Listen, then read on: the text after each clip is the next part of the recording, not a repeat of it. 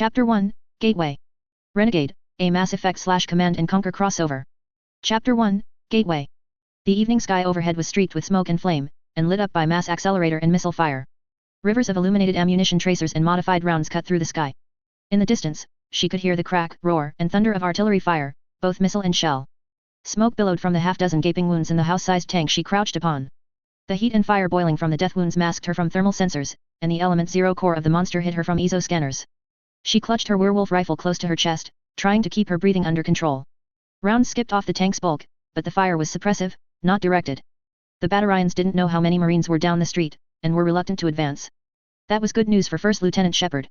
After all, it was just her now. She peered down the street, and the clusters of microcamera nodes on the helmet displayed a high-resolution wraparound image to her. The helmet's flat, angular, metallic surface belied the detail and clarity she could see, but that detail and clarity simply told her how outmatched she was. Shepard could count dozens of enemy element zero cores and power sources out there as they massed for an attack. They were preparing for the charge that would let them bypass the last defensive wall and overrun Elysium. The perimeter security walls had been breached in the initial assault, when the Battarian pirate fleet had bombarded the city's automated defense towers from orbit. A company strength force of men and women, totaling at about 160 Marines and militia supported by several tanks, including the beast she was crouched upon now, had attempted to secure the streets leading to the breach.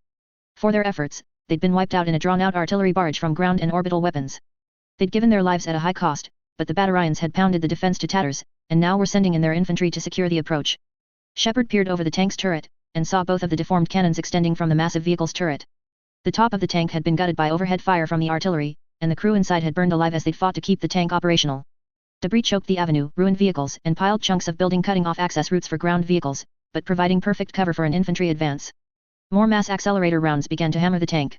A rocket grenade exploded on the far side, followed by a couple of glowing pulses of energy anti-personnel shots from enemy shotguns and their attached particle grenade launchers. The volume of fire continued to grow, and Shepard knew they'd either spotted her, or guessed she might use the tank as a good firing position. She couldn't stay put, and dropped down beside the tank, crouching and keeping out of the line of fire. A burst of rounds stitched pockmarks across the tank's flank, cutting a swath across the swooping golden eagle emblem painted on the massive vehicle's track guards.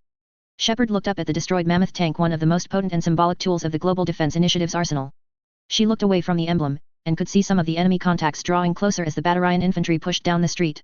Shepard dashed to the nearest safe cover, which was in the inner security wall of this section of the city. It had been locked down when the Battarian slavers had arrived in orbit, and most of the population of the city had withdrawn inside the security wall's protection. The breach was the entire reason the aliens were pushing so hard at this point in the city's defenses. Now, the gaping, 10-meter-wide wound in the wall was the only place Shepard could take cover without risking being flanked. The gray-brown armor she wore concealed her from visual tracking, but that didn't hide her suit's element zero core.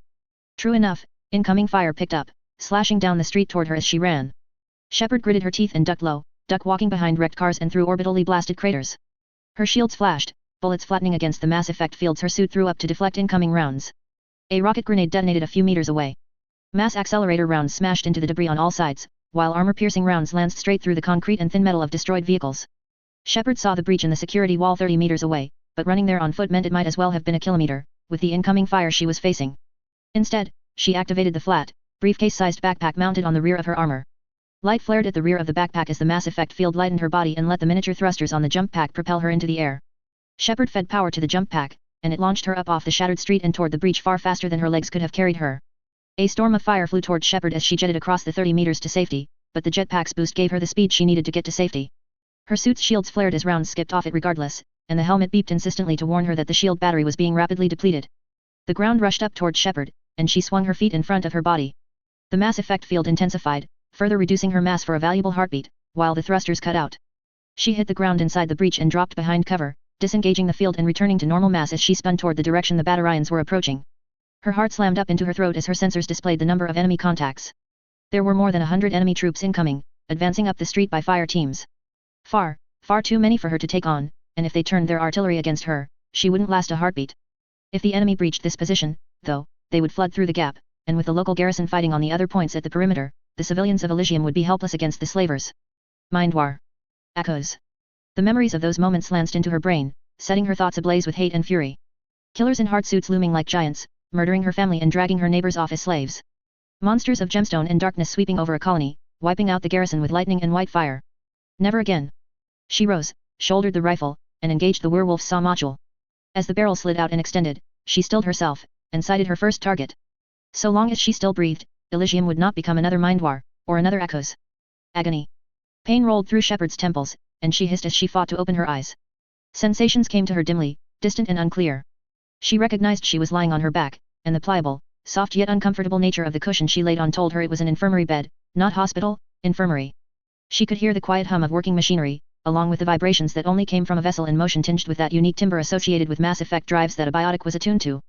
Air brushed over her bare skin, telling her that he'd been stripped down to her underwear. And no one tucked me in, she thought. Bad idea, it hurt to try to smile.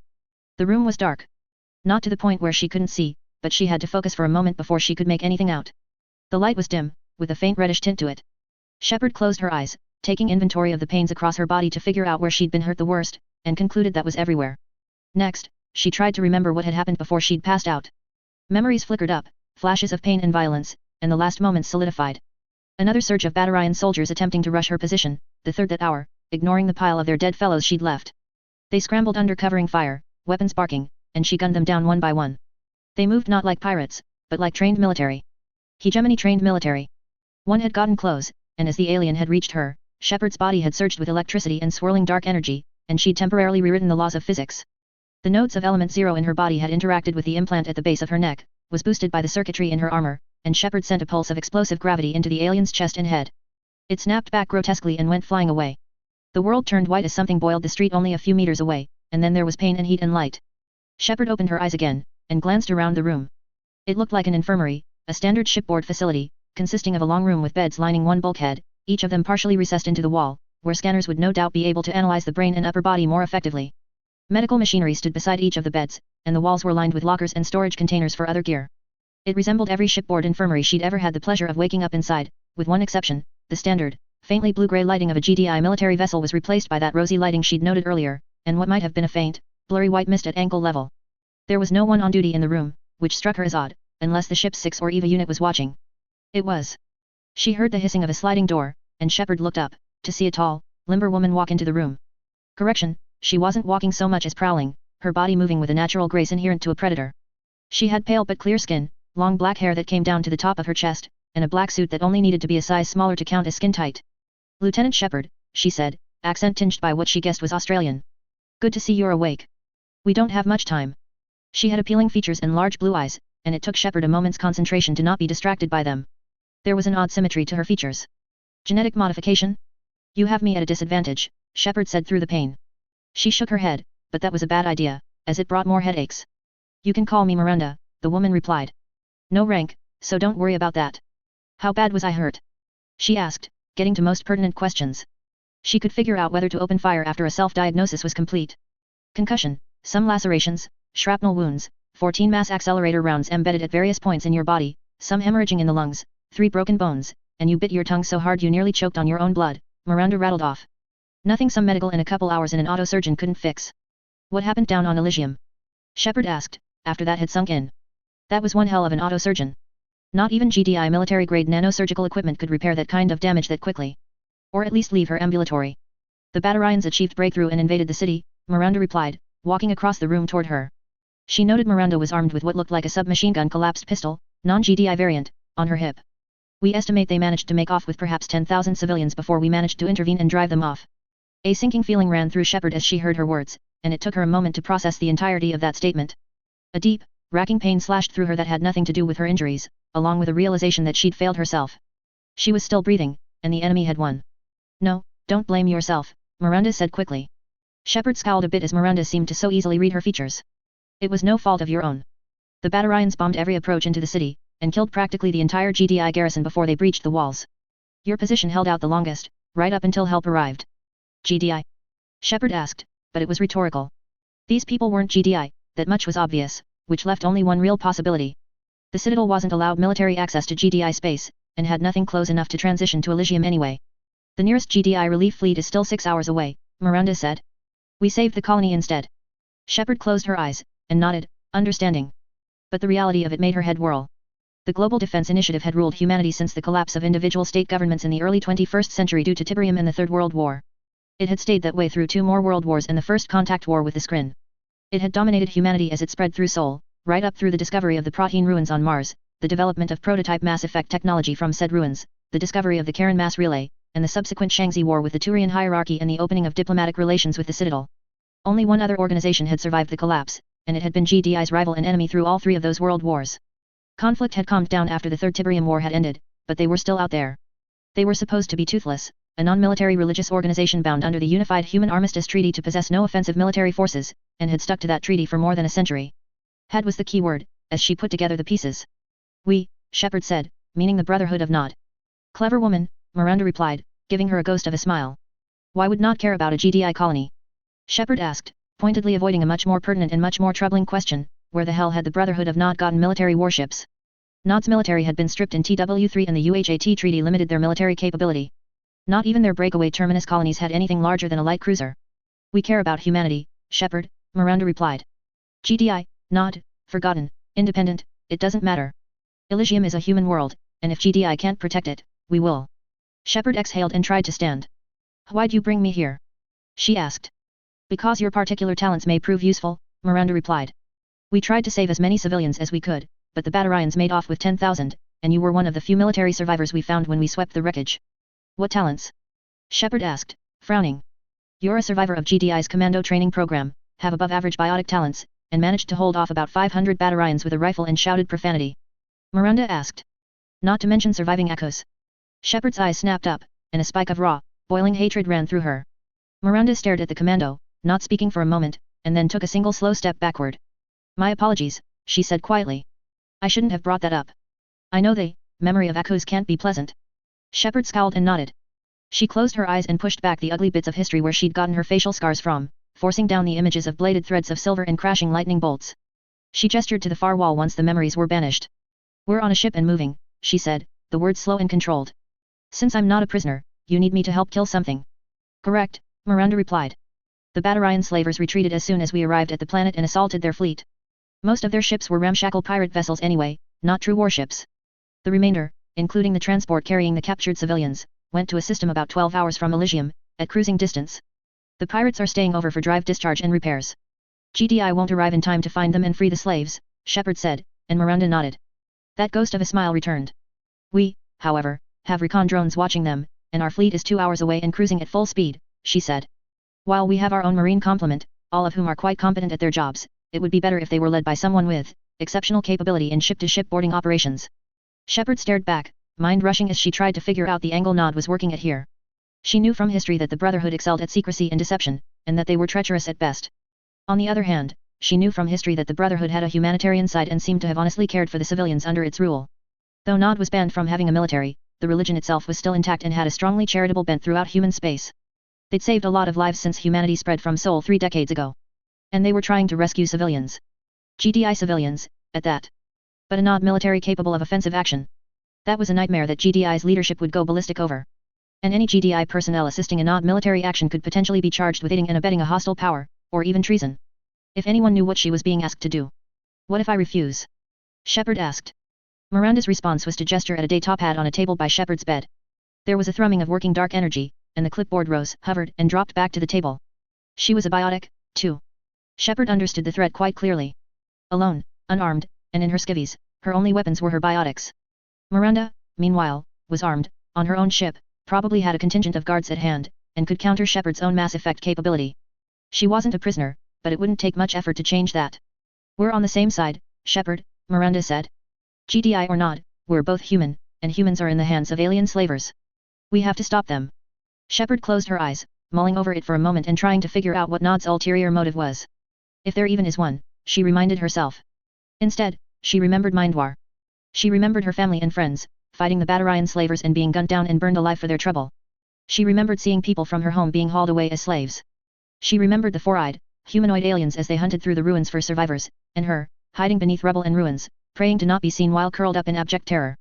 Shepard opened her eyes, met Miranda's, and nodded, fighting back the deep unease bubbling up inside her at the notion of working with Nod agents. Criminal actions and interstellar treaties be damned. Get me armor and a weapon, she muttered, voice tight with anger and determination. She wouldn't fail them again. They dropped out of FTL outside the system, a three-world red giant that hadn't earned anything past a numerical designation. The Nod fleet, perhaps a dozen ships of frigate tonnage with 3 cruisers leading them, paused only for a few minutes. Shepard stood on the bridge of the Nod vessel as the pilot conferred with their own electronic virtual agent on where to go next. Miranda was with her, though she'd changed from her skin-clinging black outfit to a set of armor that made the lieutenant imagine an insect wreathed in black metallic carapace.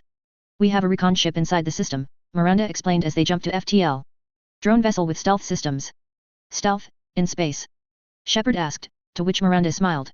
Stealth in space was supposed to be impossible, but history showed the Brotherhood always had technological surprises in store. It shouldn't have been a surprise that they were ahead of the curve. Why are you letting me up here? Shepard asked, gesturing around the long, narrow bridge.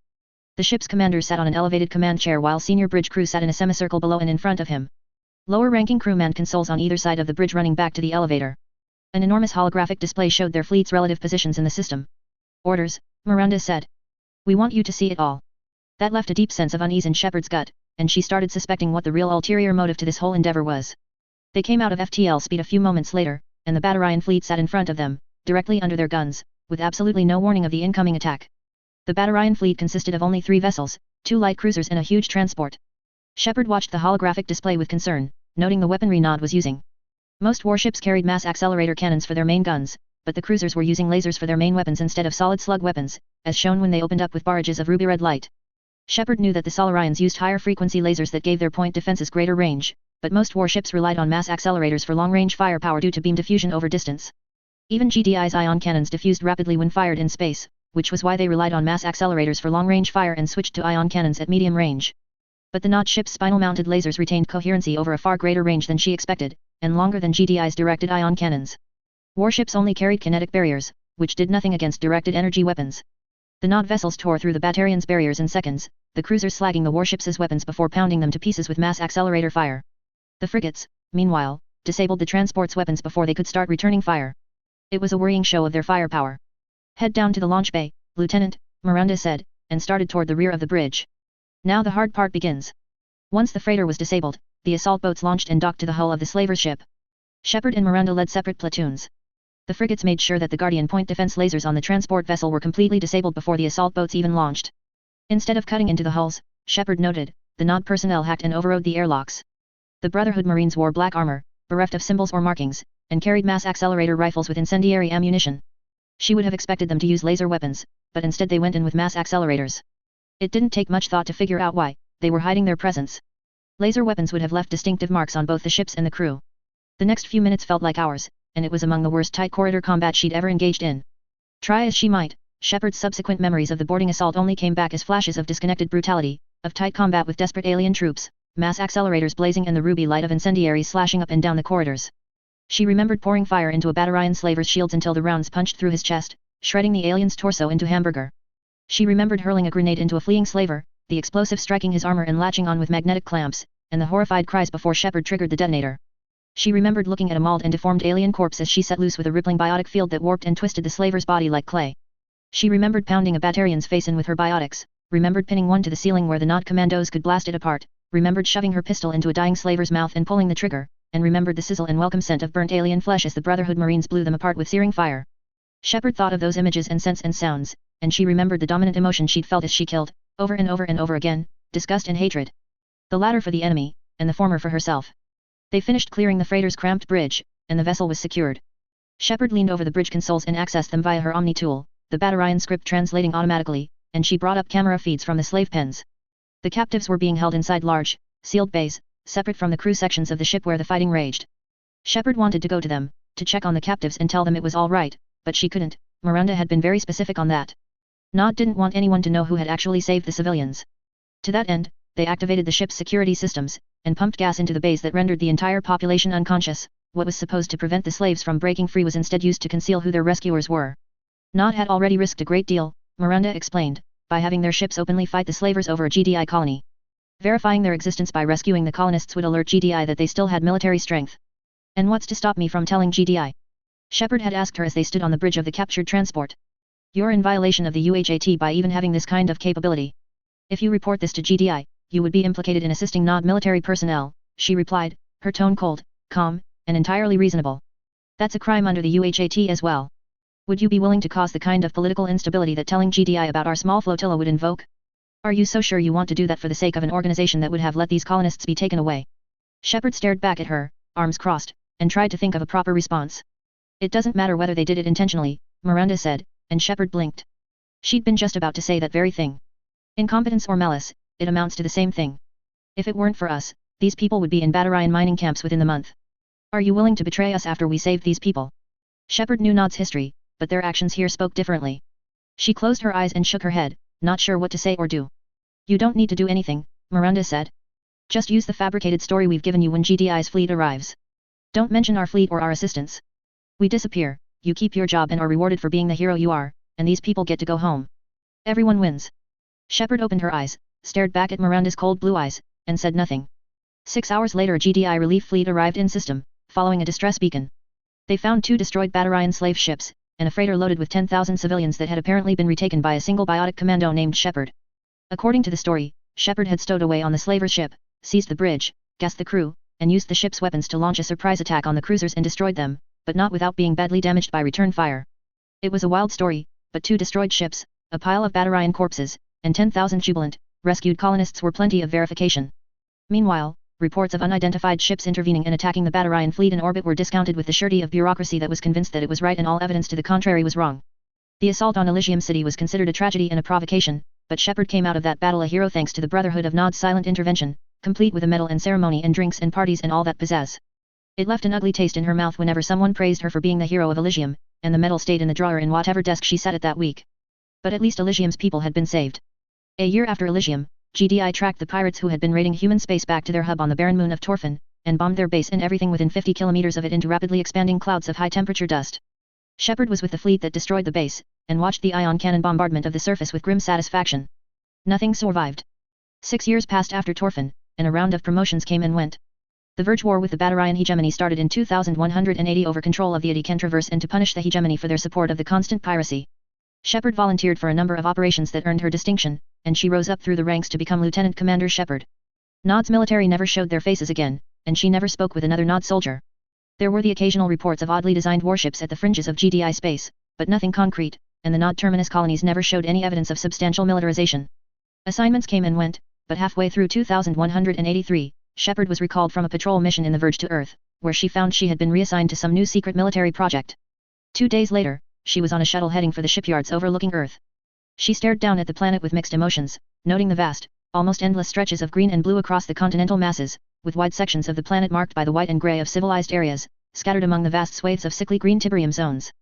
Huge barriers, visible from space, kept the alien crystal from devouring the chokingly crowded human cities. No wonder the colonies grew so quickly. Humanity's homeworld was a hellhole of xenoformed green and blue crystal. Few wanted to stay on Earth. If Tiberium wasn't so damned useful for industry and power generation, the human species might have gone extinct long ago. Most of the population in Sol lived on Luna, Mars, Jupiter, or the countless orbitals threaded between them or over the other planets in the system. Shepard crossed the small shuttle's passenger compartment, and started looking out into the darkness of space.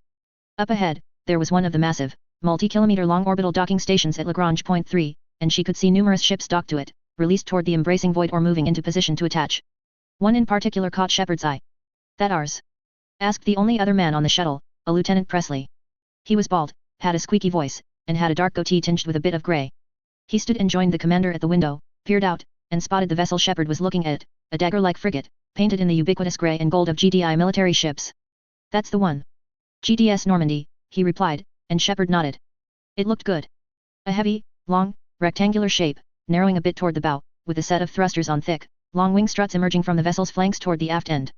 Shepard could see Guardian batteries on either side of the ship, the main ion cannon mounted in the bow, and the launching ports for Orca support craft in the lower bay sections, but no craft were currently mounted. The Normandy's name was etched across the flanks of the frigate in large, blocky black letters.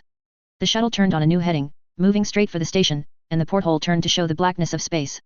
Against the transparent material, Shepard caught a reflection of both of them. Presley, with his short, regulation-length mustache and beard, resplendent in his navy blue, gold-trimmed naval uniform. And Shepard. She stared into her own face, vicious scars running across her features, reminding everyone she encountered just how she'd earned her stripes. Hard eyes, along with narrow, tight features. She'd been told a few times that she was attractive, and had received offers to get rid of the scars, but the ragged lines across her face were too important to get rid of. They reminded her of the price of survival. This is going to be an interesting deployment, ma'am, Presley added, sitting down in his crash seat. Shepard nodded as she turned around and settled down as well. I hope you're wrong, Presley, she replied, scratching her head. Interesting tends to end up with corpses. Do you know where we're going on this run? Shakedown run to Eden Prime, Presley replied. Shouldn't be too eventful, I'd wager. Shepard frowned, nodded, and peered out the porthole once again, and lost herself in that memory once more. Codex, Global Defense Initiative, the Verge War. Following GDI's entry into the galactic stage during the 2160s, humanity fought a series of skirmishes and trade conflicts with the Battarian hegemony, whose borders intertwined with GDI territory in the Skylian Verge. This conflict consisted mostly of skirmishes between patrol craft and hegemony-funded privateers raiding GDI colonies and shipping. The hegemony made appeals toward the Citadel Council to declare the Skylian Verge an area of Battarian interest, which would make GDI infringement on the territory an act of war, due to GDI's refusal to join the Citadel. The Council denied these appeals, stating that they had neither authority to define a foreign power's borders nor willingness to provoke a war. In protest, the hegemony withdrew from the Council's collection of associate species and closed their embassy. This proxy war came to a head during the Skylian Blitz, when an alliance of hegemony-funded pirates attacked Elysium, a major human colony in the Verge. The attack was repelled, but not without heavy losses to the defensive garrison. Though the Council denounced the attack, they did not call the hegemony to task for funding the offensive, either. A year after the Blitz, GDI retaliated against the pirates' base on Torfin, obliterating it from orbit with dreadnought-based ion cannon fire, in a display of military might that sent an unspoken message to the galaxy that GDI would not tolerate further aggression. The hegemony refused to bow to this overt display of force, however, and continued to fund pirate raids. In 2180, 4 years after the Blitz, GDI stated that it would no longer tolerate the pirate attacks, and declared war on the Battarian hegemony. The hegemony petitioned for Citadel support, but the Council refused, stating that the Battarians had provoked GDI into action. By 2183, the Verge War progressed with GDI forces securing 3 Battarian colony worlds along the border and cutting pirate attacks by more than 60%. Despite GDI technological advantages, most notably being the ion cannons used by their dreadnoughts, human advances into hegemony space have been limited due to heavy resistance, reduced FTL speeds, significant logistical constraints, and a sluggish civilian bureaucracy on Earth. Author's notes: the lunatics over at Space Battles gave me this idea. Blame them. If one has a sharp eye, they might note some changes. This chapter has been revised and cleaned up in some areas. I'm doing a general revision of the entire story. Not a lot of major changes, just some adjustments to prose to clean things up and correct some continuity errors, i.e. the fact that Valern was confirmed as the Solarian counselor in the third Me game. 2 additional notes. First, this story ignores the events of Tiberium Twilight. This story assumes that the good ending of Tiberium Wars is canon and that Cain disappeared from Earth at the conclusion of the Third Tiberium War. Second, if you are interested in other stories set in this universe, look up Eagle's Fall and the Verge War by Chernobyl. I consider the former to be loosely canon with this setting, and the latter indefinitely canon with my setting. Chapter 2, Com. The Arcturus Prime Relay is in range. Initiating transmission sequence. Joker's voice echoed over the intercom, his tone crisp and businesslike as he announced the approach to the Karen/Arcturus Prime Relay. We are connected. Calculating transit mass and destination. Lieutenant Commander Shepard walked up the stairs from the crew section and into the Normandy's Combat Information Center, set aft of the bridge and the operations corridor. A semicircle of blue-lit, outward-facing consoles ringed the CIC, with a central platform looking over the room. In the center of the CIC was a massive hologram, looming over the naval officers and crew, currently showing a sensor map of the local area, with the Karen relay highlighted and quickly growing larger. Further out, she could see the labeled thermal emissions of no fewer than 20 gun installations. The enormous, disc-shaped ion cannon batteries were spaced around the Karen relay, each sporting 6 dreadnought-grade ion cannons, 3 on the station's relative top and relative bottom. Coupled with the stations was the 7th Fleet, with more than 80 capital-grade warships, 2 Mountain-class dreadnoughts, and the tremendous, blocky specter of a Glacier-class dreadnought. Marines saluted her as she passed, and she nodded in reply. Unlike the Navy crewmen, they wore brown and gray earth-tone armor plating, sidearms holstered at their hips and werewolf rifles affixed to their suits' backs. Their faceplates were retracted, but the rest of the helmet framed their heads, the chin rising up enough to hide their mouths. In case of emergency they could redeploy in a heartbeat. The Navy officers and enlisted wore their day uniforms, gray fatigues with blue trim under a lighter hardsuit, the kind that could fast seal in case of vacuum exposure. They didn't wear helmets, but carried emergency breath masks on their belts and the emergency vacuum lockers were labeled and within easy reach. If the compartment was breached they'd survive, assuming this entire section of the ship didn't get hurled into vacuum, which was a distressing probability when frigates went up against larger ships. Relay is hot. Acquiring approach vector. The entire room was suffused with the cool blue lighting, and the grey-blue color scheme that permeated all GDI military structures made the interior of the Normandy a well-lit vessel. Shepard still found herself comparing the interior of a GDI ship to the dimly lit Nod vessel she'd ridden years ago. Shepard nodded as she passed Presley, who returned the nod before going back to work at his navigation station. The rest of the crew was on edge, intently monitoring the blue-tinted holographic screens as the Normandy attempted its first mass relay jump.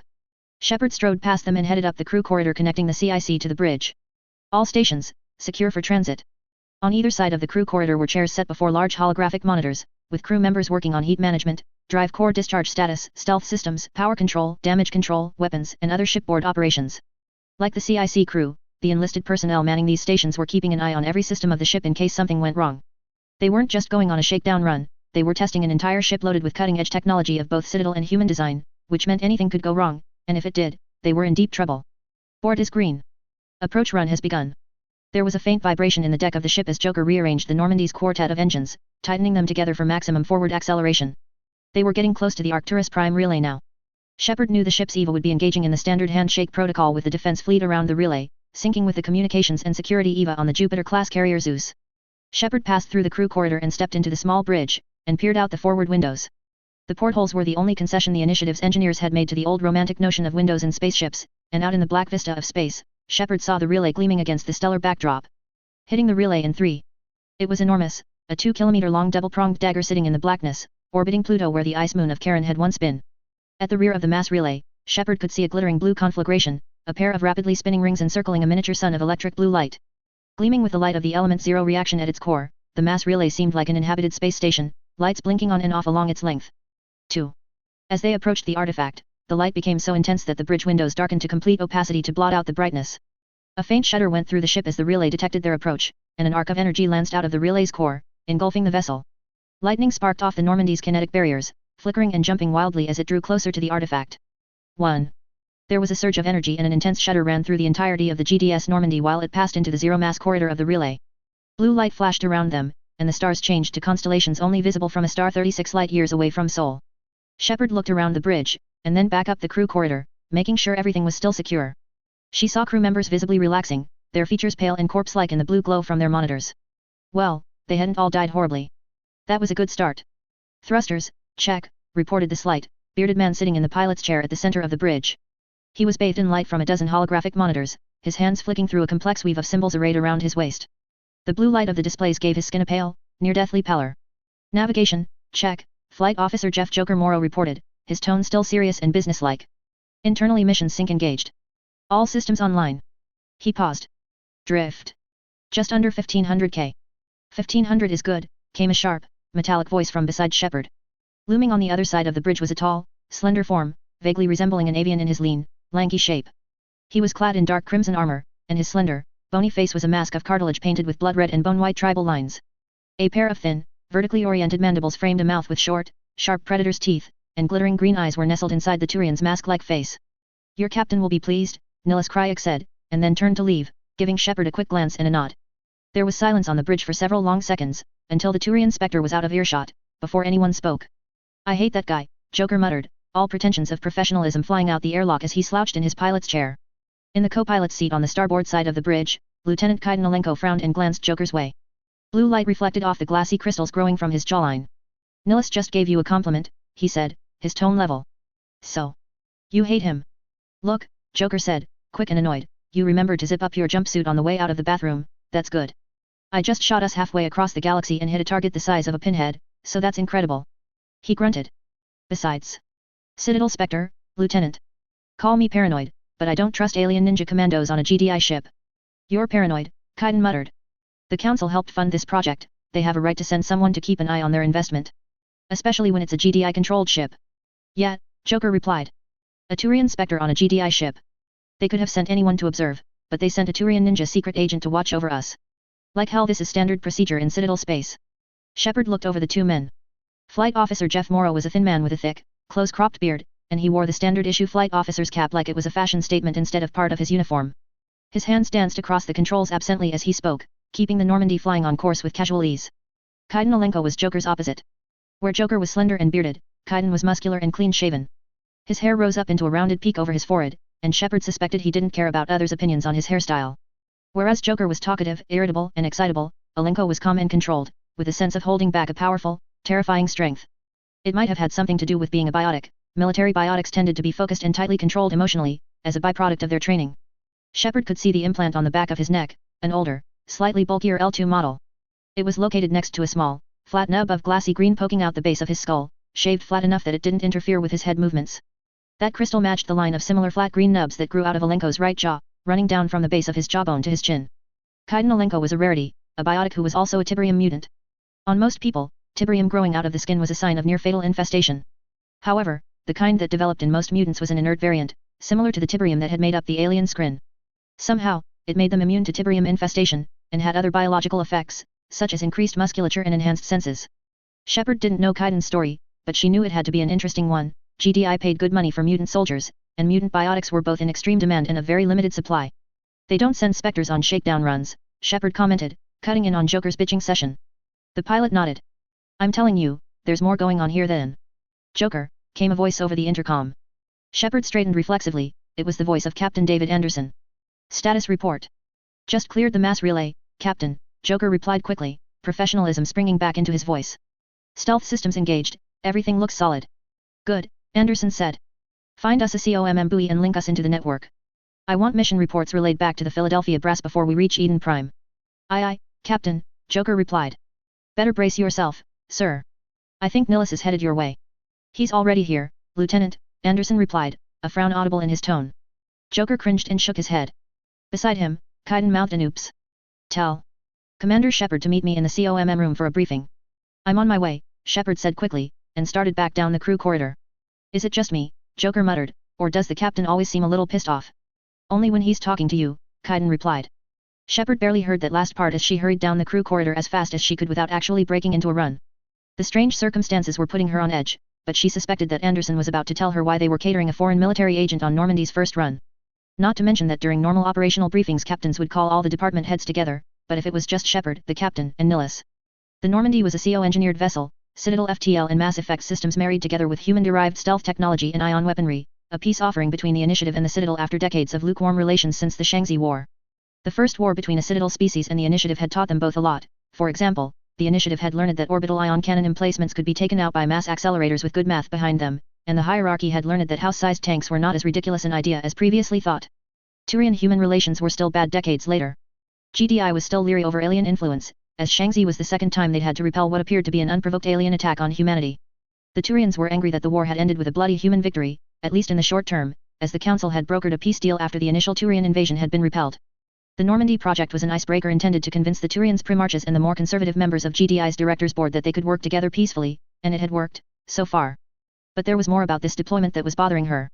Joker was right, however paranoid he seemed, wouldn't this shakedown be better observed by technical specialists?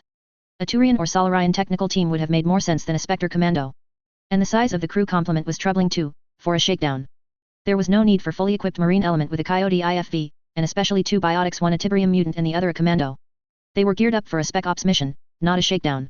He just walked by, like he was on a mission. Shepard heard a voice as she approached the CIC. A quick glance showed Presley was talking with someone over the intercom at his console. He's a Spectre. They're always on a mission, Shepard heard a voice reply from the console. It sounded like Chief Adams, Normandy's head engineer. You should relax, Presley, you'll give yourself an ulcer.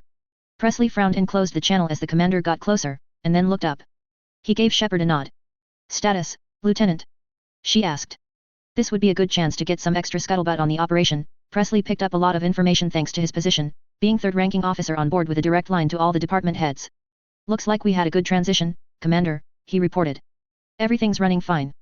IES and Tantalus Core are both running green. Ion arrays and mass accelerators look to be at 100% too. Nothing shaken by the transition, so no need for recalibrations. There's a murmur in life support, but nothing serious, and I've got a crewman locking it down. Heard you talking about our Turian guest, Shepard said, gesturing towards the console. Talking with Adams in engineering, Presley said. He didn't agree with me about what's going on. You have some concerns? Shepard asked, raising an eyebrow. Well, it's just. Presley said, and glanced back toward the rear of the CIC, where the comms room was situated. This doesn't add up. A Spectre on a shakedown run doesn't make sense, I know, Shepard said with a nod. Exactly, Presley muttered. I mean, I know that the Council wants someone to watch over this joint project, and while I hate the idea of a Turian looking over my shoulder, I understand why he's here. But, Shepard said, her tone leading. But there's more to it than that, Presley said with a nod. We're just supposed to be testing out the stealth system, so why is Captain Anderson in charge? Plus, we're fully staffed. Why would we need to risk the security leaks to have Marines and extra crew on board instead of just the engineers? We've even got a Coyote stocked down in the cargo bay, loaded for combat. Something's up, I agree, Shepard replied, glad to see that someone was echoing her observations. I'll talk with the captain when I see him and get some answers. Carry on. Aye, ma'am, Presley replied as Shepard moved past him and around the CIC.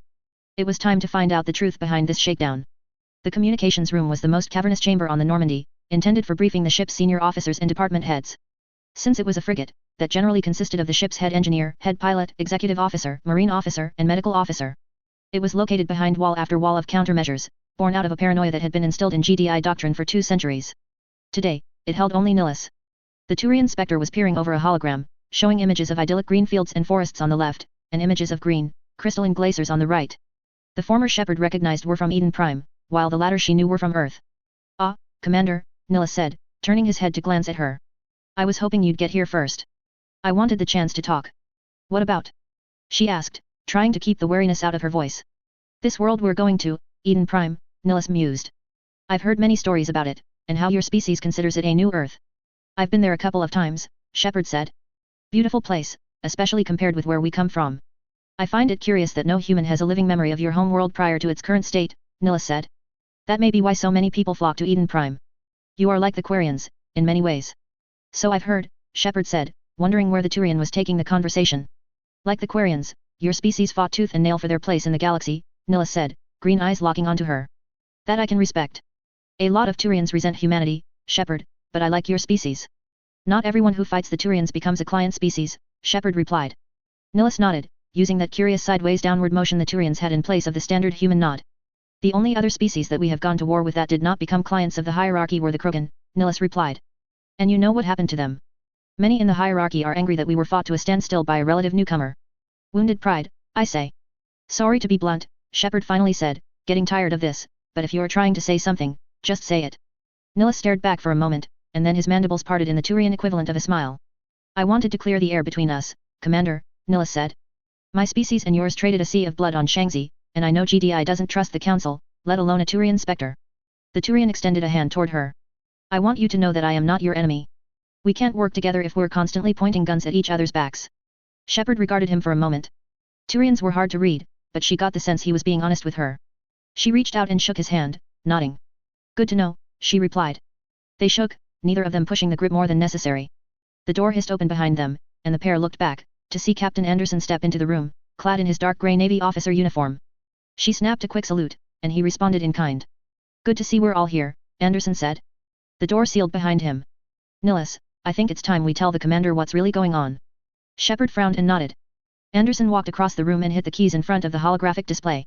The idyllic and nightmarish contrast that had dominated the display before became a series of still shots of what looked like an old ruin, built of an unidentified stone. Shepard blinked. She knew the architecture. Any human who had taken a basic history class recognized the distinctive design of Prothean structures. They perfectly matched the ruins that had been uncovered on Mars decades before the Charon relay had been discovered, ruins that had contained enough refined element zero that GDI had been able to devise mass effect technology on their own before ever leaving Sol. Prothean ruins, Shepard said. Anything of value in there? It was a reasonable question. After all, the Prothean tech they'd uncovered on Mars had allowed GDI to leapfrog their technological development. Tiberium had already allowed the initiative to manufacture enormous amounts of refined materials with ease, but the advent of mass effect technology allowed them to bypass the energy limitations that made shipping materials to and from Earth so expensive. Mass effect was what allowed them to transport the materials to build the tens of thousands of space habitats around Earth and Mars, and to get billions of humans off of Earth to the much safer orbitals, Martian colonies, and extrasolar colony worlds. Yes, Anderson replied. A mining crew uncovered these ruins about 3 months ago.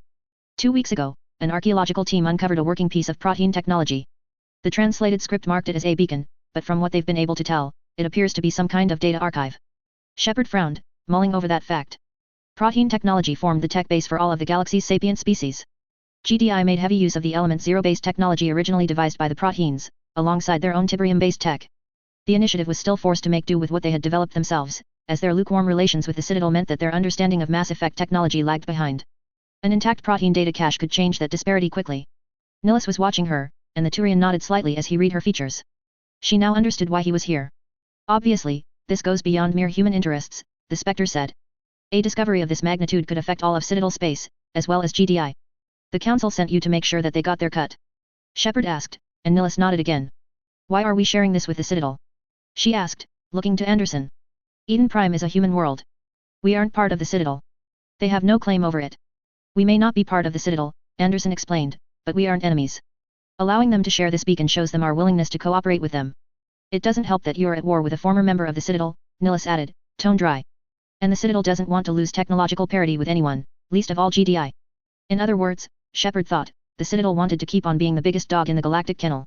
The initiative did not have military parity with the Citadel, but they were close enough to be a serious contender thanks to a powerful heavy industry core along with ion cannon and sonic weapons technology.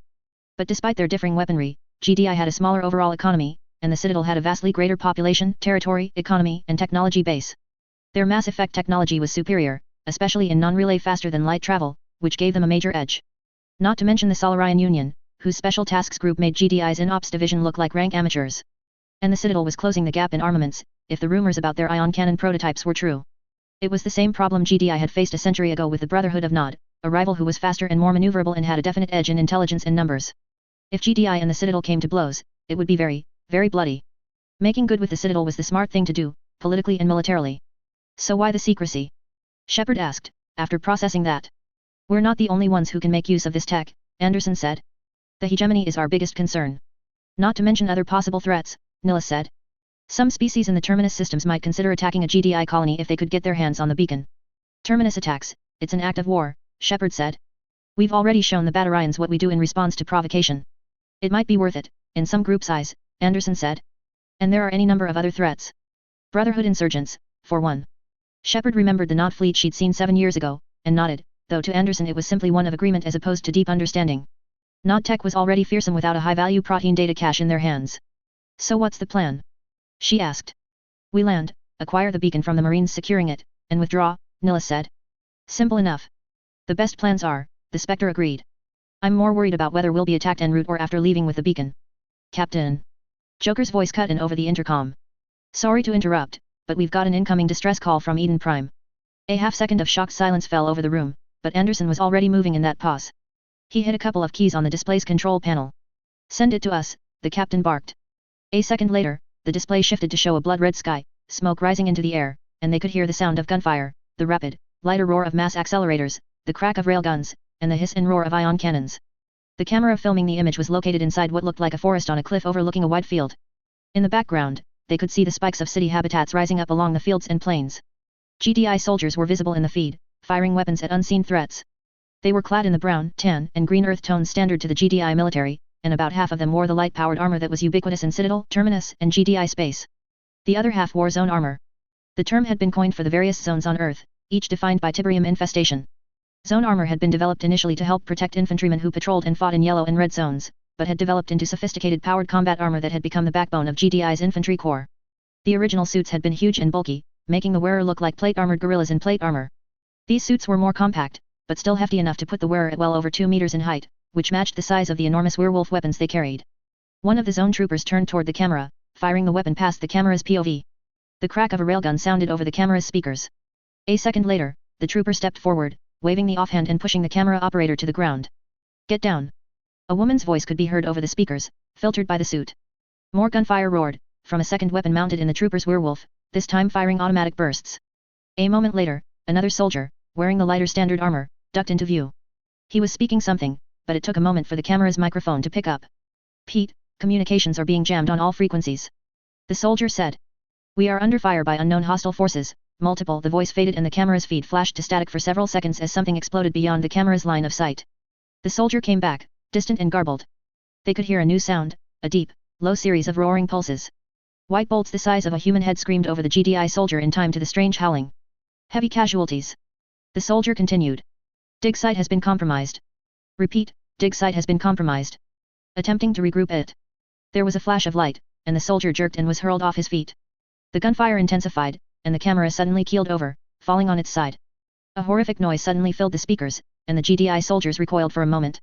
The gunfire ceased, and the soldiers' heads tracked upward, as if following something out of sight. Something bumped the camera, and it rolled over to point at the sky. Something sheathed in metal roared down through the smoke clouds, appearing to be a hand of serrated metal. Red lightning crackled among the fingers as it descended toward the camera, still kilometers away. Shepard stared at the image, and shuddered as she remembered the last time she'd seen anything remotely similar. The lightning then had been cold blue, and the alien shapes had been formed of crystal and jet black metal. The noise faded, and as the distant sounds of combat came back, they could hear another noise, mixed in with the background thunder of combat. A sound like slithering and metallic hissing, like hundreds or thousands of tiny serpents, filtered in over the speakers, and Shepard jerked, fear shooting through her on pure reflex. She knew that sound, and phantom pains ran through her skin as she remembered. A heartbeat later, the gunfire picked up, GDI troops shouting in sudden alarm. One of the soldiers stepped back into view of the camera. A cloud of glittering chrome string poured onto the screen. There was nothing else to describe it. Silver wisps of thread lashed across the camera's line of sight into the soldier, and he jerked in terror. She heard him screaming in agony as more of the strands streamed into view and fell over him. Shepard took a step back, shivering, memories of the last time she'd heard such screams lashing up at her. The soldier arched backward, and she saw his arm simply slide off, falling apart with blood flowing from ripped seams in the plating. The soldier toppled over, head falling from his torso, blood pouring out of his armor as the body collapsed into a disparate tangle of limbs and armor. The silvery threads flowed out of the shredded corpse, and swarmed out of sight, while more clouds of the deadly, lethal blades flowed after them. The camera's feed then went dark. Cuts out after that, Joker's voice came in, subdued. Just static. Rewind, Anderson whispered. Hold at 38.12. The video rewound to show the metallic hand, lightning pouring around its fingers. Anderson stared for a moment. Nilus' mandibles twitched a few times, a Turian gesture Shepard didn't recognize. Fast forward to 41.40, Anderson said. The video advanced to showing the silvery thread slicing into the GDI trooper. The captain stared at it for a moment, and then glanced back to Shepard. You recognize this, Commander, he said quietly. It wasn't a question. Shepard slowly nodded. She was the only living human who'd ever seen this weaponry in action before. The memory made her shudder, and pains flickered across her face, at the scars running over her features, scars she'd gotten nearly a decade ago, on a world called Echoes. What are they? Nilus asked. I have never seen this weapon before. They're called buzzers, Shepard said quietly. Tiny blades that travel in swarms. They fly into you through seams in your armor, or cut holes in your suits, and then they... She shuddered again. You encountered them on Echoes, Nilus said, and she nodded. The trio shared a look, and they understood that matters had just gotten a lot worse than their most dire expectations. The Skrin were on Eden Prime. Codex, Global Defense Initiative, Diplomatic Relations. In the years since contact was made between GDI and the Citadel Council, the initiative has maintained its own independence and technological parity with the Citadel, due to GDI's powerful industrial capability due to Tiberium, and their advanced weapons technology, developed prior to the discovery of Mass Effect. GDI's refusal to join the Citadel and acknowledge Council authority was in no small part due to GDI's extensive use of electronic virtual agents, which by Citadel standards were considered shackled artificial intelligences, and thus illegal. GDI refusal to adhere to the Treaty of Firaxan as well as refusal to share access to active Tiberium are also hotpoint issues. Nonetheless, GDI has maintained open diplomatic relations, and has an embassy on the Citadel, the only non-Citadel species to maintain such a facility. GDI relations with the Turian hierarchy are strained, due to the heavy losses both sides suffered during the Shangzi Wars ground and space battles. Though the two nations maintain active trade and have made some effort at mutual sharing of technology and expertise, tensions between the two states remain difficult. On the other hand, GDI relations with the Asari republics and the Solarian Union are more cordial, if still strained due to political tensions. The initiative maintains active trade with Asari space, but fears of infiltration by Solarian Special Task Group agents and other arms of the Solarians' famed espionage network have resulted in widespread human distrust and paranoia around Solarians. GDI is currently in a state of open war with the Batarian hegemony over the sponsoring of pirate and slaver attacks on human colonies. There are currently no diplomatic talks between the two states. Though the Krogan have no centralized government, there is a sort of mutual respect between humans and Krogans, due to the similar hardships they have both suffered on their home worlds.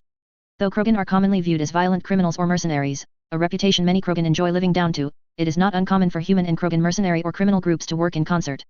Krogan are commonly hired as bodyguards for humans, and alongside the Quarians, are one of the most common alien species encountered in GDI space. The Quarian migrant fleet is the only recognized non-human government to maintain open and warm relations with the initiative, springing from widespread human sympathy for the Quarians' plight due to past conflicts with both out-of-control artificial intelligences and alien forces that have ravaged their home world. In return for GDI manufactured materials, the migrant fleet supplies Quarian engineers and miners, whose expertise at extracting and refining both Helium-3 and Element-0 make them valued workers. Small groups of Quarians are a common sight on many GDI colony worlds that either handle Element-0 or rely on Helium-3 due to intense restrictions on Tiberium-derived fuel exports from Sol. Breakaway flotillas from the migrant fleet are seen frequently in human border systems. GDI maintains a watchful eye over the colonies of the Brotherhood of Nod, and trade and diplomatic communication with the existing sects continues. Relations between the Brotherhood and GDI are strained at times due to the actions of extremists and mutual suspicion born out of half a century of previous conflict. The UHAT treaty that limits Brotherhood military capability is also a source of constant tension between the factions. Chapter 3, Reconnoiter. Chapter 3, Scouting. For Lieutenant Commander Harry Rivalto, commanding officer of Ion Array EP4, the day went from annoying to horrific in the span of a few seconds. He'd woken up with his back stiff and head pounding due to last night's leave, and then discovered that no one had made coffee in his station's mess. Then, after he'd donned his uniform, updated himself on all incoming traffic for the system, and walked into the station's command center, he witnessed one of the orbital ion cannons over Eden Prime shatter from a direct central hit by mass accelerator fire. There was a heartbeat of frozen confusion in the command center, a dozen faces locked on the main screen showing orbital ion cannon EP-14 Alpha explode, and then Rival 2 in turn exploded into motion. Eva, intercom. He yelled. All crew, general quarters. Spool up the generators. We are under attack. The command center burst into motion as if a grenade had gone off, and Rival 2 brought up data on the main screen, showing an orbital plot of all the ships over Eden Prime, as well as the orbital defenses. He could feel the station below him shift as weapons rotated to address the new threat and engines fired to keep it maneuvering out of long-range enemy fire. There were a total of about 50 ion cannon satellites scattered in orbit around the planet, along with 6 ion array stations at the planet's Lagrange points. Each of the squat stations were enormous, flattened metal discs which mounted an array of 6 dreadnought-grade ion cannons, enough firepower to obliterate almost any attacking ship, and capable of giving pause to even the Citadel's mightiest warship, the Destiny Ascension. There was also a small flotilla in system, consisting of 4 cruisers and 16 frigates. Eden Prime's proximity to Earth and Arcturus, plus how deep it was in GDI territory, meant that it hadn't needed a large garrison fleet. Those ships were needed in the colonies in the Verge Intraverse. That decision appeared to have been in error. As Rival 2 watched, the ion cannon satellites surrounding the section of orbital space guarded by his array continued to fly apart, one every few seconds. Flares of light erupted along the sides of the intact units as they initiated automated evasion routines, but whatever was shooting at them was still able to hit them. Eva, calculate trajectory on those rounds. He ordered. This was exactly what had happened when the Turians had invaded Shangzi. The Turians hadn't expected the firepower of Shangzi's ion cannon defenses and had blundered into their shots during the first engagement. Afterward, they'd parked their cruisers out of immediate range and fired precisely calculated mass accelerator shots to pick off the satellites from light seconds away. Except back then the satellites had been stationary, whoever was shooting at them was picking off moving targets. Rival 2 could only watch in frustration as the guns were blasted apart. Worse still, the armor on the satellites was rated to repel at least a couple of hits from cruiser-grade guns, but these weapons were punching clean through their armor. Either someone had some beefy cruiser-sized ships, or they were fighting dreadnoughts.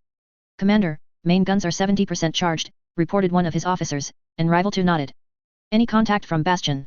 He asked. Bastion was the call sign for GDI's military headquarters on Eden Prime. No sir, replied his communications officer.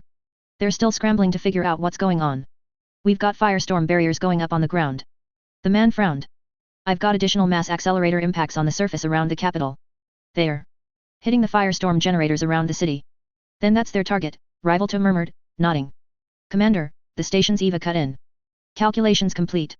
Plotting trajectory of incoming rounds. Get me a camera sweep of that entire section of space, Rival 2 ordered. I want to know what we're dealing with. Another ion cannon flew apart. The enemy fire was disturbingly accurate, despite the automated evasion protocols, and they didn't seem to care about surface collateral damage. In less than a minute, he guessed, the only thing protecting this stretch of Eden Prime's orbit would be his own station. The main screen lit up with a blank section of space at an oblique angle to their orbit.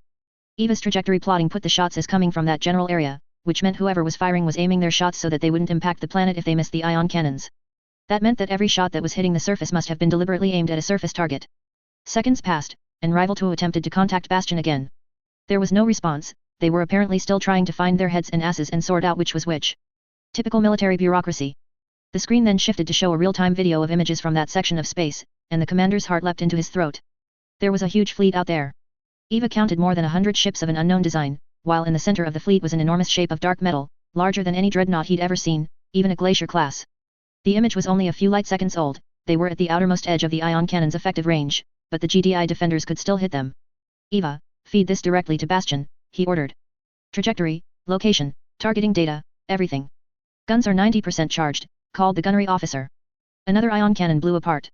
Chunks of it rained down into the atmosphere, igniting and leaving golden tails stretching behind them. Get me a targeting solution on that dreadnought, Rival 2 ordered. If they could fire now, it would take precious seconds for the beams to propagate toward the threat, but they just might be able to disrupt the attacking fleet and knock out their dreadnought. The beams would partially diffuse at that range, but they'd impact with enough energy to take out any known vessel regardless. Solution acquired, Eva said as another satellite was destroyed. Only 2 more remained. Fire. The station shuddered as 6 80-meter-long ion cannons locked onto their target, and released a massive stream of charged particles. The noise was incredible, permeating his bones and shaking his mind. He watched on the screen as 3 other arrays followed suit, firing their cannons maybe a second later. Then, on the seconds-old video feed of the target area, the invading fleet vanished. No, Rival 2 hissed. Damn it, no. The fleet appeared, more than 100 warships, less than 5 kilometers away and spread across the orbit of Eden Prime. The majority of the ships were curiously rounded vessels of cruiser or frigate tonnage, looking like wingless wasps with their legs tucked tight against their bodies. In the middle of the fleet, however, was an enormous warship, shaped like a massive, black metal squid with red running lights. The monstrous dreadnought was over 2 kilometers long, and wreathed in red lightning. The tremendous shape inspired a sudden flare of panic in Rival 2.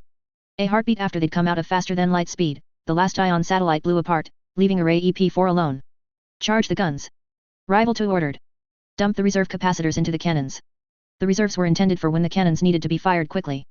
Firing them so soon after a previous discharge would likely damage the barrels due to massive overheating, but Rival 2 knew that being bombed to debris by incoming dreadnought fire would be far worse than simple overheating.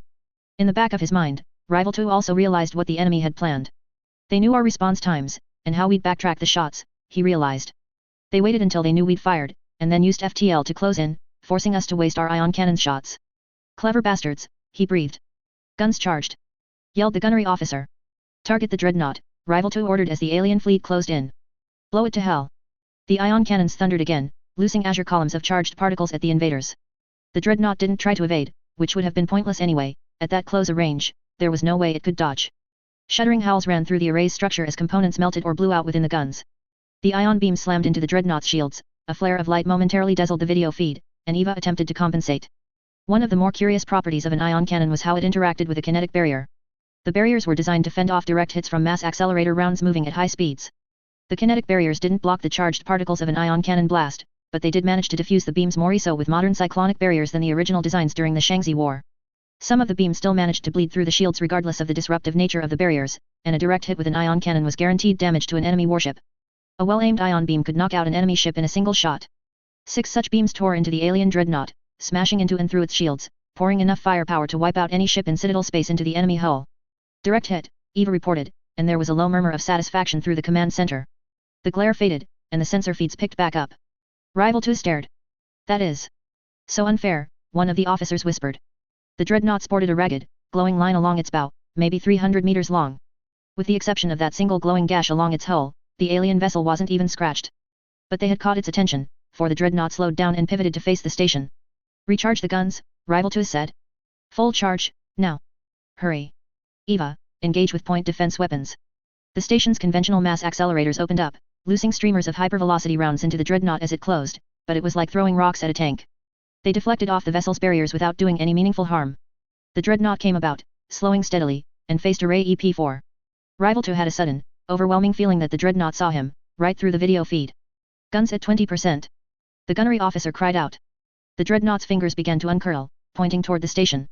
Dump all non-essential power into the guns, Rival 2 ordered, trying to keep himself calm as the fingers pointed toward his station.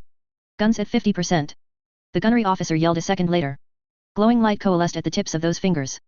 Fire. Rival 2 ordered, unable to wait any longer. The gunnery officer's finger pressed down on the fire controls.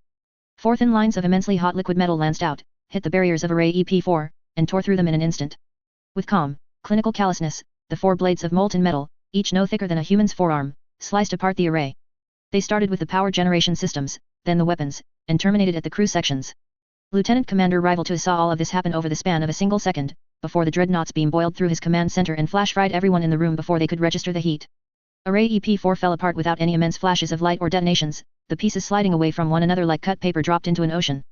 The alien dreadnought turned away from the obliterated station, and continued on toward the planet below, where the rest of its fleet had already started the invasion. 4 hours later, Nihilus stepped off the elevator leading to the Normandy's hangar deck, and he found himself faced with another reminder of GDI's military design philosophy. An M45 Coyote infantry fighting vehicle loomed directly in front of him on 8 armored wheels, supporting a large, blocky, sloping frame. On top was a turret that mounted a heavy multi-purpose cannon, and the whole thing was painted in the grey-gold color scheme GDI adhered to almost religiously. The vehicle was huge, well-armed, heavily armored, and as subtle as a battalion of angry Krogan soldiers. In other words, a perfect mirror of GDI itself. We'll go right through our barriers, so don't stand in the open. Keep cover between you and any screen you see. We're not going to get the reaction cushion we normally get against enemies with mass accelerators, and our barriers won't protect us while airborne or bounding. Terrain precludes the Coyote, so we're going to have to be extra careful without its fire support. Shepard stood on the far end of the hangar, surrounded by the Normandy's entire current Marine complement. There were 10 Marines there, not including Shepard herself and the mutant biotic, Alenko. Half of them wore standard-issue armor, with jump packs the size of a briefcase affixed to the backs of the grey-brown hardsuits. The other half wore the heavy, bulky zone armor, and carried enormous, boxy werewolf guns. Nihilus was clad in his own personal armor, though he too had donned a jump pack, a rounded device of Turian design. This one was a modular attachment instead of the integrated devices the GDI soldiers carried. After they'd encountered GDI's jump pack-equipped troops on Shangzi, the Turians had been quick to adopt and improve on the design, and the devices had spread throughout Citadel space. What about buzzers, ma'am? Asked one of the zone Marines, a human Nihilus had noted to be overly enthusiastic. What was his name? Jenkins? All the evidence indicates that buzzers are a hive-minded entity, she explained, and Nihilus noticed the quiet quake in her voice. Kill one, it disrupts the link with the others. Kill enough, and it causes some kind of feedback effect through the whole swarm that causes the rest to either go catatonic or die. They're hard to hit with conventional weapons, but if you put enough rounds into a swarm you'll hit something. Fire, explosives, grenades, sonic weapons, all work on them, since their surface area is small and they don't have armor. Biotics, too. She glanced to Alenko. Hit them with a warping field and it kills the swarm almost instantly. The lieutenant nodded. He wore a similar set of armor as Shepard, which Nihilus gathered was some type of biotics amplifying hardsuit. They both wore jump packs as well, though Nihilus noted Alenko's werewolf was configured for close combat, only having a submachine gun and sonic grenade attachments. Shepard's weapon had a standard assault rifle loadout, with an attached sonic grenade launcher and armor-piercing railgun modules. The rest of the squad was much more heavily armed, with light machine gun configurations and attached sonic grenade launchers. The Zone Marines' weapons had light ion cannon, missile launcher, and railgun modules, as well as a standard light machine gun base. "Shepard," Nihilus said as he approached, and she looked up at him. Human faces, like Asari, were made of soft skin and cartilage, but unlike Asari, they didn't repair quite so easily, and as a result they scarred much more readily. The ragged tears stretching over her face were a testament to that fact. "Nihilus," she said. "You've been briefed." "I reviewed the files I had access to," the Turian replied, nodding. Data about the screen had been forthcoming after GDI had made contact with the Citadel. Some were skeptical about the danger the aliens posed to the Citadel, but Nihilus had recognized the potential threat when he'd learned of it. The screen didn't use Mass Effect technology, but instead relied on technology derived from Tiberium. That alone made them a vastly more potent threat, simply because of their non-standard capabilities. "They're freaky bastards," Shepard said, tone grim, "but they die like anything else if you shoot them enough. You just have to know how." Nihilus nodded in agreement. "We'll likely run into something unexpected down there," remarked another of the zone troopers. "It's been a long time since we fought a conventional war with the Skrin." "We took them on Echoes," Jenkins countered. "We got our asses kicked on Echoes," another retorted. "Commander's the only one who lived through that. Or we might not be fighting just the Skrin," Alenko cut in, drawing their attention. "That giant hand thing looked nothing like any Skrin ship on record." "Same for those Wasp ships." "You know the plan when we encounter something we've never seen before," Shepard cut in. "We shoot it until it goes down, and figure out the rest after we kill it." She paused, looked behind Nihilus, and went rigid. "Captain on deck." The other humans all went rigid as well, their form of showing respect to their commander. Nihilus stepped back and let Anderson stride past him. "Shepard," he said. "We're dropping in 10. You understand your objectives?" She nodded. "Secure the dig site and the beacon, and remove it for extraction," she said. "All other priorities are secondary." "Nihilus will be on recon," Anderson said. "Observe radio silence otherwise." She glanced to Nihilus and nodded. He replied with the same gesture as she closed her helmet, the metal on the angular, flat-sided headgear locking down and fully sealing her face from view. "The mission is yours, now." "Good luck, Commando," Anderson added, and she hesitated, before nodding again. As far as Nihilus understood it, that term had a special connotation among GDI, it wasn't just a role, but also a mark of status and respect among humans. To be called a commando among the GDI military was apparently similar to being named Battlemaster among the Krogan, but with less emphasis on authority and more on skill and experience. In one word, Anderson had apparently told Shepard terabytes in regards to his respect for her. Or perhaps Nihilus was reading the humans incorrectly. Approaching the LZ in 5, called Joker over the intercom a few moments later, and the squad of assault marines moved toward the main bay doors. Anderson stayed back from the doors, but stayed and watched his team as they departed. The doors hissed open, and myriad smells and sounds flooded in. Nihilus caught sight of a blood-red sky, stained with smoke and fire, and he could see blue flashes and hear the roar of wind and explosions.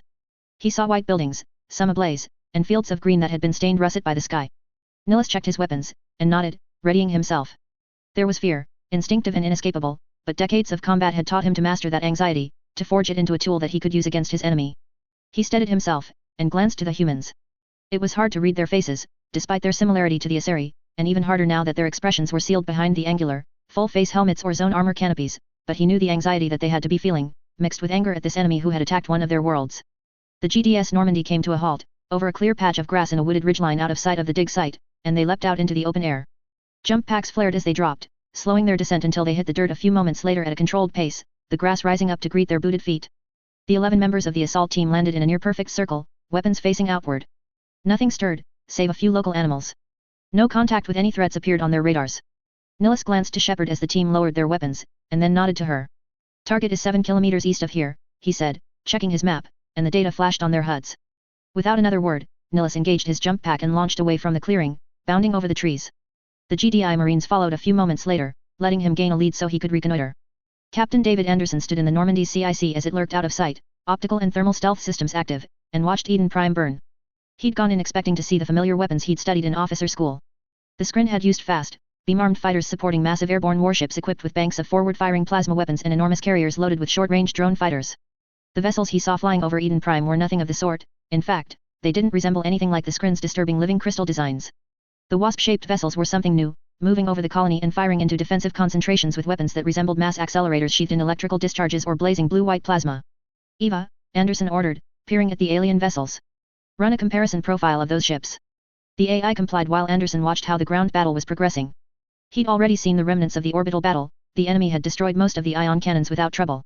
They had faced more of a challenge with the paltry defense fleet that had been orbiting the colony, judging by the spreading clouds of debris over the planet, but had traded their ships for GDIs at a roughly 1-to-1 ratio. The invaders had landed and established a perimeter approximately 20 kilometers across, centered on the enormous dreadnought that had landed at the main spaceport of Eden Prime's capital, rather creatively named Eden Prime. Of the invaders' vessels, roughly half of them were frigate tonnage, with maybe a half-dozen cruiser-sized vessels. More than half of the alien fleet appeared to have been destroyed, either by the orbital defenses or ground fire, and most of the surviving frigates appeared to be damaged badly. The surface anti-air defenses packed a hell of a punch. The majority of the GDI anti-air defenses had been wiped out, however, and the firestorm generators around Eden Prime's capital had been destroyed before they could power up. Without air defenses, the warships were able to hover over the city and the plains beyond, and destroy any concentrations of resistance they encountered. Anderson frowned as he looked over the aliens' positions. They were clearly defending their current perimeter, and doing it with unmatchable ferocity. The warships weren't hesitating to level city blocks to wipe out the GDI garrison still fighting their ground troops. That wasn't going to last, though, for the Normandy's sensors were showing large concentrations of GDI ground forces en route to the beleaguered capital, moving out from bases guarded by the glowing, pyramidal firestorm defenses. The immensely powerful jamming field that was disrupting their communications was only marginally slowing down response times.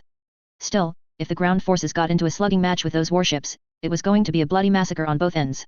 The sheer, massed firepower a GDI tank division could put out could overwhelm even a warship's barriers, but it could do the same right back, and could still go orbital and bomb them from space. The only reason they were this low in the atmosphere was to secure their perimeter. What was throwing him off was the aliens' positioning. They had secured the city, but were more than 30 kilometers from the dig site itself. It was as if they were ignoring the dig site completely. Ignoring, Anderson thought, or drawing attention away from it. Analysis complete, Eva's voice chimed in. Match found with 76% probability. Show me, Anderson said, looking up. The holographic display shifted to show a rough match for the ships they were looking at, but as he stared at it, only more questions rose up. Geth. He whispered, thoroughly confused. What the hell were the Geth doing here, attacking a human world, on the far side of the Perseus Veil? Nilus heard the sounds of combat maybe a kilometer away, far closer than the rest of the battle going on many kilometers east of the dig site. Why were the ground forces so far east of the dig site? Nilus figured that it was a distraction, to draw the attention away from the force at the excavation. Nothing else made immediate sense based on what he knew. What he knew was still very little. He'd tried contacting Shepard, but the jamming was too intense. He'd expected to have encountered Skrin forces around the dig site, but with the exception of a number of slain human civilians and soldiers and some hostile sentry drones with conventional configurations, there was minimal presence. That meant that the enemy may well have acquired their objective already. He counted no fewer than 10 hostiles around the dig site itself. Nothing he couldn't handle with a little observation and preparation, but it wasn't his job to kill on this mission, it was to observe. Shepard's team had the firepower. This enemy. It was strange, but as he'd moved through the hills, woods, and ruins and had observed the enemy, he rapidly became convinced they were a breed of synthetic life forms, though he was unfamiliar with them. Something about their design reminded him of Quarians, Nilus murmured, checking the recordings he'd taken of the first few he'd seen. He then emerged from cover and moved up toward the pair he'd sighted, heading west. He got a dozen meters closer, and carefully observed them. They were humanoid, lithe, slender synthetics built of a dark gray metal, with black exposed cabling running outside their bodies. Their heads were serpentine, ending with gleaming lights that were no doubt their sensor systems. Dark, oblong rifles were held in their hands, and everything about their design was curved and smooth, like they had been sculpted from marble instead of assembled from metal.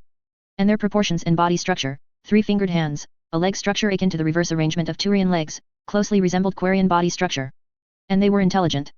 They weren't sex-driven drones or combat machines. They moved and operated like thinking entities, and the buzzing sounds they were making were obvious communications. Little doubt remained in Nilus' mind as he moved away from the synthetics, circling around the ruins.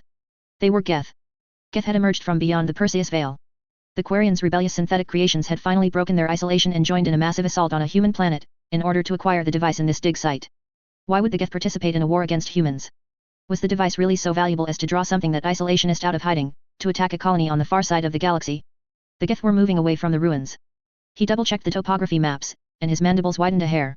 There was what looked like a small human settlement near the dig site, a series of trailers for the archaeologists, and a short distance away, a rail line for the construction teams that had unearthed the ruins in the first place, which in turn ran to a rail hub that was attached to the main spaceport in the city. The Geth were headed that way, and judging by his sensors, there were more in that direction. If they were headed in that direction, that was as good a reason as any to reconnoiter. Nilus rose and advanced through the ruins, keeping his distance from the enemy, and continued the search for both his objective and answers. Jump pack operations in a forest were always ugly, and Shepard was on edge as they bounded through the woods 3 kilometers west of the excavation. Wooded areas were possibly the worst place to be using jump packs outside of an enclosed space or underground. Visibility was limited inside the forest, and if one jumped over the top of the canopy, going up that high ran the risk of hitting a big branch that could cause all manner of problems. Meanwhile, coming down ran the same risks, with added danger of not hitting a branch but instead slamming headlong into a tree trunk. As a result, the GDI assault team had to move on foot as much as they did through the air, using their jump packs for quick hops across difficult terrain. Even so, the 10-man team made excellent time toward their target, and would have crossed the 7 kilometers from the LZ to the dig site in under 10 minutes. Then the lead zone Marine, Corporal Davis, leapt straight into a glowing streak of blue-white energy. The impact vaporized half his body, and sent the smoking, molten remains of his armor tumbling backward. His corpse had yet to hit the dirt when the entire forest went up in a hellish blue-white crossfire as dozens of hostile contacts suddenly appeared on their sensors, Element Zero cores jolting to life. Shepard snapped up her rifle as she hit the ground, recognizing the ambush. In the span between the sudden burst of incoming fire and her weapon rising, she analyzed the situation. There were at least 20 and upwards of 30 hostile presences, arranged in a classic L-shaped ambush to their front and right, with the corner of the L anchored by a much larger ezo mass, probably a support weapon. Somehow, in spite of the suddenness of their arrival and the speed of their movement through the woods, the enemy had been able to maneuver a force to intercept them, power down their ezo cores, and spring a perfectly prepared ambush. The standard solution to being ambushed was simple. First, get out of the kill zone, and second, close to annihilate the ambushers. She pivoted to her right, sighted the enemy, and noted the distance about 50 meters away. Shots were pouring in from the trees, blue pulses of light that did not resemble the photon beams or other plasma weapons typically used by the Skrin. Squad, fire, and advance. Team 1 and 3, assault at 3. Team 2, suppress at 12. Shepard yelled. As one, the GDI soldiers whirled in place the moment they touched the ground, and activated their jetpacks, bounded forward across the brush and rough terrain directly toward one of the lines of the ambush. Their weapons roared as they did so, returning fire as they charged out of the kill zone. Sonic grenades, heavy anti-material rounds, hypervelocity bullets, and ion cannon beams rippled out from the line of GDI troops as they hurled themselves at the enemy. The shots landed amongst the foe, smashing into tree trunks or tearing through undergrowth. The first and third fire teams poured shots at the line they were assaulting while the second loosed suppressing fire at the other line. Shepard landed within 20 meters of their attackers, noting her shields depleted to about 50% from a bevy of impacts. That was another telling factor, the aliens' weapons were deflected by her kinetic barriers. If these were Skrin, their shots would have partially bypassed the kinetic barriers like photon or phasic ammunition modifications. She got closer, and realized with a start that she wasn't facing Skrin at all. The creatures before her, spaced out in a ragged line behind the rapidly splintering tree trunks, were lithe, humanoid things built out of a smooth, dark metal. They had serpentine upper bodies with long, curving necks that ended in a head that resembled a flashlight wearing a hood. Shepard had never seen these creatures personally before, but vague memories from her history lessons popped up even as she sighted one in her werewolf sights. Geth. Sapient constructs built by the Quarians 300 years ago as laborers, which had promptly rebelled, slaughtered their masters and forced them off their homeworld into the migrant fleet. And now they were here, on Eden Prime, killing humans and firing glittering blue pulses into her squad. She snarled, pushing her anger down and harnessing the cold hatred. The nearest Geth was suddenly lifted up off its feet by an inverted field of gravity, and she raised her werewolf. The weapon's mass accelerator barked out a staccato of quick bursts, the first 3 battering down the Geth's shields, and the last shredding its torso. White fluid erupted from the synthetic's body, and it fell to the forest floor. Geth shields are stronger than average, she thought as she bounded forward, firing at the next synthetic. Reduced armor when compared with Turian or Batarian.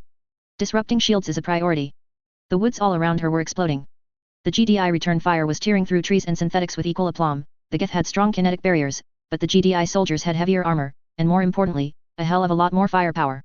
Sonic grenades shattered their way through trees, hurling clouds of bark in all directions, while anti-armor rounds punched clear through the wood and the synthetics on the other side. She caught a glimpse of Cain as he dropped down through the storm of interweaving fire, and with a gesture and pulse of blue light, he yanked 2 Geth troopers out of the brush and smashed them against a tree. He kept them pinned there until a sonic grenade slammed into the pair, blowing them into whipping shards of metal and wiring. Another Geth was bisected by an ion cannon blast, and 2 more in her line of sight were blown apart by a sonic grenade hitting the tree they were crouched behind. Alenko. She ordered. EU grenades. Disrupt their shields. On it, ma'am, he replied, and his Omni tool flared. He pointed his offhand toward a cluster of Geth, and the wrist-mounted launcher loosed a small grenade fabricated by his Omni tool into the midst of the synthetics. Blue lightning erupted from the tiny explosive, and the synthetics jerked violently as the bolts of electricity overloaded their sensors and the exposed shield projectors of their armor. 2 other Marines opened fire, and the Geth went down almost immediately. Fire suddenly slackened, and then ended from the direction they were assaulting, and a check of her sensors showed Shepard why. In the span of a few seconds, the GDI squad had annihilated one entire flank of ambushers. Trees were still toppling to the forest floor, crashing down on either side of the squad as they advanced, most of the Marines not realizing they'd wiped the enemy out almost wholesale. They ducked back, evading the falling trees and the incoming fire from the other half of the ambush force. Another massive, blue-white bolt ripped toward them, tearing through a collapsing tree like it was made of aluminum and generating a flare of surging plasma that set the tree ablaze. Shepard glanced at the burning tree, and nodded. It wasn't an energy weapon, but some kind of missile or solid round that generated plasma on impact. Heavy planetary siege ion cannons did something similar. Through the falling trees and flying leaves, Shepard saw the remaining Geth advancing, their fire intensifying.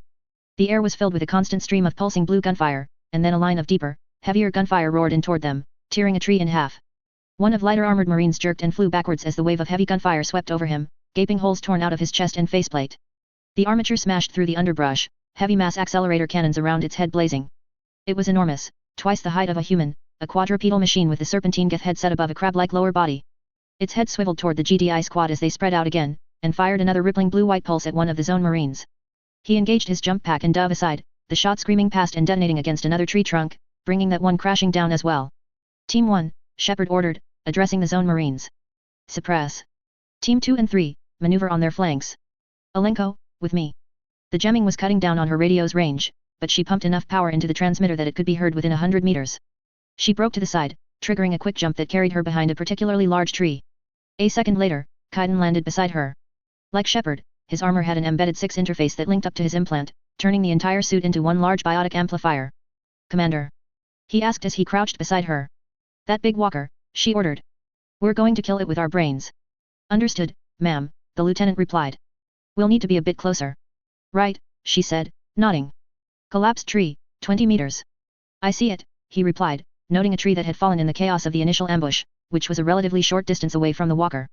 I'll cover, move up, Shepard said. He nodded, waited until she had leaned out with her weapon, and dashed out of cover. She held her fire to keep from drawing attention to Cain, and instead watched the heavy Geth walker as it lumbered across the rough terrain. It moved slowly, but the blasts it fired every couple of seconds were immensely powerful. The GDI squad had fanned out, mostly dodging the walker's fire while trading shots with the Geth infantry. She watched as the squad maneuvered to try to keep the Geth infantry between themselves and the walker, which was working well to disrupt the incoming fire. The zone marines were using the integrated heavy weapons in their werewolves to keep the Geth suppressed and focused on them, while the lighter armored marine riflemen maneuvered on the flanks to get around the synthetics cover. Cain reached the cover of the fallen tree trunk without being fired upon, and Shepard followed suit. He covered her as she ran, holding fire as she had. She slid into cover beside him, the walker no more than 60 meters away now, well within range of accurate biotics. Short range was one of the major weaknesses of biotic powers, requiring their users to get close for greatest effect. On my mark, grab and lift, she ordered. Then you hammer it with an ECM, I'll warp, and then we both blast it apart. He nodded. Mark. Both biotics rose, focused, and altered the gravity around the Geth walker. By themselves, it would have been a lot harder to pull off, but one of them could have lifted the synthetic weapons platform. Together, they managed to grab it and heft it into the air, yanking the machine off the dirt and suspending it several meters above the ground. Cain's Omni tool fired again, sending another overloading grenade at the armature.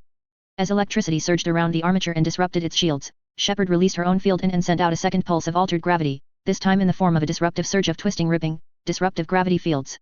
It impacted with the two biotic fields surrounding the walker, and the entire field exploded, creating a savage, brutal barrage of ripping, distorted gravity fields. Armor was torn free of the armature and one of its legs bowed and twisted. It tumbled to the ground with a terrible crash of bruised ceramics and metal.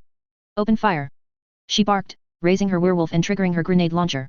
The sonic grenade slammed into the walker's armor and exploded, blowing chunks out of the plating, and both Cain and Shepard cut loose with their weapons' mass accelerators.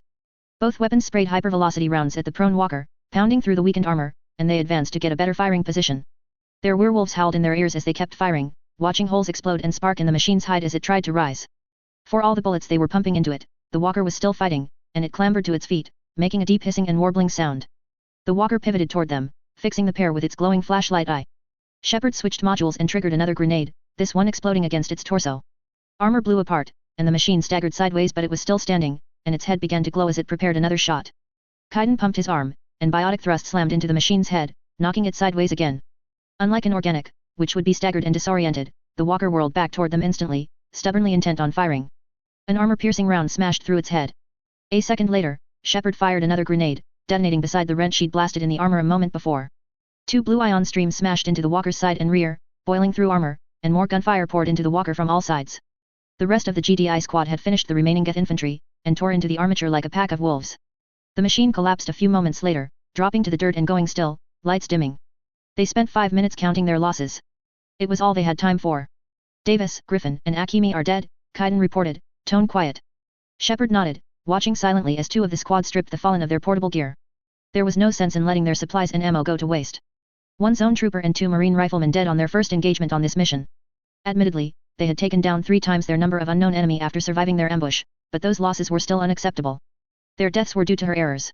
Should have been watching for an ambush, she muttered, but that was all the self-recrimination she had time for. Leave the dead, and put down a marker, she barked.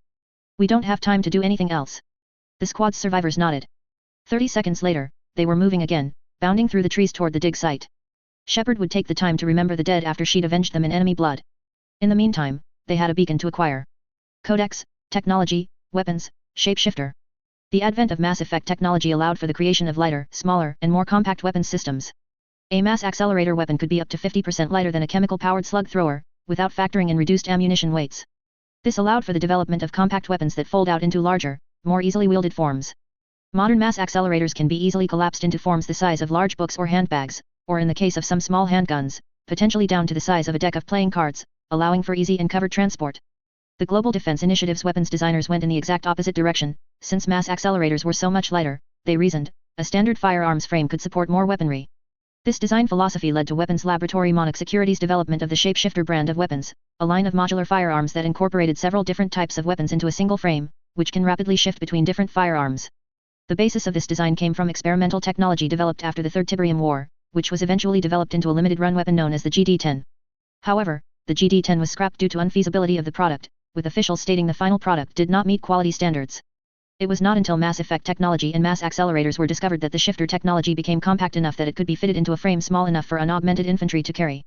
These weapons performed well enough in tests that GDI adopted several variants of the Werewolf model as standard-issue weapons for infantry. Standard weapons mount either an assault rifle, battle rifle, or submachine gun configuration as the primary weapon, with attached shotgun, sniper rifle, or squad support machine gun add-ons. Additional add-ons include grenade or rocket-propelled grenade launchers, armor-piercing railguns, guided missile launchers, lightweight ion cannons, flamethrowers, sonic projectors, heavy machine guns, and other, more exotic attachments. These firing modes can quickly be adjusted at the press of a button, and it typically takes only a second or two in order to switch to the alternate weapon. Extensive ruggedization by Monarch Securities ensures that the Werewolf is highly reliable and has as few moving parts as possible, reducing the likelihood that damage will render the weapon inoperable. In extreme cases, the weapon modules can be physically removed from the main weapon's casing and utilized independently. Heavier models are commonly used by zone-armored soldiers, and consequently mount either a greater number or more powerful weapons modules. There are disadvantages to using shapeshifter weaponry, foremost among them that they sacrifice power for versatility. A dedicated heavy weapon, such as a surface-to-air missile launcher for example, would be better at its job than a shapeshifter weapon module. A full-sized weapon would have dedicated sensor suites, larger missiles, and more fuel, giving it greater range and firepower. Another disadvantage is that shapeshifter weapons are expensive. The user is typically paying for a number of different, individual weapons over a single device. The Werewolf proved popular with GDI troops due to its combined versatility and reliability, a fact that was not lost to the rest of the galaxy. Though Monarch Securities sells the Werewolf and other shapeshifter weapons primarily to GDI, mercenary groups within the Terminus systems and Citadel space have been encountered armed with these multi-purpose weapons. However, expense and availability limit the sale of shapeshifter weaponry to Citadel militaries. Author's notes: for visualization purposes, the GDI Marine's armor resembles the raid armor worn by GDI in the cancelled Tiberium game. The Coyote is based off the Hunter tank from Tiberium Twilight. Chapter 4, Archive. At one point, it had been human. Now, it was a pulsing, humanoid mass of electrical blue circuitry and desiccated flesh. It had torn itself off one of the 30 or so spikes lining the campsite's perimeter, let loose a brassy scream, and bounded at the small group of survivors on the hilltop.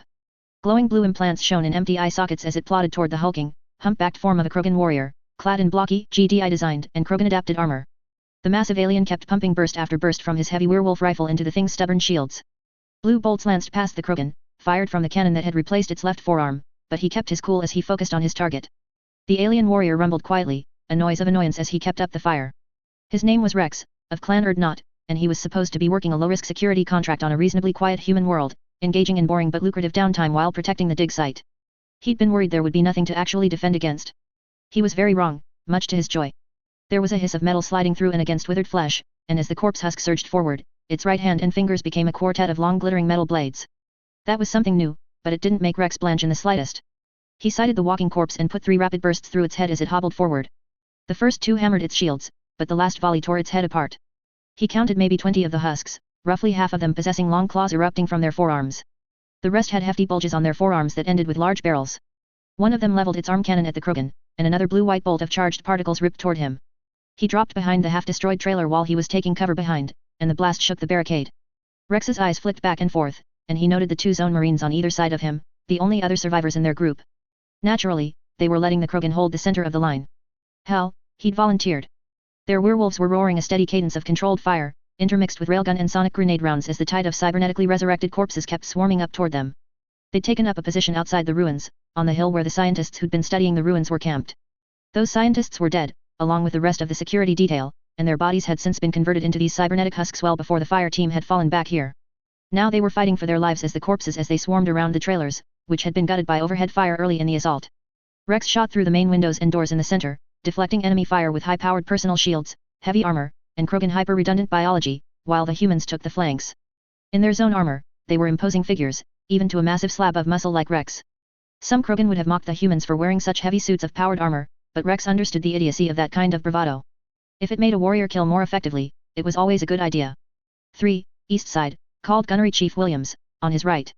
The Zone Marine pivoted and hosed 3 of the husks that were flanking around the trailers. She pumped several bursts of mass accelerator rounds into the lead husk, and then triggered her grenade launcher. A sonic grenade tore the first husk apart, sending withered grey flesh and blue cybernetic hurtling away, and floored the other 2. Quick bursts finished off the clawed husks. On his left, he saw one of the husks suddenly hauled off its feet and hurled into another, knocking them both over. A grenade slammed into the husks, shredding them. That would be Lieutenant Taylor, the nominal leader of their little group. Rex technically didn't outrank them, being a civilian, and he didn't bother challenging the established authority despite the fact that he was about 15 times Taylor's age. They were in a crisis, and he knew better than to contest leadership when zombies with cybernetic cannons and half-meter-long arm blades were attacking. The husks kept charging, a mindless wave of claws and blue lightning, and the trio kept pushing them back. Chunks of their cover vanished as the shooter husks pounded away, blasting grapefruit-sized holes in the trailer walls as they lurched forward. The sensor display lit up suddenly, and a dozen friendly contacts appeared south of their position. "This is call sign Raptor 2-1, Jacob called into his radio, having spotted the incoming contacts.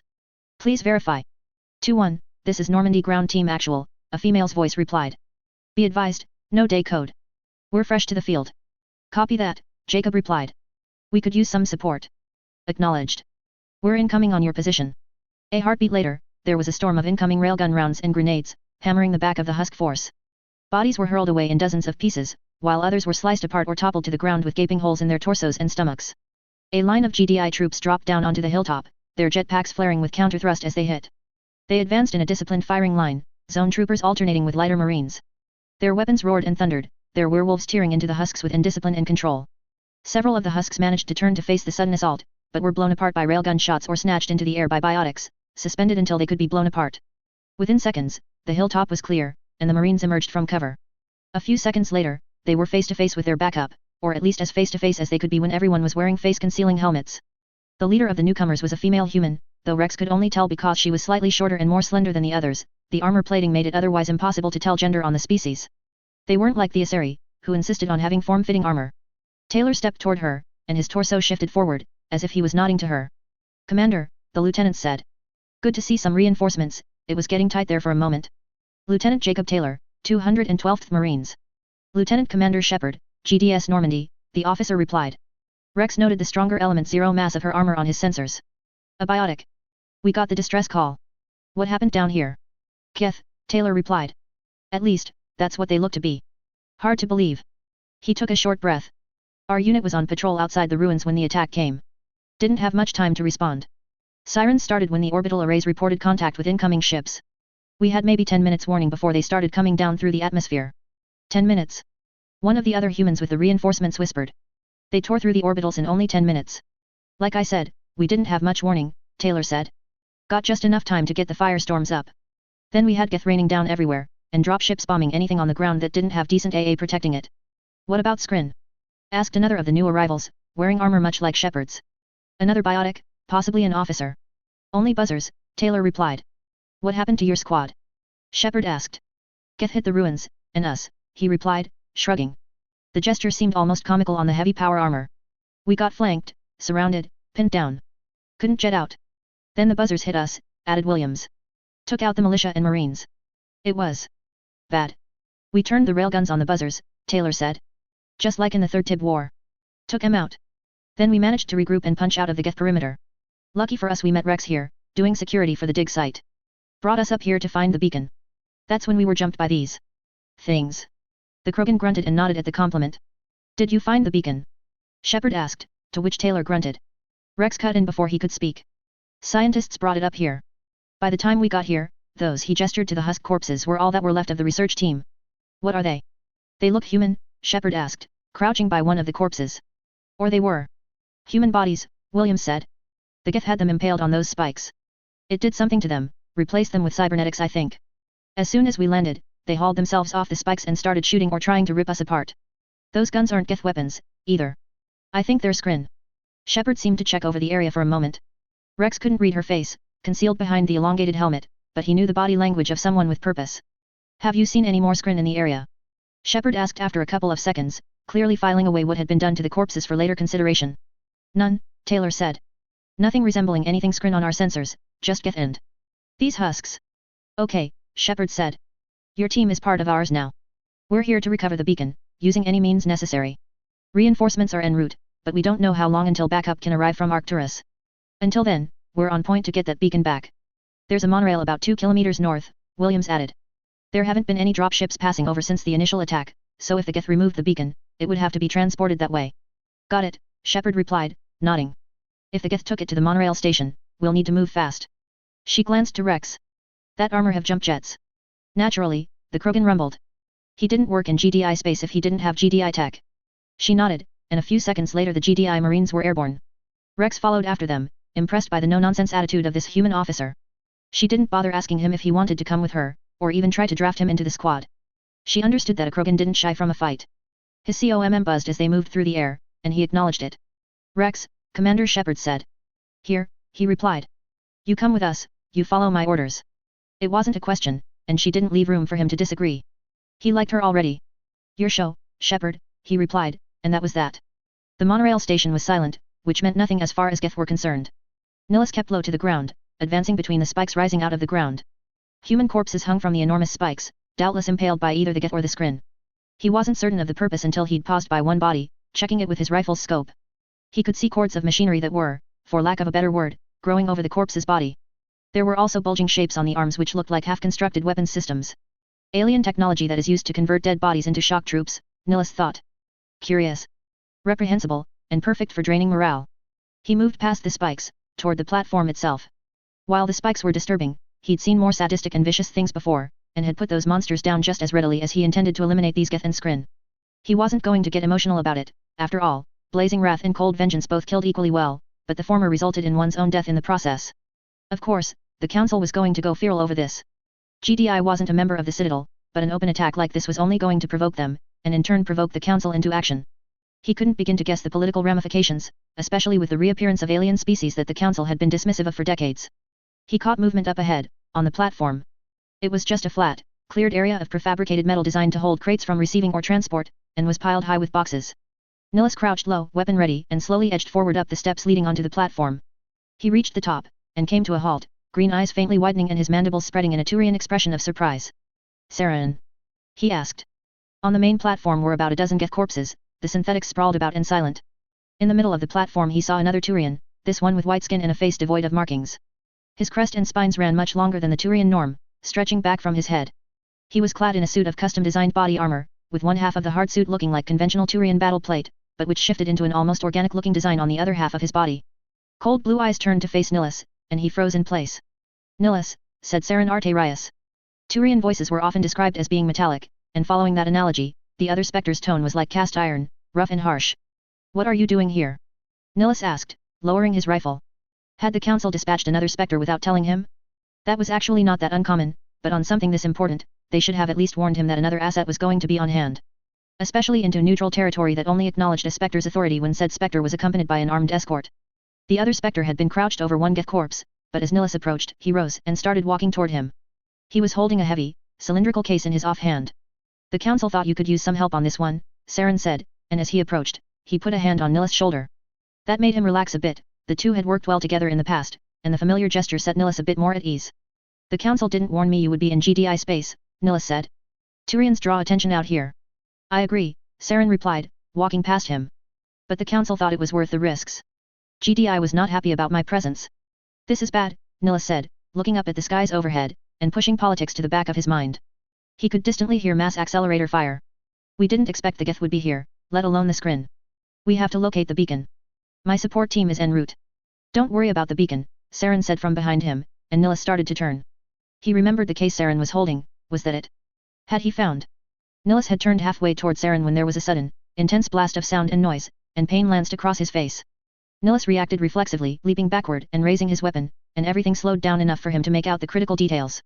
Saren was recoiling, dark blue Turian blood streaming down his armor, but he had a pistol in hand, a pistol that had just gone off centimeters from Nihilus' head. A chunk of Saren's armor had been blown off along his forearm. Beyond Saren, the Geth bodies were leaping to their feet, weapons in hand. And overhead, descending toward the monorail platform, were a dozen tan and grey armored GDI Marines, followed by a Krogan. Nihilus dove for cover, finding a pile of crates and putting it between himself and Saren, his mind racing as he tried to understand what had just happened. Saren had tried to shoot him.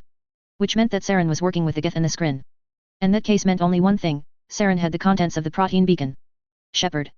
Nihilus yelled over his radio. Is that you? This is Normandy ground team actual, Shepard's voice replied as a storm of gunfire ripped down into the platform. Nihilus, that you? Affirmative, he replied as a hurricane of noise and violence ensued. The Geth returned fire while the Marines landed around the structure and poured railgun rounds, grenades, and hypervelocity shots into the synthetics.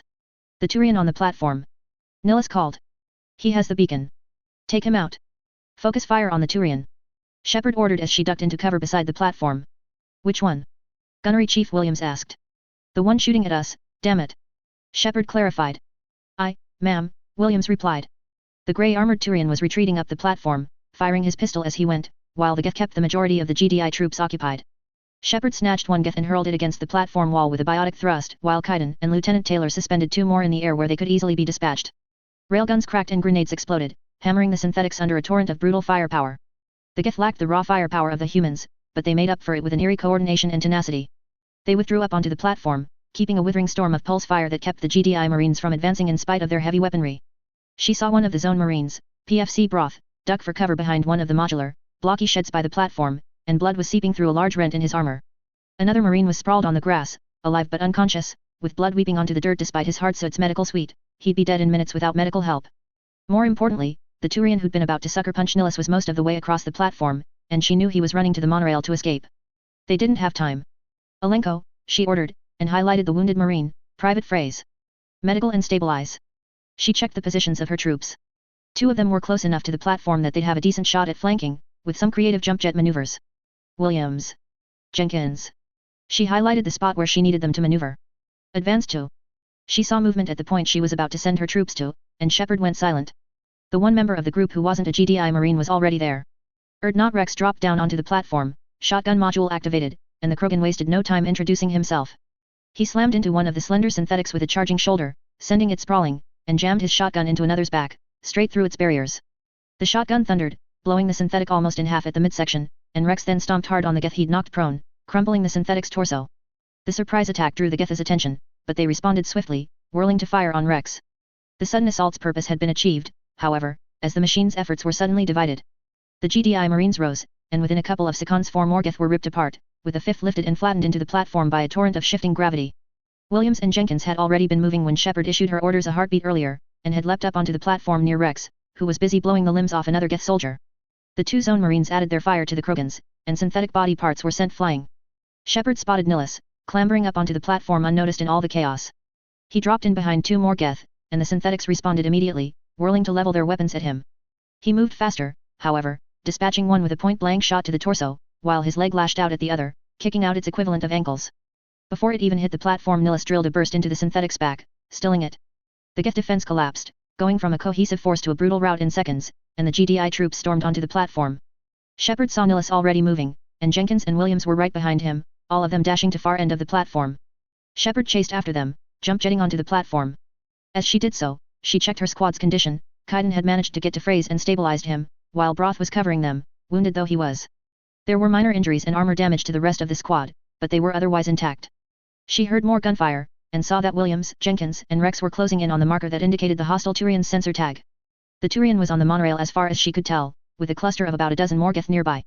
As she charged across the platform, Shepard's suit picked up the monorail's EZO core powering up. He's starting the train. Shepard yelled. Squad, jump aboard and stop him. The 2 Marines and the Krogan in the lead responded immediately, their jump packs firing as they reached the far end of the platform. They went hurtling up into the air over the train toward the front, while the rest of the squad followed suit, desperately trying to get to the train as it pulled out of the station. Jenkins, on point, Gunnery Chief Williams ordered, and the corporal moved to obey. Geth pulse fire ripped through the air toward the trio as they jetted after the departing monorail. Corporal Richard L. Jenkins counted nearly 2 dozen Geth on the train, mostly the grey-armored soldiers and white-armored shock troops. There were 3 larger Geth, all painted black, and every single synthetic's gleaming flashlight head swiveled up toward the trio as they descended. Pulse fire hammered off their shields, and the 2 humans and the Krogan returned fire.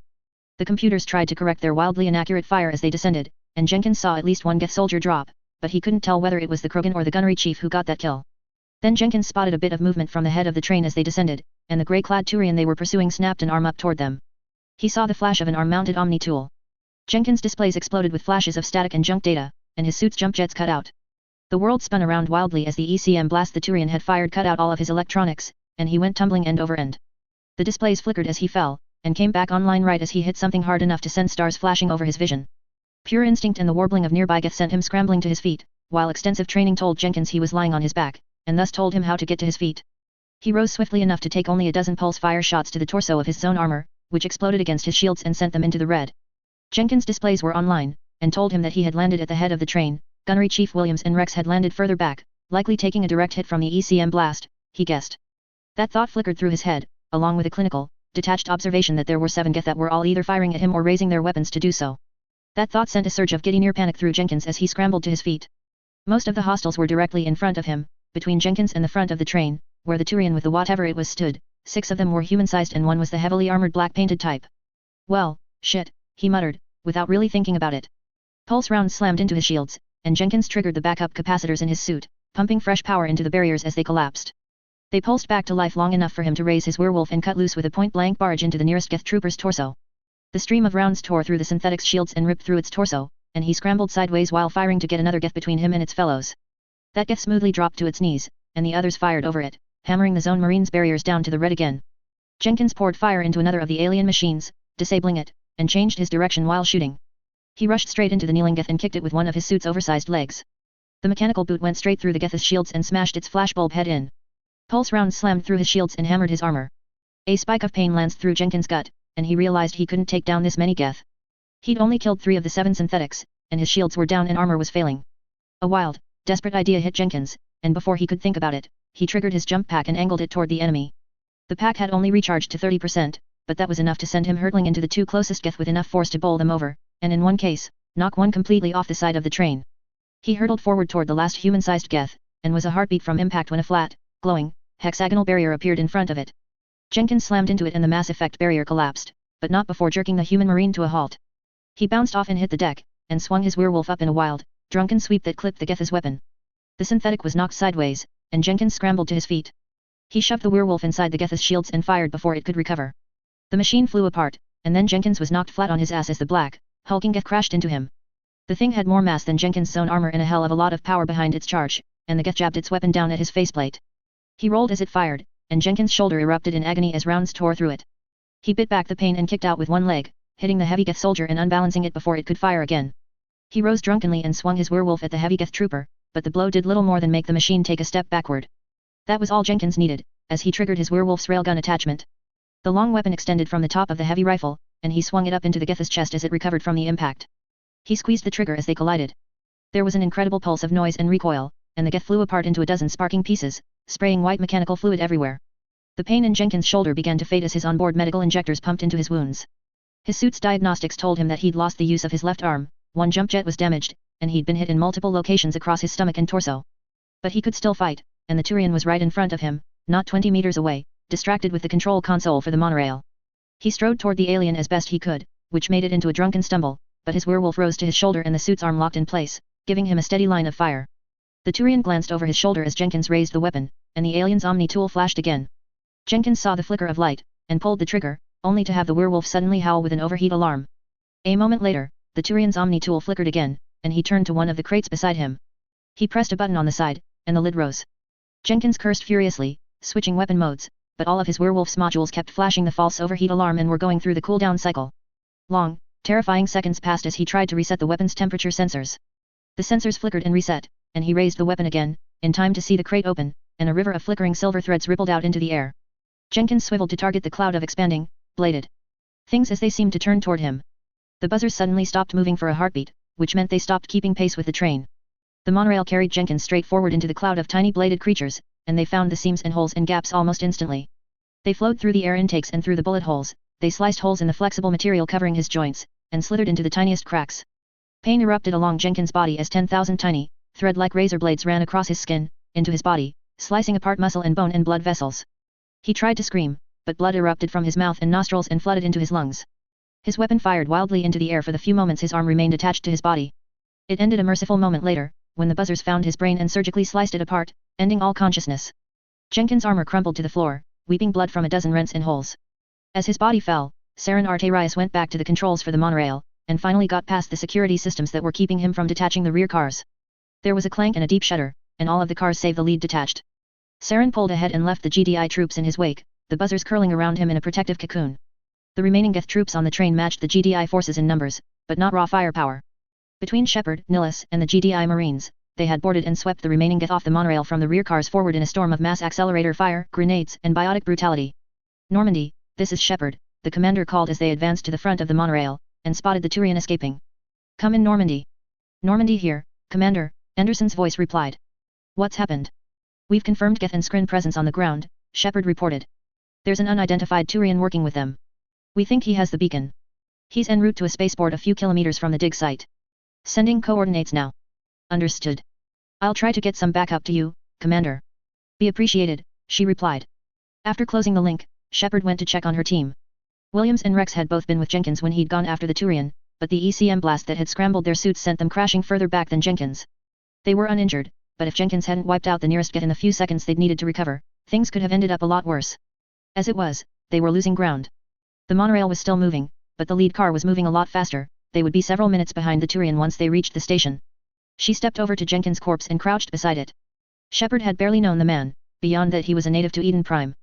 Now he was another name added to the list of the men and women who had never made it home under her command.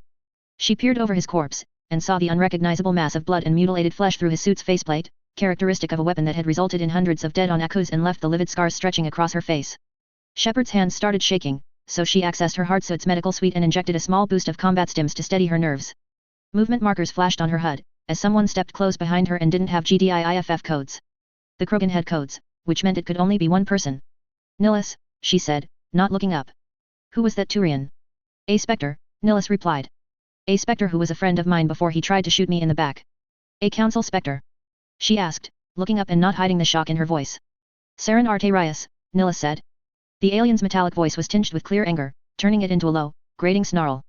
I don't know what he's doing here, or why he's working with the Geth or the Quarian, but I intend to ask him personally. Shepard nodded, checking her GPS and the location of the spaceport. You'll have plenty of time in a moment, she said, standing up. We're about 2 minutes out from the spaceport. Get ready. The monorail station rose up on either side of the tram as it slid into the station. On the left was a platform for storing crates brought to the spaceport, while on the right was a long line of cranes to load cargo. A high wall separated the left side of the monorail station from the spaceport, and overhead, less than a kilometer away, loomed the massive specter of the enormous dreadnought that had brought the Geth and Quarian to this world. Red lightning crackled along the length of its black hull, and this close Shepard could feel a pressure in the back of her mind, against her implants and tingling through her body from the vessel's mass effect drive. She had expected coordinated crossfire from overhead, as both platforms provided ample cover and an elevated position to shoot down at the unshielded monorail. Instead, the squad was greeted with silence. Shepard split the team as they disembarked, sending Taylor, Rex, and Williams with half the squad up to the left side while she took Alenko and the other half and swept the right. They ascended up to the platform, and she noticed Nihilus following the left side squad. I'm going to recon the other side of this blast wall, Nihilus said, as if reading her thoughts. He ran straight toward the wall, and leapt up. There was a sudden pulse of blue light around Nihilus' forearms and ankles, and Shepard recognized the appearance of a mass effect clamp like the kinds used to lock ships in place at spaceports, except these were around Nihilus' wrists and feet.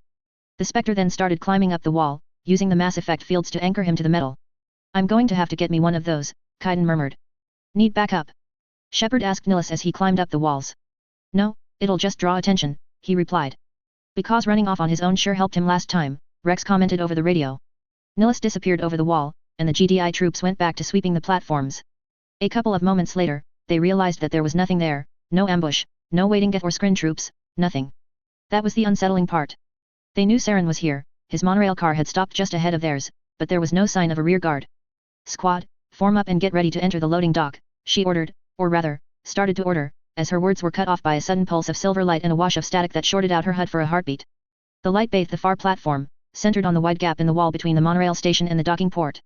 When the light faded an instant later, two hulking, bulbous forms loomed in the gateway, looking like enormous beetles built out of metal and crystal and the size of a coyote APC.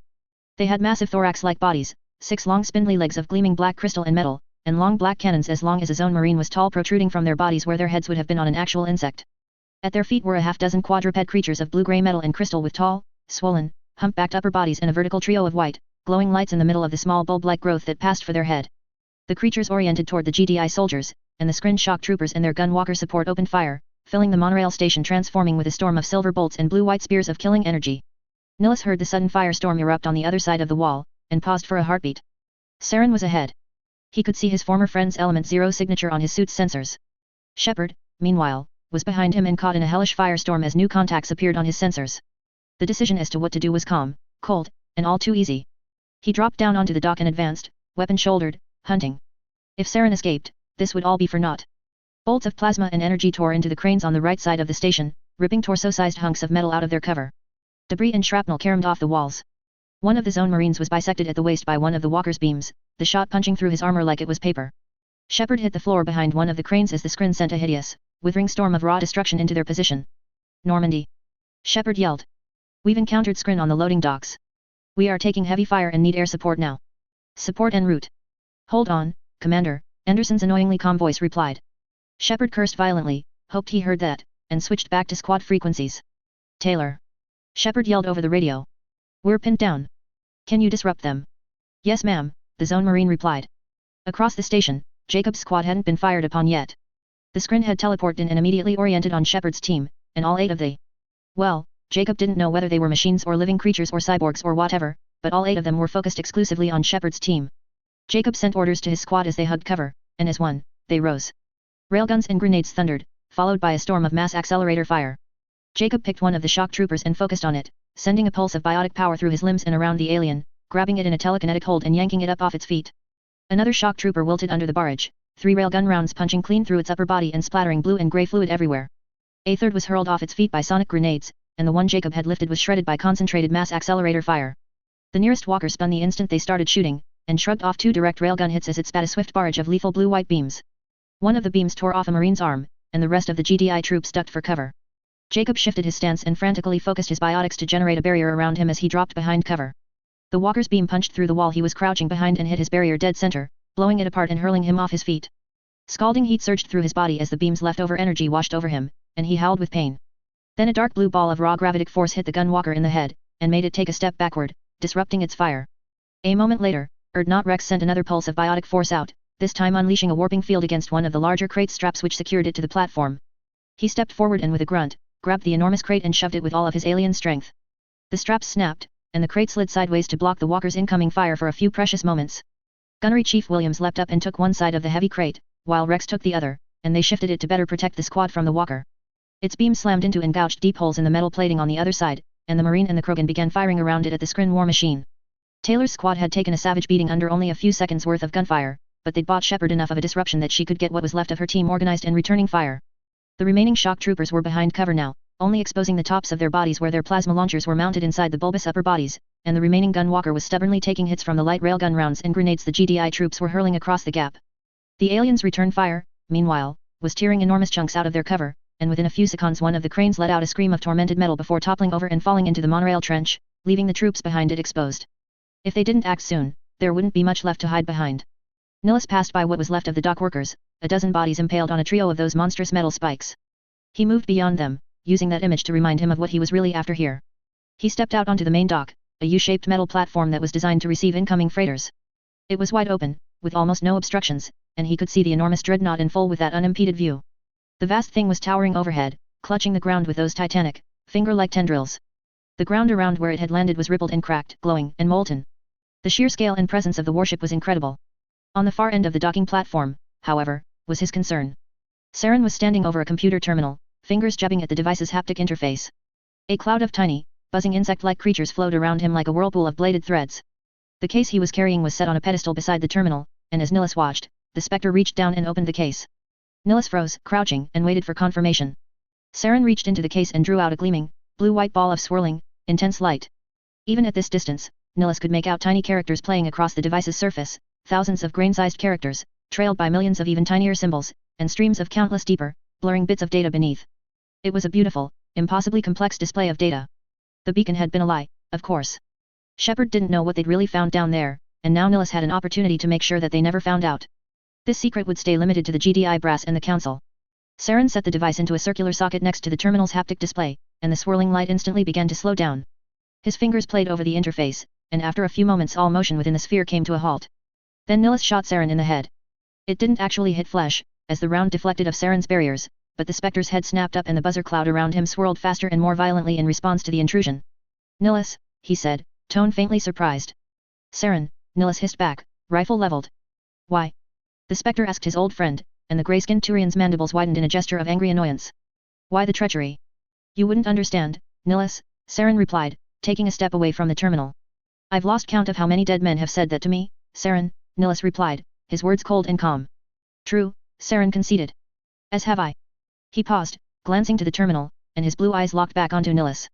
I wonder, Saren said, what would have happened if you had been the one to discover the truth before me? We're not so different really. We both make the same choices and the same decisions, and have made the same sacrifices. I'm not a traitor, Saren, Nihilus bit back. Indeed, Saren murmured. Which is a pity. Nihilus stared into his old friend's eyes, not 10 meters away, and gauged what emotion lay in there. Which was to say, nothing. No regret, no remorse, no anger, or even disappointment. There was nothing there but cold, rational brutality. Nihilus made up his mind, and pulled the trigger. At the same instant, the buzzers surrounding Saren leapt away from him and swarmed toward the other specter. Saren spun and bolted toward the terminal as Nihilus snapped a hand down to his waist and snatched up an incendiary grenade. He flung the disc-like explosive at the buzzers as they billowed toward him. The explosive swept into the middle of the swarm and he detonated the grenade, sending a blinding flash of heat and shrapnel in all directions. The buzzers were lethal but had next to no mass. The heat from the grenade incinerated most of the swarm outright, and the remaining buzzers twisted about, blind and confused. Nihilus remembered Shepard's advice about the buzzers' group consciousness, and saw the remaining thread-like creatures drop to the deck, writhing and twitching before going still. Nihilus spun on Saren as the other Turian reached the terminal and snatched up the globe. Gunfire swept over Saren, hammering his shields, and he spun around to cradle the globe protectively with one arm while snapping up his pistol with the other. Nihilus kept firing, drilling rounds into Saren's shields and ignoring the ones skipping off his, wholly focused on killing the traitor. Nihilus' offhand dipped to his waist and snatched up another grenade, and he hurled it at Saren. The traitor's eyes widened as he saw the incoming grenade, and he dove sideways as it hurtled toward him. The grenade detonated, and the blast wave hit Saren in mid-leap. His barriers flashed, but Saren was still an airborne physical object and the law of physics still applied. He was tossed sideways by the blast wave and hit the floor of the dock hard. The blue-white globe slipped out of his hand and went rolling across the dock toward Nihilus, and he sidestepped toward it, reaching for the relic. No. Saren suddenly snarled, and the traitor's pistol barked. For an instant, Nihilus thought Saren was shooting at him, but then he realized Saren was shooting at the globe. One round hit the floor a few centimeters to the globe's left. Another flew high over the top. A third barely grazed the blue-white sphere. A fourth hit it dead center, and the solid, spherical light burst into dazzling, flashing illumination and millions of wild characters dancing across its surface. Nihilus dove down and grabbed the globe, shielding it with his body just as Saren had. In response, Saren leapt up to his feet and dashed back toward the terminal. He hit a key on the haptic interface and the whole screen went blood red. Nihilus heard a grinding sound behind him, and glanced over his shoulder to see the spikes holding the slain workers aloft start to retract, and the desiccated husks that remains came to life, implants flaring a cold, hideous blue. Alenko, Shepard called. We need to disrupt this fire. See the walker on the right. Yeah, Cain replied, peeking out cover for a moment. On my mark, we're going to grab it and drop it in the trench. Understood, he said. Ready when you are. Okay, on my mark. Mar. The universe was inconsiderate, as it apparently chose to explode right when Shepard was about to make her dramatic biotic strike. It took a moment for everyone to realize the universe hadn't actually exploded, but rather just a small area around where the scrin were positioned, as 30-odd high-explosive rockets screamed down and detonated in the middle of the aliens. Metal shivered and flew apart and metal crystalline body parted went flying through the air while the reverberations from the explosions were making the GDI infantry struggle to stay standing. A moment later, the roar of engines filled the air, and a pair of sleek yet rounded brown-gray aircraft screamed past 20 meters overhead, the swooping eagle emblem of GDI emblazoned on their turbofan pods. As the Orca gunships swept overhead, Shepard could see the scrin forces, or what was left of them. One gunwalker was intact, while the other stumbled drunkenly sideways, its thorax torn open and weeping some silvery fluid across the deck. The shock troopers were reduced to scattered body parts. The intact walker pivoted, raising its head gun as the Orcas flew past, and Shepard knew its tracking systems were good enough to shoot down aircraft. The Orcas were banking to come back around, and the walker had a perfect shot lined up for them. Alenko. Shepard yelled, and he nodded at her sudden shout. Mark. Both of them focused, and with a swift, exhausting flex of biotic force, Cain and Shepard wrapped subjective gravity around the walker. Reality twisted around the gun walker, and the scrin weapons platform suddenly jerked up into the air, suspended 10 meters above the platform. The Orcas came back around, slowed, and their chin mass accelerators and rocket pods opened up.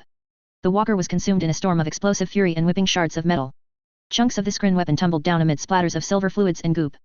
The last walker was in no shape to fight back, but Shepard and her squad made sure of it as they advanced, hosing the stumbling weapon with grenades and heavy weapons fire until it lay still. Shepard took point as they rushed into the docking area beyond, and she noted grimly that only a few of the Marines were still standing. Medical reported 2 more Kia and the rest wounded, Jacob was unconscious due to suit damage. The first thing that greeted Shepard as she hurried onto the dock was the sound of frenzied gunfire, followed by the choking howl of another Husks. She ran down the ramp leading to the dock's main floor, and caught sight of who was shooting.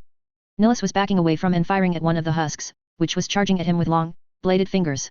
Shepard could see dark blue blood running down rents in his armor, and 2 more Husks lay dead on the dock floor, blown apart. He was moving with an obvious limp, holding his rifle in one hand while clutching a glittering blue-white orb of some kind in his other. The Husk pursuing him leapt forward, and Nilus' rifle tore apart one of the Husk's arms, blowing out meat and cybernetics. The other arm lashed out, and 3 bladed claws sunk into his armor and passed through, digging deep into his flank. He snarled in sudden pain, and the orb tumbled out of his hand. Nilus! Shepard yelled, shouldering her rifle.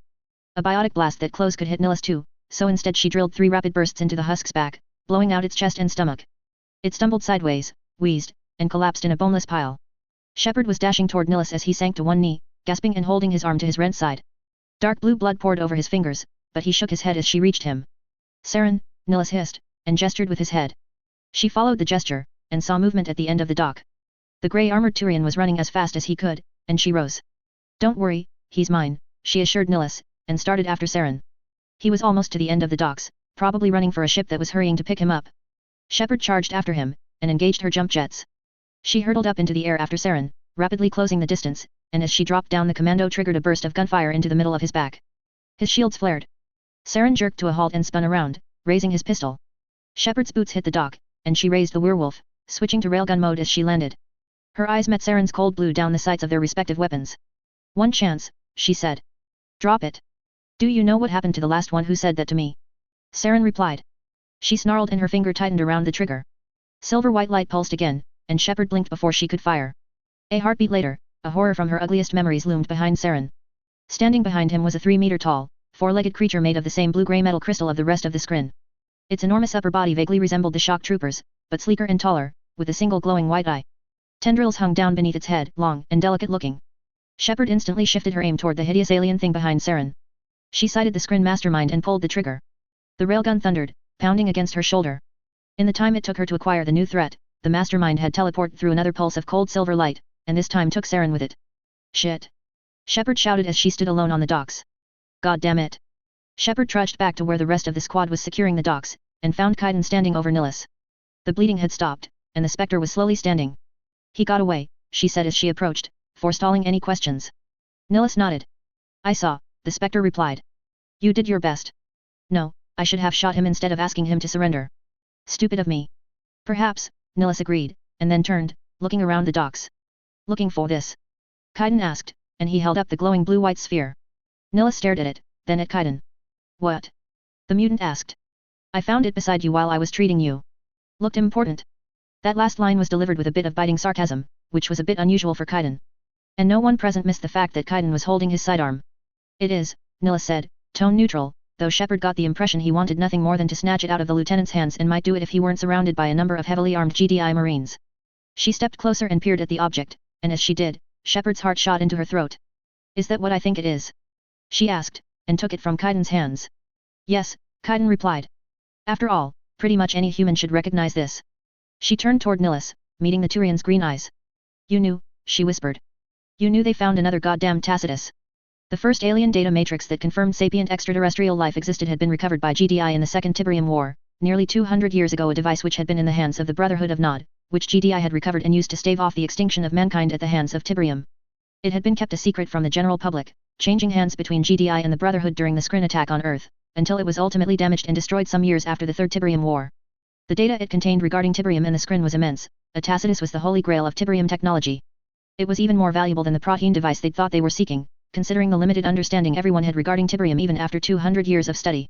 And if the Citadel had acquired it, GDI's tenuous parity with the Citadel would be a memory. GDI and Ops found it, Nilus admitted. From there it took the Citadel maybe a few hours to learn as well. Solarians work very quickly. That shouldn't be possible, Shepard whispered, shaking her head. No intelligence agency works that fast. That's what they all say, Nilus replied with a shrug.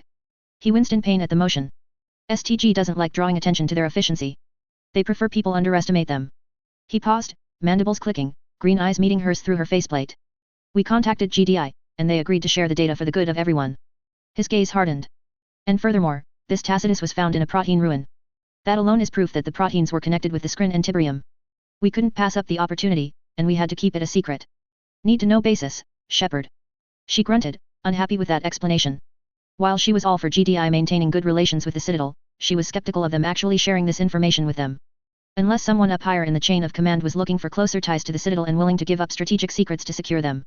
Not to mention that Nihil's refusal to tell her the truth of what they were after was pissing her off. Now she knew why he'd broken away to reconnoiter. You were going to take the Tacitus and run, weren't you? She asked, and he glared back at her.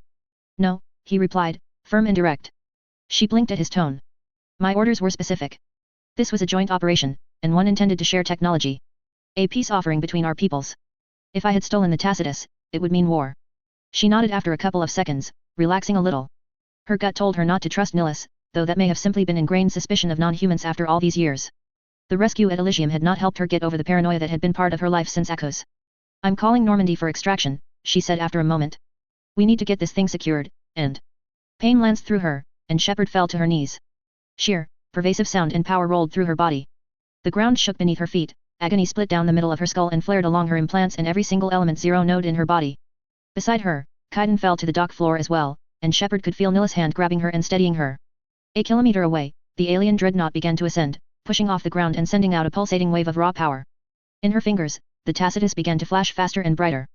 Her eyes were drawn down to it. No, Shepard. Nihil shouted. It was damaged in the firefight. Don't look at it, you don't know what it will do. She couldn't pull her eyes away. Data snatched at her awareness and dragged it down into the blue-white recesses of pure knowledge. The dreadnought continued to ascend. The light moved faster. It was trying to tell her something. Data flooded into her. It beat against her synapses, pouring into her consciousness, a pure, unrelenting, absolute stream of knowledge. She saw the dreadnought again, only it wasn't peace. She saw black eyes. Unity. She saw beyond the eyes and what lay beneath. Brotherhood. Shepard pitched forward, and heaved up the contents of her stomach inside her helmet. Pain etched a pattern across her face and head and hammered her temples, and the knowledge beat against her mind until she toppled forward and hit the metal dock floor. Then, there was only darkness. Codex Global Defense Initiative Military Doctrine. The Council considers the Global Defense Initiative to be an awakened giant following the discovery of the Karen Relay. Access to Tiberium and rapid fabrication technology that utilizes Tiberium enables the initiative to build and maintain an enormous military and support infrastructure despite its relatively small size and youth. GDI's population is also heavily militarized, due to a prolonged and violent history involving constant war and a struggle for survival against Tiberium, which bred a strong tradition of military service into the human psyche even after mass emigration to orbital habitats, other planets in Sol, or extrasolar colonies. These factors combined make GDI into a military juggernaut not unlike that of the Turian hierarchy. GDI's military is a civilian-controlled, all-volunteer service.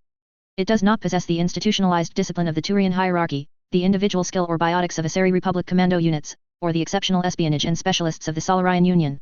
Instead, GDI's doctrine places emphasis on overwhelming force and firepower, and use of combined arms with mobile, hard-hitting ground and air units.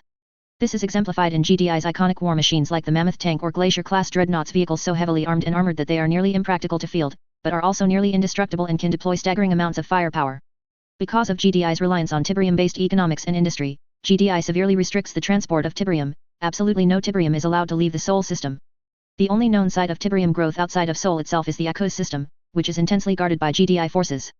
Smuggling Tiberium out of Sol or Echoes is considered a capital offense, and the Karen Relay is the single most heavily guarded relay in the galaxy.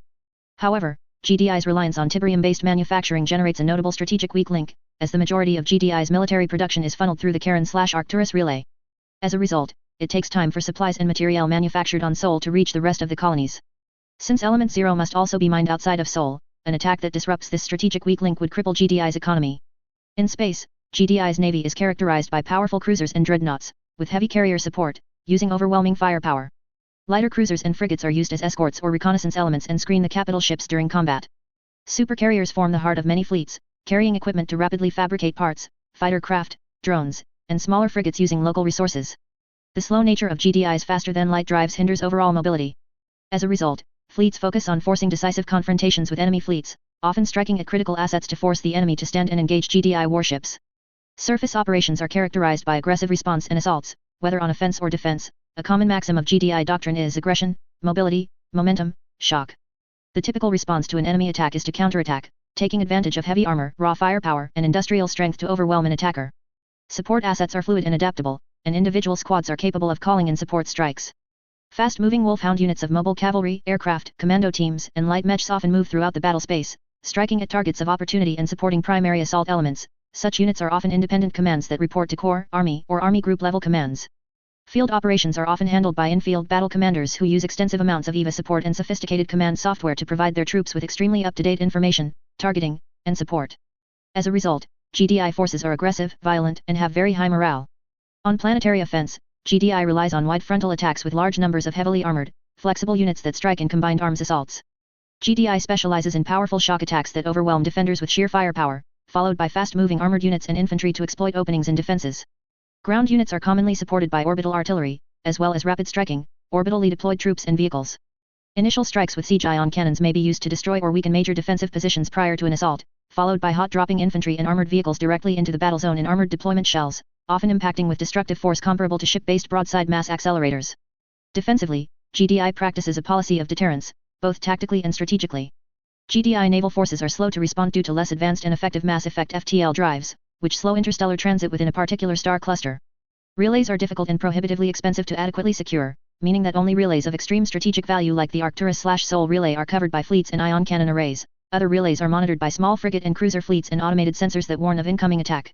To make up for this deficiency, colony worlds are heavily fortified with layered defenses, consisting of garrison fleets, orbital emplacements, surface-to-orbital defenses, firestorm barriers, anti-air ground batteries, and surface garrisons supported by large numbers of civilian militia. The ultimate goal is to either make a colony an unappealing target for assault or to enable it to withstand assaults long enough for reinforcements to arrive. Tying in with the deterrence policy is GDI's massive retaliation doctrine. In the event of a colony or ship being assaulted, GDI responds by identifying the source of the attack and retaliating with overwhelming force. For example, following the attack on Elysium during the Skylian Blitz, GDI tracked the attack back to Torfan and obliterated the pirate's base from orbit. This doctrine led to a full-scale war between GDI and the Batarian hegemony in retaliation for pirate raids on GDI colonies, a fact that has not been lost on other potentially hostile organizations. However, more than one Citadel official has accused GDI of attacking the hegemony simply to make an example out of them. Chapter 5, Technical Truths. The Hammerhead's engines labored behind her as her boots hit the dirt. She crouched, the rotors chopping overhead, while the rest of the squad dismounted, triggering minimal thrust with their jetpacks to slow down their descent. They hit the ground around her, weapons at the ready, and the Hammerhead began to ascend, rotors pounding the grass at their feet and forcing the fire teams to stay crouched. 2 centuries after the original design had been developed, GDI's ultra-conservative mindset ensured that the Hammerhead gunship was still equipped with old-fashioned rotors instead of turbofans, but then, the gunship was designed for work on the colonies, and they naturally got the more rugged, reliable, and low-tech designs, albeit with Mass Effect technology to make it much faster. Lieutenant Shepard watched her sector, weapon at her shoulder, and waited until they received the all-clear to advance. They were crouched on a low, rolling hill with chest-high grass of an odd, cobalt color, with other hills rising all around them, save for a depression half a kilometer away. She couldn't feel the wind billowing and brushing the grass due to her heavy armor. Feeds from the drones overlooking the area were splashed across her helmet display. "Squad, move up," she ordered. "It's new, but we need to be ready in case this one is different." She received acknowledgements, and the squad rose from their crouch and began to advance, lowering and collapsing their weapons. The entire team was clad in lighter marine armor, but 3 of her squad mates were wearing bulky shoulder-mounted sensors and backpacks, giving them a hunchbacked appearance. "Incursion team advancing," she reported into her radio as they moved across the hills and down into the depression. The grass began to thin. "We are 500 meters from the outer edges of the growth zone." "Copy that," replied CENTCOM, operating out of one of the platforms in orbit, having hastily evacuated after they made the discovery on the ground. "Continue to advance to the outer edge of the affected area." "Acknowledged," Shepard replied, and started jump-jetting across the intervening terrain, her squad fanning out and following suit. None of them had their weapons in hand, as none of them expected to be shot at, but they were all stowed in easy reach on the chest plates of their armor. Just because they didn't expect to be shot at didn't mean that they had an excuse to be stupid. The squad landed and bounded once, then twice, and as they cut across the grassy field, the plants around them began to change in color. Some were drooping and turning brown, while others began to take on a distinctly vomit-like texture and color, though that may have been the ambient green glow that steadily grew. Shepard made sure to get solid readings on the changing plant life as she moved. By the end of the second bound, the squad had reached the edge of the affected zone. It was a circle about a kilometer across, lined from end to end in barren brown and grey dirt, intermixed with fat-bodied brown-grey plant pods, and from each pod sprouted jagged green crystals. The Tiberium field ran from one end of the shallow impact crater to the other. The crater itself was recent, having slammed down 6 days ago, and the Tiberium infestation had moved faster than it had on Earth, if Shepard remembered correctly. She didn't say anything as they moved around the field, anything she could add would be pointless. Most of the readings being provided by her squad had already been made by drones operating inside the fields, but Command wanted boots on the ground to survey the scene once they'd confirmed this was first-generation Tiberium. Shepard peered over the green crystal, and took a step backward as the ground a few meters away stirred a bit, and a new plant form began to slowly, millimeter by millimeter, rise out of the dirt. Another Tiberium incursion, she thought. Only this one was very recent, occurring shortly after the humans had arrived and started colonization. What could that mea? Her scanners suddenly wailed as they detected a massive spike of energy along the same strange frequencies as the radiation the Tiberium was faintly emitting. Shepard jerked sideways at the noise. White light bathed her, not a dozen meters away, and she saw a shape lurch forward from the portal, dark and covered in organic crystalline chitin. Scrin! Shepard yelled, as dozens more portals rippled into life all around her squad. Her werewolf unfolded into her hands and she raised the weapon at the alien thing charging through the portal at her. Its form, indistinct and crystalline, began to elongate and darken. Chitin started taking on a dark, dull metallic sheen, and red lightning erupted down the Scrin's body. Shepard raised her weapon, firing, and hearing screams, and she realized the screams were hers as the Scrin turned into long tendrils wreathed in bloody electrical havoc. Oming around, Doctor. Male voice, familiar. His words were pounding into her head like artillery fire. Flashes of memory, of chitinous bodies, screaming soldiers, blinding light, and the sick glow of growing Tiberium wound through her as voices hammered her from all sides. Intermixed with it all were black eyes, boring into her, and beyond them, that stretching, hand-like shape covering in crimson lightning. With a grunt, Shepard forced her eyes open, and the blue-grey light of the interior of a GDI ship flooded into her. She winced at the new flavor of headache that gave her, and started to push herself up. Easy, Commander, a woman's voice, rich and sharp-accented, came to her. A hand steadied Shepard as she rose, and some distant part of the commander's mind told her that it was Dr. Chakwas, the Normandy's medical officer. She helped Shepard sit up and swing her legs off the side of the bed, and she became aware that she wasn't alone. Cain was standing at the foot of the bed, while an unfamiliar human in marine fatigues was leaning against the wall. He was dark-skinned, heavily built and with close-shaved hair and beard. At least, that was what Shepard made out through the fugue of pain pounding through her temples. How do you feel, Commander? Dr. Chakwas asked. Like the morning after shore leave, she replied through her teeth. She focused on Chakwas' thin, willowy features and grey hair as the medical officer stood in front of her. The pain slowly receded, and she tried remembering what happened. How did I end up here? The tacitus we found did something to both you and Nihilus, Cain explained. We brought you both back here after the Geth retreated. Eden Prime? Shepard asked. Secured, said the other human marine. She recognized his voice, but couldn't place it immediately. That ship of theirs lifted off right after that other Turian escaped.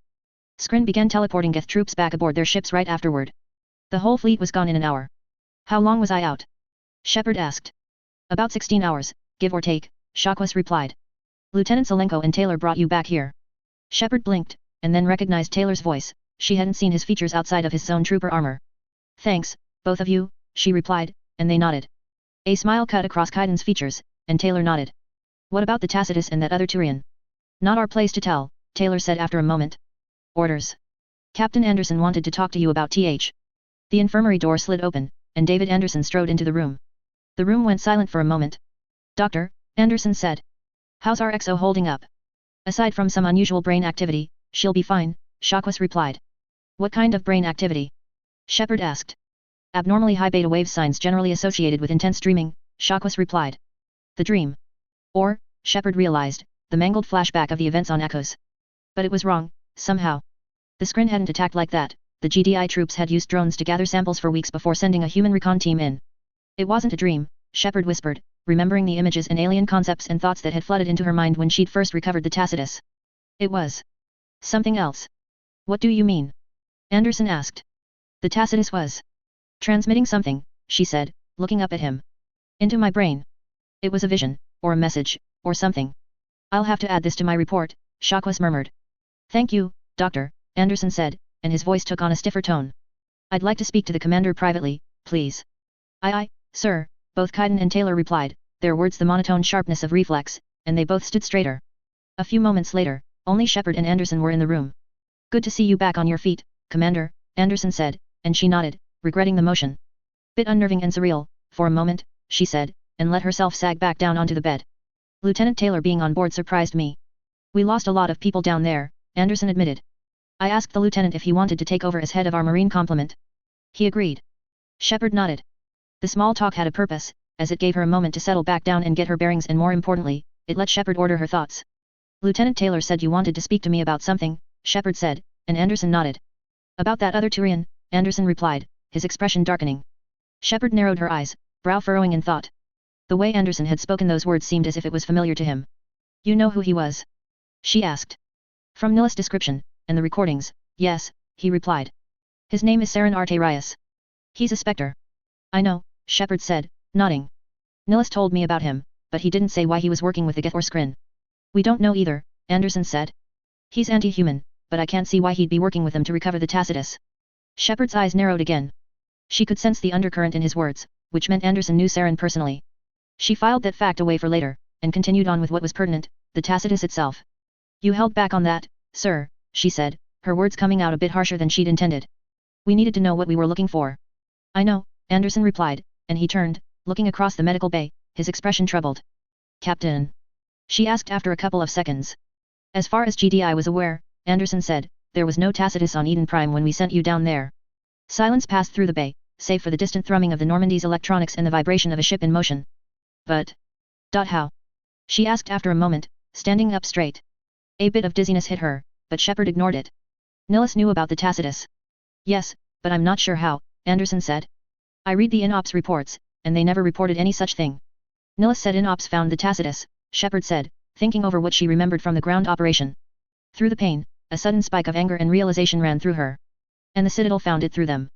Her fingers clenched so tightly that she felt the pain in her palm through the orbital bombardment of a headache in her temples. Sir, where's Nilus now? Shepard hissed. She still felt dizzy, but Shepard fought to keep her balance without showing any outward signs of her physical weakness. Instead, she flexed her biotic capabilities just enough to generate a faint, deep blue sheen of dark energy like what developed around biotics who were letting their anger take over. She kept a lid on the anger itself, but appearances were useful when one was staring down a specter. The two Marines outside the communications room saw her striding toward them, and more importantly, they saw the pistol in her hand. They wisely went to attention. Marines, Shepard ordered, and gestured for the two men to follow her. She strode into the comms room, the door sliding open before her, and saw Nilus. The Spectre was standing over a haptic display, typing intently. His head rose as she entered the room, and he turned toward her. Captain, I think he started, but by the time Nilus had turned around, Shepard had crossed the room and jammed her pistol into his face. The room went deadly still, the noise only broken by the Marines behind her belatedly unfolding and leveling their weapons. Commander, Nilus said, as if he was passing her in the hallway. He didn't blink, but he didn't seem overtly surprised, confused, or worried that a mass accelerator was almost in his mouth. Shepard had to admit, Nilus had balls, or whatever the Turian equivalent was. What kind of bullshit are you pulling? Shepard demanded. I could ask you the same question, he replied. Where have you taken the tacitus? Her eyes narrowed. What are you talking about? She asked. The tacitus was supposed to be transported onto the Normandy for safekeeping until it could be brought to the Citadel for analysis, Nilus replied, still unperturbed by the angry human with an organ-pulping weapon in his face. GDI reinforcements on the scene confiscated it. The Council is upset, to say the least, that GDI broke the word of our agreement. That agreement was null when you lied to us about the tacitus, Shepard snarled. This time, Nilus did seem surprised. What? He asked, eyes widening a hair, which was about as far as they would on a Turian. According to the INOPS reports, there was no tacitus, Anderson said from behind Shepard, his voice calm and reasoned. Nilus' eyes flicked to him. GDI believed that it was a Prothean beacon, nothing more. The INOPS reports we acquired explicitly mentioned a tacitus, Nilus replied. A few moments' silence followed as that sank in. Before we continue, Anderson said, everyone, lower your weapons. Shepard opened her mouth to say she was the only one with a gun drawn, save the Marines behind Anderson, but caught a bit of movement at the bottom of her eye. She glanced down and saw that Nilus had palmed a small pistol at some point and was leveling it at her stomach. No wonder he'd been so calm. Shepard nodded and lowered her pistol. Nilus followed suit once the barrel of her gun was no longer pointed at him. They waited until the weapons were collapsed and holstered before continuing. The INOPS reports we acquired clearly said that there was a tacitus contained in the beacon, Nilus repeated. And I read the reports, Anderson replied. They only mentioned a beacon, nothing about a tacitus. The brass at Philadelphia confirmed it. That doesn't make any sense, Nilus said, mandibles narrowing in a Turian frown. The Citadel contacted GDI through secure channels, and GDI agreed that the tacitus would be removed in a joint effort immediately. We would negotiate for information and analysis rights after it was extracted to the Citadel Tower. The briefing I received said it would be extracted to the GDI embassy on the Citadel, Anderson murmured. A few seconds passed, during which the implications sank in. Someone is playing a game here, Shepard said, and Nilus nodded sharply. I agree, he said. Someone in either the Citadel or GDI is falsifying information. And it's not hard to guess why. Shepard had to agree. The anti-alien, or rather, anti-Citadel, bloc in the GDI's directors board was powerful, and would gain nothing but benefits from making the Council seem untrustworthy and deceptive. On the flip side, the anti-GDI elements of the Citadel, particularly the Turian bloc headed by Councillor Vilarn, would gain from making GDI seem equally deceptive. We need to sort this out before things get worse, Anderson said. Accusations are already flying back and forth. I'll get on the line with Philadelphia, and warn the brass what's happening. I'll do the same for the Council, Nilus added. With some luck, we might be able to calm this situation down and find out who is running a con on who. The mess was automated, and located right outside the sleeping pods. With the Normandy being a frigate, there wasn't much room for a large table, but everyone else was at their duty stations, leaving Shepard alone to eat. She wolfed down the rations, which were unique in their blandness. That was to be expected when dining on a military vessel, but at least the food was filling, and more importantly, it replaced the calories she'd lost fighting. Flexing her biotic muscles took a lot of energy. It didn't help that she'd burned up a lot of additional calories in the cargo bay after the confrontation with Nihilus. The cold, rational anger that had been cooking inside her had to work its way out of her system, as did the memories of Akuz and the impressions brought back by fighting the Skrin again. Thus, she'd used the small exercise area in the corner of the hold to burn off the stress and emotion, leaving herself clear-headed.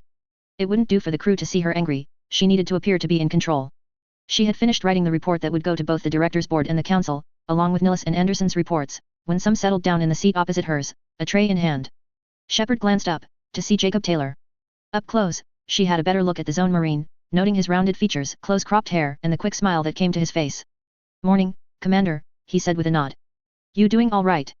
"Just proofing my report," she replied.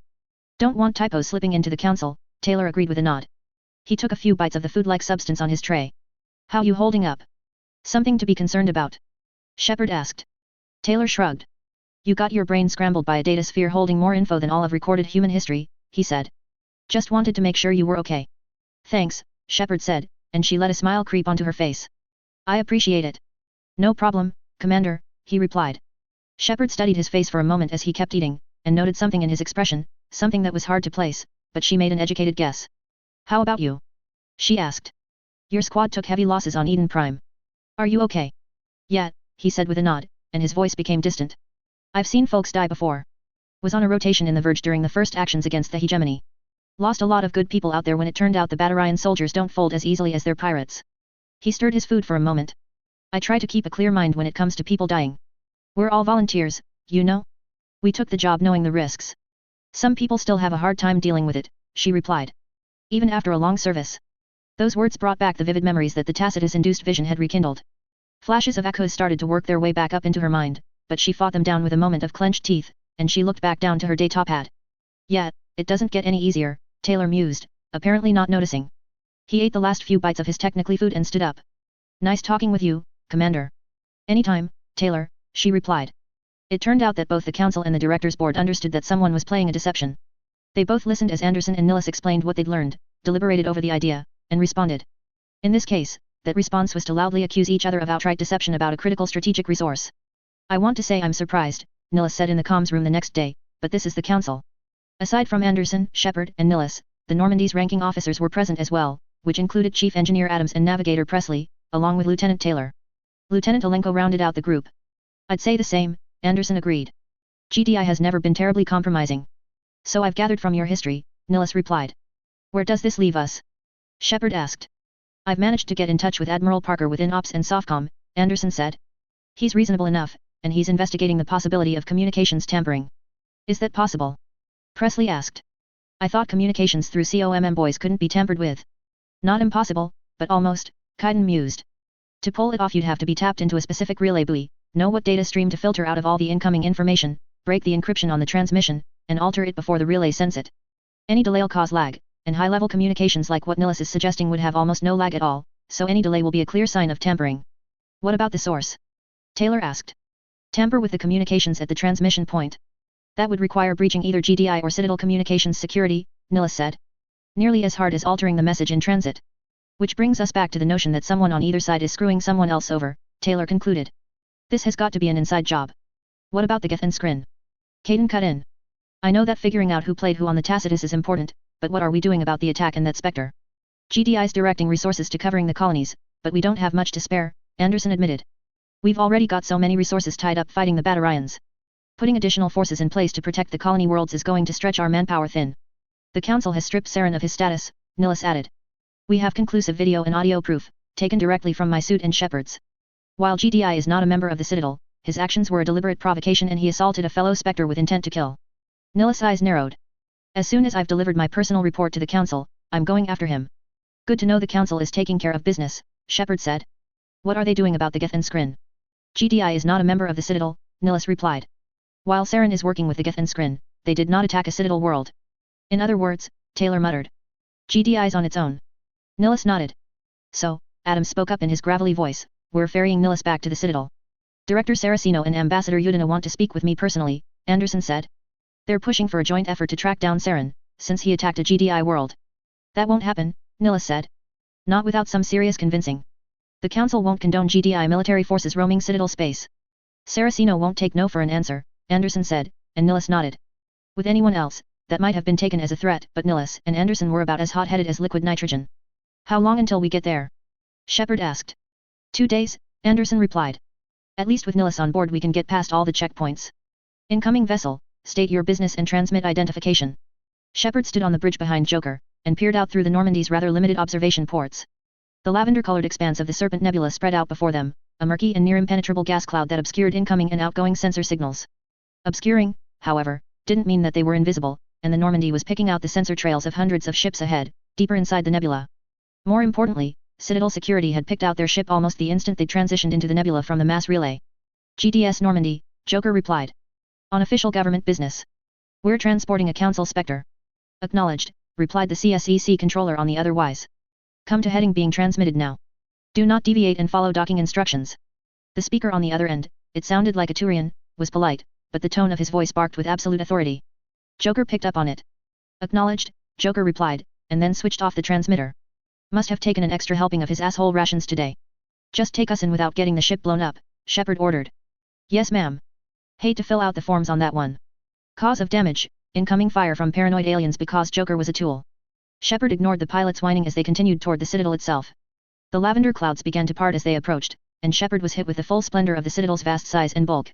She'd seen it before in pictures and vids, but seeing the 5 stretching arms and the glittering crossroads of lights in the ward arms was something else entirely. The more practical side of her, however, noted the presence of a substantial number of Citadel warships, including the enormous elegant cross of the Destiny Ascension, the most powerful ship in the Citadel Navy, as at least 3 of the dagger-shaped Turian dreadnoughts. 2 frigates, looking like smaller, narrower versions of the 2-kilometer-long dreadnoughts, arrowed up toward the Normandy as it approached. They swung around into a tight escort formation less than 4 kilometers away on either side. Shepard mentally counted to 2, and right on cue, Joker cut in. No, that's not threatening at all, he muttered. Just take us in, like the nice, trigger-happy CSEC officers asked us to, Cain added. They brought the Normandy in closer to the Citadel, and Shepard glanced to Joker's display. On the screen, she counted the identifier tags of thousands of ships, both inbound and outgoing, and noted the minuscule number of GDI ships present at least in comparison to human vessels as a whole. A lot of colonies had been founded in the last 30 years that didn't acknowledge GDI's power, and many of them had enough resources and fabrication tech to quickly assemble their own ships. The Citadel was naturally faster to accept non-GDI humans. Don't see any of ours out here, Joker mused. Except. Wait, there's the Kursk, docked at the hangar we're headed to. Isn't that Admiral Parker's ship? Yeah, he's supposed to be meeting us here, Shepard said. The Normandy drew closer to the Citadel, the ward arms reaching around it like outstretched fingers. It reminded her uncomfortably of the appendages of the alien dreadnought on Eden Prime. They maneuvered toward one of the docking bays that extended from the ward arms, the shimmering lights of the cityscape resolving into individual buildings and the constant water flow of aircars streaming throughout the city. As they closed on the docking structure, a hangar bay that was part of one of the Citadel security buildings for the ward, Shepard could see the towering skyscrapers that made up the majority of the wards, blue-white daggers of ceramic and metal that glistened with what seemed to be millions of gemstones, but she knew they were holographic advertisements, newscasts, and extranet shows. Okay, let's go meet our friends, Shepard said as they slid into the docking space, electromagnetic locks sliding down to brace the Normandy as it came to a halt. Anderson wanted the ranking officers of the ground team from Eden Prime to be present at the meeting. Per the captain's orders, Shepard was wearing her armor, as was Cain. Taylor had to take one of the spare suits from the lockers, as wearing his hulking zone armor on the Citadel was like showing up to a fancy dress party in a mammoth tank. Though they were going armed, they were only carrying sidearms. Anderson wanted to make it clear they were present in a military capacity, but not in a hostile manner. Nilus strode up onto the bridge as the 4 humans entered the airlock. He followed them in, clad in his dark red-black combat armor, and gave a short nod of approval at the GDI troops' choice of attire. A moment later, the airlock finished cycling, and they stepped out onto the platform overlooking the vast docking facility built into the side of the CSEC building. It wasn't a private docking facility like many of the Citadel governments had, and as a result the Normandy was one of dozens of ships on this level of the facility. The rumble and hiss of working engines, the braying of docking sirens, the faint ozone scent of crackling and discharging engines all blurred together in a familiar torrent of noise and scent. A short corridor ran out from the docking bay, passing through a CSEC checkpoint manned by an Asari and a Turian. They bristled at the armored GDI troops, but did nothing more than offer them a standard scan. Maybe the presence of Nilus dissuaded them, Shepard mused. They passed through the checkpoint and into the blue-lit interior of the Citadel security facility, which opened out into a wide plaza with dozens of officers in the blue-black uniforms of the police force moving about, some speaking to civilians and others clearly on guard, the latter of which were marked by full combat armor and assault weapons in hand. Shepard noted the majority were Turian, with the rest made up of Solarians, Asari, and only a smattering of humans. Lot of guards around, Cain mused. CSEC looks more like a military operation than a police force. Considering what their job is to protect. Jacob mused. Don't blame him. Nihilus, Anderson said, ignoring the commentary behind him. Are you coming with us to the embassy? No, the council is requesting me personally, the Spectre replied, voice tinged with a faint bit of amusement. Bringing charges against a fellow Spectre. They're going to want a private conversation, especially if communications have been compromised like we suspect. He glanced around at the CSEC officers. Watch yourself. CSEC is too disciplined to cause you trouble, but this is the Citadel. GDI soldiers in full uniform aren't welcome here. We'll be careful, Anderson assured him. Anyone who messes with this team is in for an ugly surprise. Anyone stupid enough to openly attack you deserves what happens to them, Nihilus replied. The dangerous ones are those who aren't that dumb, but still want to cause trouble. Keep your eyes open, Captain, the wards aren't safe, no matter what the Citadel wants to imply otherwise. Leaving the CSEC facility was easy enough, though the guards kept an eye on the human party, they seemed all too eager to get the GDI troops out of sight. From there, it was a short ride on an aircar to the GDI embassy. The wards, Shepard saw while en route, were more than just a collection of skyscrapers built into the vast arms of the enormous space station. Each building was itself a network of corridors, balconies, and walkways, which ran from structure to structure, serviced by hundreds of garages that held the aircars that traveled between the vast buildings. Transit was strictly enforced, as any car veering off the assigned routes ran the risk of plowing through the countless bridges and passages between each of the outstretched buildings. The GDI embassy was based out of one of the skyscrapers on the predominantly mixed species ward, known as Zakara. From what Shepard had learned, GDI had been refused an embassy on the Presidium, because GDI refused to have their security handled by CSEC. They wanted armed GDI guards inside a compound, which the Citadel refused to allow on the Presidium. The politics of the situation were also unusual, mostly because GDI was the only non-Citadel government that possessed an embassy. The Krogan had closed their embassy when the rebellions had begun, and the Batarian hegemony had closed theirs out of protest when the Citadel refused to help them in the Verge War. But even when they had existed, the Krogan and hegemony had maintained their embassies on the Presidium. No species or government had an embassy on the wards, and Shepard knew it was a calculated gesture by the Citadel to remind GDI of its place. There were 4 armed Marines on guard in the walkway outside the GDI embassy, but Shepard knew that the rest of the squad was inside, ready to rush out at the first hint of gunfire. They checked the new arrivals, verified their identities, and allowed them into the outer hallway, where the rest of the security team and a pair of tech specialists were waiting to subject Anderson's group to screening.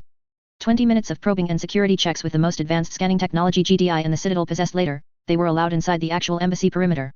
To everyone else, GDI's insistence on such exhaustive security measures was paranoid to the point of insanity.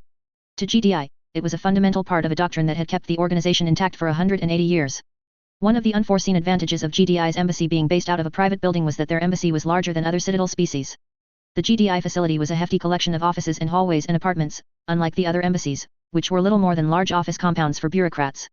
All told, the whole complex took up 10 levels on the uppermost floor of the building, placing it above the level of the walkways, and a double-strength company of Marines were assigned to security work.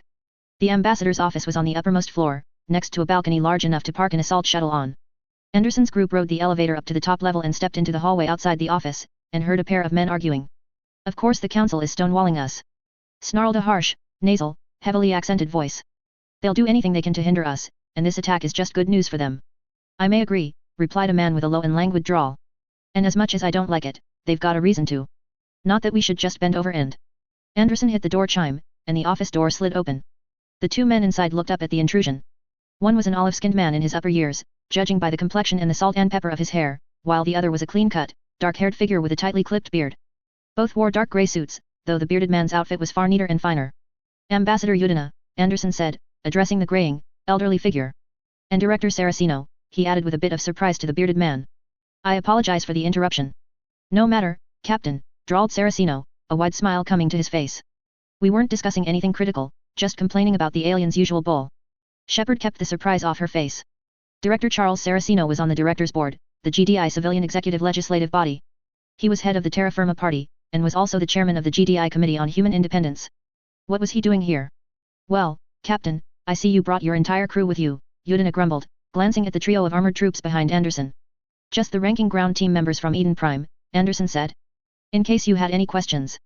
I've read the reports, Udina said. We naturally assumed they were accurate, Saraceno added. I trust our officers. More important is this deception regarding the Tacitus, and this rogue Spectre. Is that why you're here, Director? Anderson asked. That would be correct, Saraceno replied. I was already here on an unrelated issue, but once this crisis started I took charge here at the embassy. I'm going to be representing GDI's interests in a few hours at the council hearing. They're calling a hearing already? Shepard asked, and Saraceno nodded. To, and I quote, assess the potential threat of the Geth and Quarian incursion to Citadel interests, he said. It's in our best interests to convince the council that they are a threat, which shouldn't be too hard when they've got a traitorous spectre working for them and a dreadnought that's beyond anything in either of our arsenal's capabilities. If you don't mind, Director, I want to be at that hearing, she said. An eyewitness from the ground can't hurt. I was hoping you'd say that, Commander, Saraceno said, his grin growing. The meeting is in 4 hours at the Citadel Tower. I'll make sure your team is cleared to enter. Anderson, Udina, and Saraceno left an hour early, departing by air car to the tower, an enormous spike rising out of the Presidium ring and jabbing out into space. It turned out that Saraceno didn't just make sure they were cleared to enter. When the time came a few hours later to head for the tower, there was another aircar waiting for her, Cain, and Taylor, which took them directly across the length of Zakara Ward into the Citadel Tower. Most access routes were through the Presidium, but diplomats arriving directly from the docks in the wards were allowed to dock at a receiving station outside the tower, effectively letting them bypass going through the Presidium altogether. Since the GDI party was approaching from the wards the same way, they went to the station as well. So, the Council tries to snub GDI by forcing us to stay outside the Presidium, Cain mused, and thus we get to avoid everyone else on the Presidium and have a huge embassy all to ourselves. Well, if you're given a bad situation, make the most out of it, Shepard replied. I'm not complaining, Taylor added with a grin. The Council received our reports, Cain said a few moments later. I wonder if they'll ask us any questions. Might, Taylor said. We were pretty thorough, like the director said. Just keep calm in there, Shepard added. The Turians will look for any excuse to make GDI look bad. Vilarn is head of the anti-GDI bloc on the Council, so be careful what you say. You know a lot about Citadel politics, ma'am? Taylor asked. Yes, she replied. I keep track of things on the political side. Hobby of mine. Didn't think you'd have time for it, being a commando and a general officer, Taylor said, sounding impressed. Most girls had dolls, Shepard replied, glancing back to him and smiling. I had a daytop ad with the prince. Ma'am, Cain said, completely without sarcasm, you must have had a strange childhood. The aircar docked at the station, and they passed through a much more stringent set of security probes, with their weapons being secured by the CSEC teams on duty. Anderson met them inside, and waved for them to hurry down the corridor. They've already started the hearing, he said as they approached, and that got them into a run. We'd better move quickly, it's in the main chambers on the top floor and the Citadel's elevators were contracted out to the lowest bidder. Can't be worse than GDI elevators, Shepard muttered. 5 minutes of ascent later, she changed her opinion. I can hack the controls, speed it up if you want, Cain offered as they waited for the lift to reach the TOP. No, we'll just wait, Shepard replied to the only halfway joking offer. A few more minutes passed, and an occasional round of advertising played over the speakers, intermixed with news reports. So, Taylor said, after one advertisement played, Elcor. Doing Hamlet. Not sure I want to know how that turns out. Silence from the others indicated their assent. A few minutes later, the elevator reached the upper floor, and they stepped out into the council chambers. The first thing that greeted them was the warm, fresh scent of flowers, mixed with the sound of clear, running water. The corridor leading from the elevator opened up into a massive, vaulted chamber that seemed less like a government meeting room and more like an atrium mixed with a cathedral. The entire chamber was suffused with a mixture of white and a purple light from the far walls, into which was set a massive window that looked out into the Serpent Nebula. The council chamber consisted of 4 tiers. First was the narrow hallway they stood in, which opened into a wide space around a large, bubbling fountain. The quartet of humans walked up the next set of stairs, which opened into a large plaza. The center of the plaza was mostly open, with rock gardens mixed with pink blossom trees running along the center of the tier. Either side featured shadowed balconies below low ceilings that were held up by pillars. There were plenty of side alcoves and benches scattered around for quiet meetings. Shepard noticed it at the same time Taylor did. Those stairs, he said. Elevated, clear lines of fire, built-in barricades. Set an HMG up there and there, you could sweep this whole approach. Shepard nodded. The narrow corridor leading out of the elevator and the open area around the fountain made for excellent killing fields for anyone on the stairs. On the second tier, the open plaza afforded little cover, and shooters behind the pillars and on the third and fourth tiers could lock any intruders in a crossfire. Shepard wouldn't want to assault this chamber if she could avoid it. The third tier was a few narrow walkways with benches. The only thing notable was that the railings were thick, solid, and afforded excellent cover. As they got closer, Shepard could hear voices coming down from the fourth tier. The council chamber's acoustics were apparently built so that it would be hard to hear what was being discussed on the upper levels from the lower ones. Still, she could make out a woman's voice, which spoke with unquestioned authority, which meant that was Councillor Tavos, the Asari third of the council. Spectre Nihilus has confirmed Saren's involvement in this act. This is something we cannot deny, Shepard heard Tavos say as they approached. Obviously, we were in error in placing him in his current position. That error is being corrected, and Nihilus is being assigned to deal with Saren as we speak. The council stood across a wide gap in the floor, directly before the vast windows looking out into the Serpent Nebula. Between the council and those addressing them was a pit that held another rock garden. A narrow walkway ran out to a platform directly over the pit, where those who would speak to the council stood. On either side of the chamber were several balconies where spectators, usually dignitaries, diplomats, and government officials, watched the proceedings. There was one hell of a crowd today, and the GDI group had to, politely, push through a thick collection of various alien dignitaries of multiple shapes and sizes to see the central platform where Udina and Saraceno were making their case. That's not good enough, Udina said, his voice loud and forceful, and Shepard saw him making emphatic gestures with each word. Behind him stood Saraceno, calm and controlled, a distinct and doubtless choreographed opposite to Udina. This Turian has attacked our world. We must be allowed to hunt him down. We have no pressing reason to allow GDI troops to enter Citadel space, Councillor Vilarn stated. The Turian councillor's face was marked with a red base face paint with white slashes along his angled features, and his voice was a clear, brassy contrast to Udina's. This is an internal matter involving the Spectres. We shall deal with it ourselves. Saren is responsible for attacking a GDI world, Udina snarled. I demand justice. I demand that we punish him for this act. You don't get to make demands of the Council, Ambassador, Vilarn snarled. Be that as it may, Director Saraceno cut in, we are going to prosecute this Spectre for his crimes. And we won't take kindly to being denied. Is that a threat, Director? Asked Vilarn, leaning forward over his podium. I'm simply pointing out that we're not going to leave justice up the competence of the Council, Saraceno said. Judging by your history, GDI has little reason to believe you'll handle it properly. History. Vilarn snapped, rising to the Director's taunt. No Citadel species has been so incompetently self-destructive as to let its homeworld be consumed by a mindless crystal. No, Udina replied, you're just idiotic enough to uplift the Krogan win. Enough, Councillor Tavos cut in, and incidentally, cut the microphones of both speakers. Silence filled the council chamber. The council will consider your request, the Solarian councillor stated. Shepard couldn't place his name, or his face, really, seeing how the wide-eyed alien was hidden inside the folds of a large black cloak and hood. Without an extradition treaty between our nations, however, I am afraid there is little we can offer in terms of legal cooperation. What about the Skrin? Saraceno demanded. And the Geth? We can't just ignore them. The Geth and Skrin threats are overblown nonsense, Vilarn replied, his voice picking back up as he reactivated his microphone. We have never even encountered the Skrin before, and the Geth have remained behind the Perseus Veil for 300 years.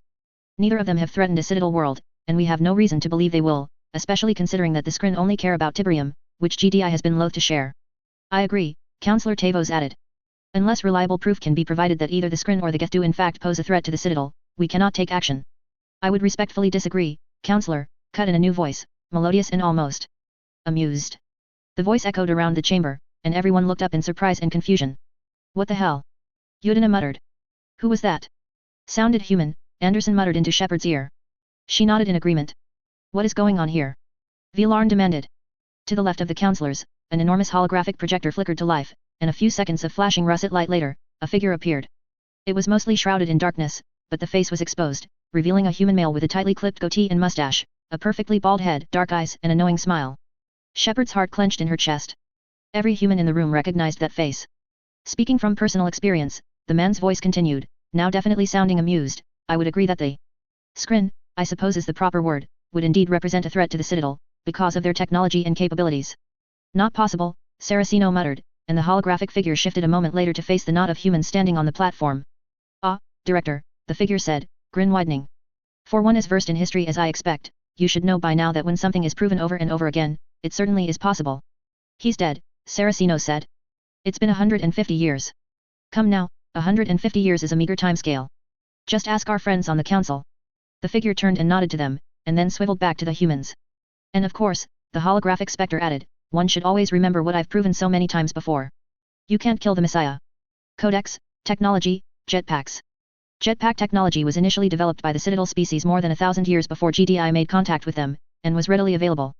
However, the doctrines of the various Citadel species limited the usage of jetpack technology to specialist troops and mercenaries. The majority of the duties that could be handled by jetpack-equipped troops were instead given over to 6 controlled drones. Airmobile and fast-movement ground units instead favored jump jet-equipped rovers and fast-moving airborne troop transports. GDI forces, however, integrated jetpack infantry into their doctrine from an early period, due to the unique geographical issues with their home world.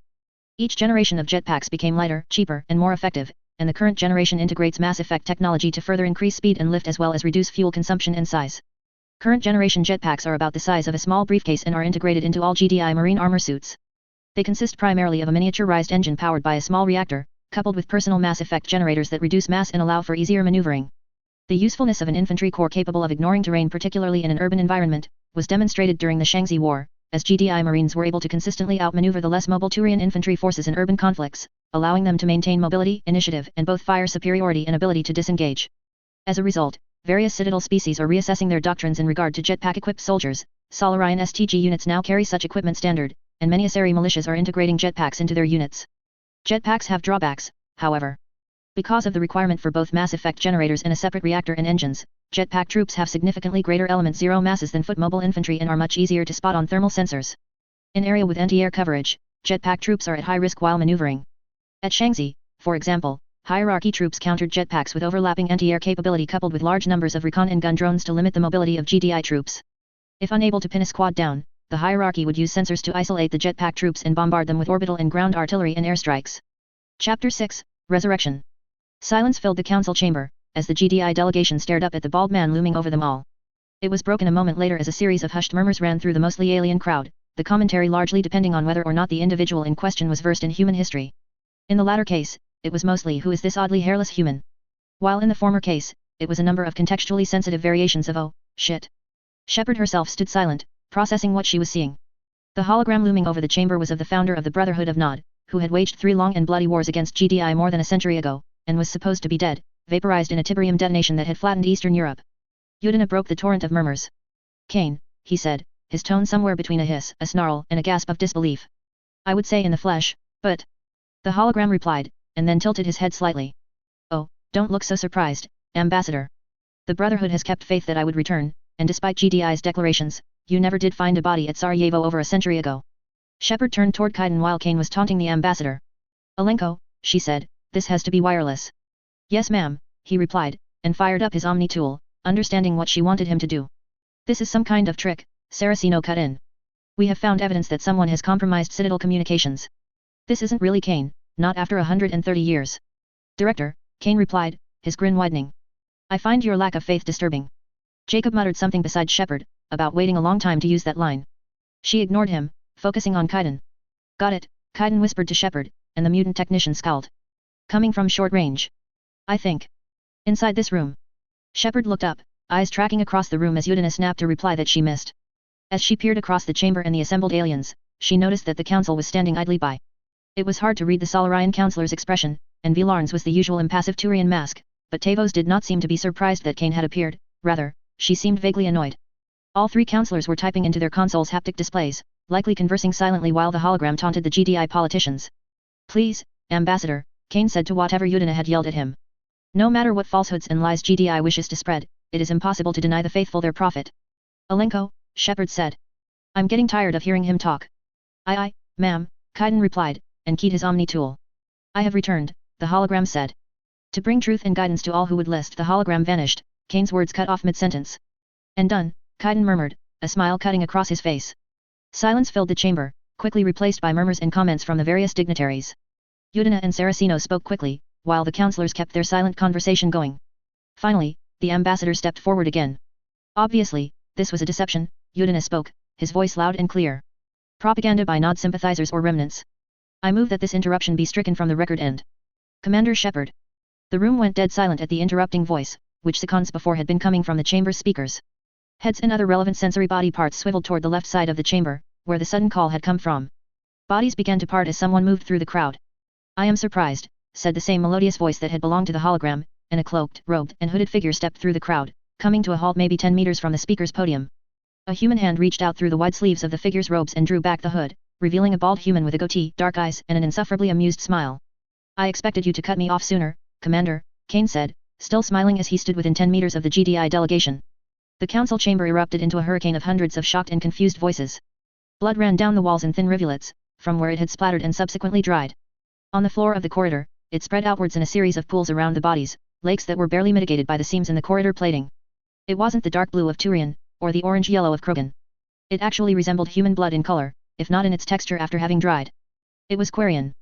Then again, I suppose seeing 7 Quarians together is a rarity on the Citadel, mused the Turian as he crouched by the nearest corpse. Let alone 7 dead Quarians, all of them armed. Quarian stared down at the corpses, switching vision modes and the blue-tinted holographic visor on his left eye. Forensics hadn't yet arrived, and the officers who'd responded were securing the scene and standing guard. It wasn't uncommon for criminals to try to go back to the scene to clean things up, whether or not CSEC was there. Down here in the wards, anything could happen, especially this deep and this close to the base of the skyscrapers. It only took a few moments to surmise what happened, by analyzing the patterns of exit wounds, the slumped bodies, and the number, positions, and nature of the bullet wounds and holes in the walls. The Quarians had been pursued down the corridor, and had hacked the locks in the hallway outside. Witness reports indicated they'd been pursued by armed men with unmarked red and black armor. The troops chasing them had herded them down this corridor, where another group of gunmen he guessed, judging by the number of different types of bullet holes in the walls had hit them with crossfire. 4 of the Quarians had died in the crossfire, as they lay where the incoming fire had clearly intersected. At that point the remaining Quarians had been killed in an ensuing gunfight, they'd taken cover in doorways and behind alcoves, and had been killed by grenades or suppressing enclose assault fire. The curious thing was the last Quarian. That one lay in the middle of the corridor, and had died from a single gunshot wound to the back of the head execution style. He'd obviously surrendered, and then been shot at close range. Garrus saw all of this, and understood it in a calm, detached, analytical way. He kept it that way, because a cold, savage hatred was burning in his lungs. He didn't know the full story of what was going on here. Maybe these Quarians were pirates or criminals, or maybe they'd just been on a collective pilgrimage and someone had decided to rob them. Maybe it was just another round of the senseless crime that ran through the veins of the Citadel. It certainly wasn't Omega, but that didn't mean it was safe, and the wards were too big and too complex and too profitable to ever be properly policed. He hated that, and seeing these dead Quarians just made that hate worse. He wanted to find whoever was responsible and make them pay. Garrus rose and slowly circled around the dead bodies, getting a good look at them with his visor as he moved. He noted modules on some of their armor and suits that were not Citadel brands, but that wasn't uncommon. Quarians made their own equipment, or regularly traded with GDI for equipment or fabrication tech. But some of the modules and equipment they had were definitely not GDI, Quarian, or Citadel, nor did they appear to match the various Terminus brands. One of the weapons was a werewolf, at first glance. An A72 werewolf, without registration markings. It was a GDI model, and any Quarian worth the air in their suits could wipe the registration on such a weapon, so it didn't mean anything, but this weapon had modules he'd never seen before. GDI gave the Quarians a lot of guns in exchange for their technical assistance in the colonies, but never ones with state-of-the-art of experimental modules. Garrus crouched beside it and began scanning it with his Omnitol's higher-end sensor functions. A few moments later, he'd gotten a good look at the weapon's technology, and his mandibles parted slightly, eyes narrowing. The module was not a mass accelerator, railgun, grenade launcher, or any other weapon he recognized. It looked like an energy weapon, but not an ion cannon. It resembled. His scowl deepened, and his mandibles widened half an inch. It resembled a Guardian laser, but scaled down and different in construction. Miniaturized laser weaponry, in the hands of some random Quarian. He continued surveying the scene, noting the gear the Quarians had possessed. Even the lighter weapons were GDI issue or approved knockoffs of GDI models, but had non-GDI modules mounted on them. Either way, this wasn't normal, and his anger was being replaced by curiosity. He stopped as he circled the scene, and noticed something, near where the executed Quarian lay. Quarian blood had pooled, but in the open, not near where any bullet holes had indicated gunfire. It was near where the second one lay, but Garrus saw that there was no trail leading to where the executed one had been kneeling. His mandibles twitched. There had been another Quarian there, he realized. A wounded Quarian, bleeding, kneeling beside the dead one, and that one had to be alive.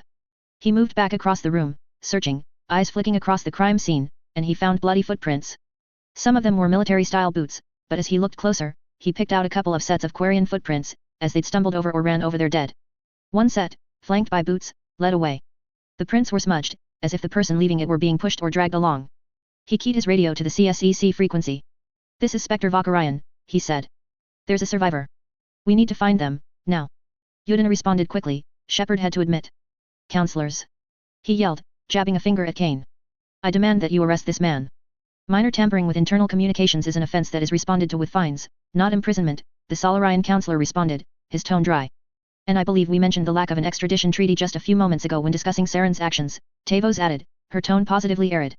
"And we have no particularly pressing reason to arrest a man who has committed no crimes in Citadel space." "Then how did he get in here?" Saraceno cut in. "Access to the Citadel tower is restricted. He obviously broke in if he's standing right there." "To the contrary, Director," Cain replied, stepping forward and turning to face both GDI's representatives and the Council. "The Citadel tower is open to a variety of people, being a major hub of government. Certainly the average citizen cannot simply walk in here, but those who possess clearance can access the tower.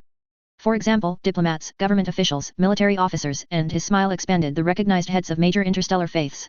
A few seconds silence followed that, and Shepard saw the shock on both Udina and Saraceno's faces.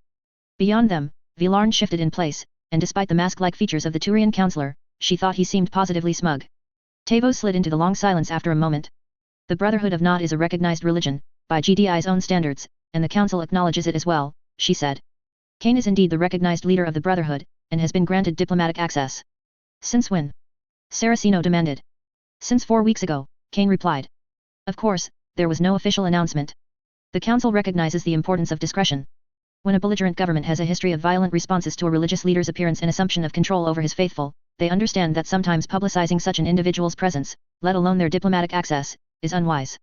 Saraceno whirled on the trio of the most powerful aliens in the galaxy.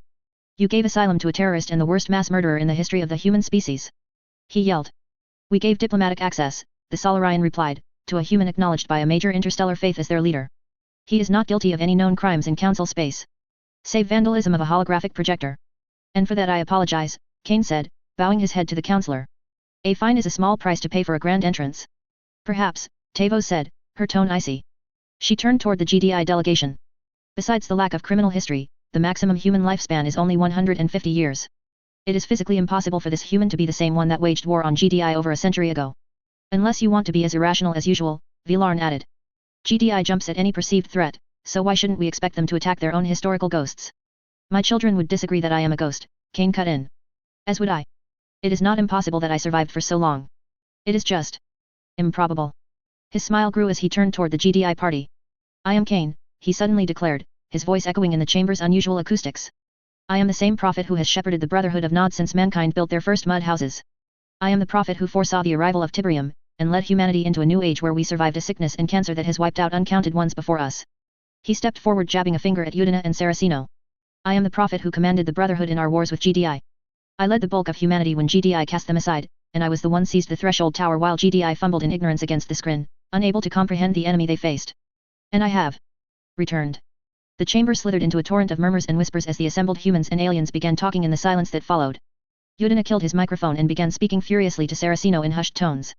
Across the gap, the council members were silently conversing using their podium's displays.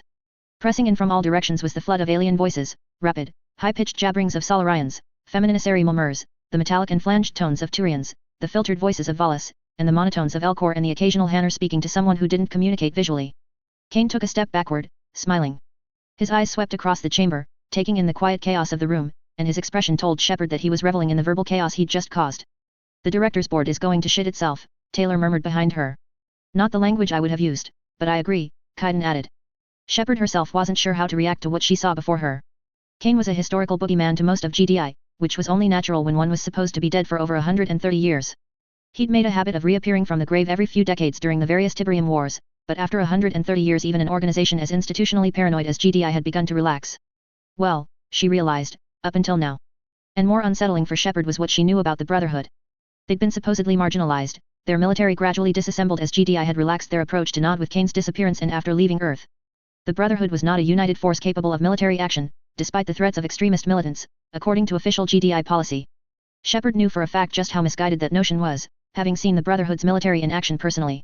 But all she had seen of Nod's military had been humanitarian in nature, they'd saved kidnapped slaves, and had risked exposure to do so. They weren't the monsters that history portrayed them as. Thus, when Shepard looked at Cain, she only felt uncertainty. It doesn't matter what you think, part of her piped in. He's controlling the entire chamber like puppets now. You said you were here to warn us, Shepard suddenly called, her voice slicing through the chamber. She strode forward, through the crowd, and her armor did her well, both to push aliens out of her way and to draw attention to her. About the scrin and the Geth. The room went silent, but only for an instant. Indeed, Cain responded almost immediately, swiveling toward her, as if he'd expected her to speak. It was somewhat unsettling. I apologize, Commander, the conversation got away from me. I agree with the Commander's question, Tavos added. What warning?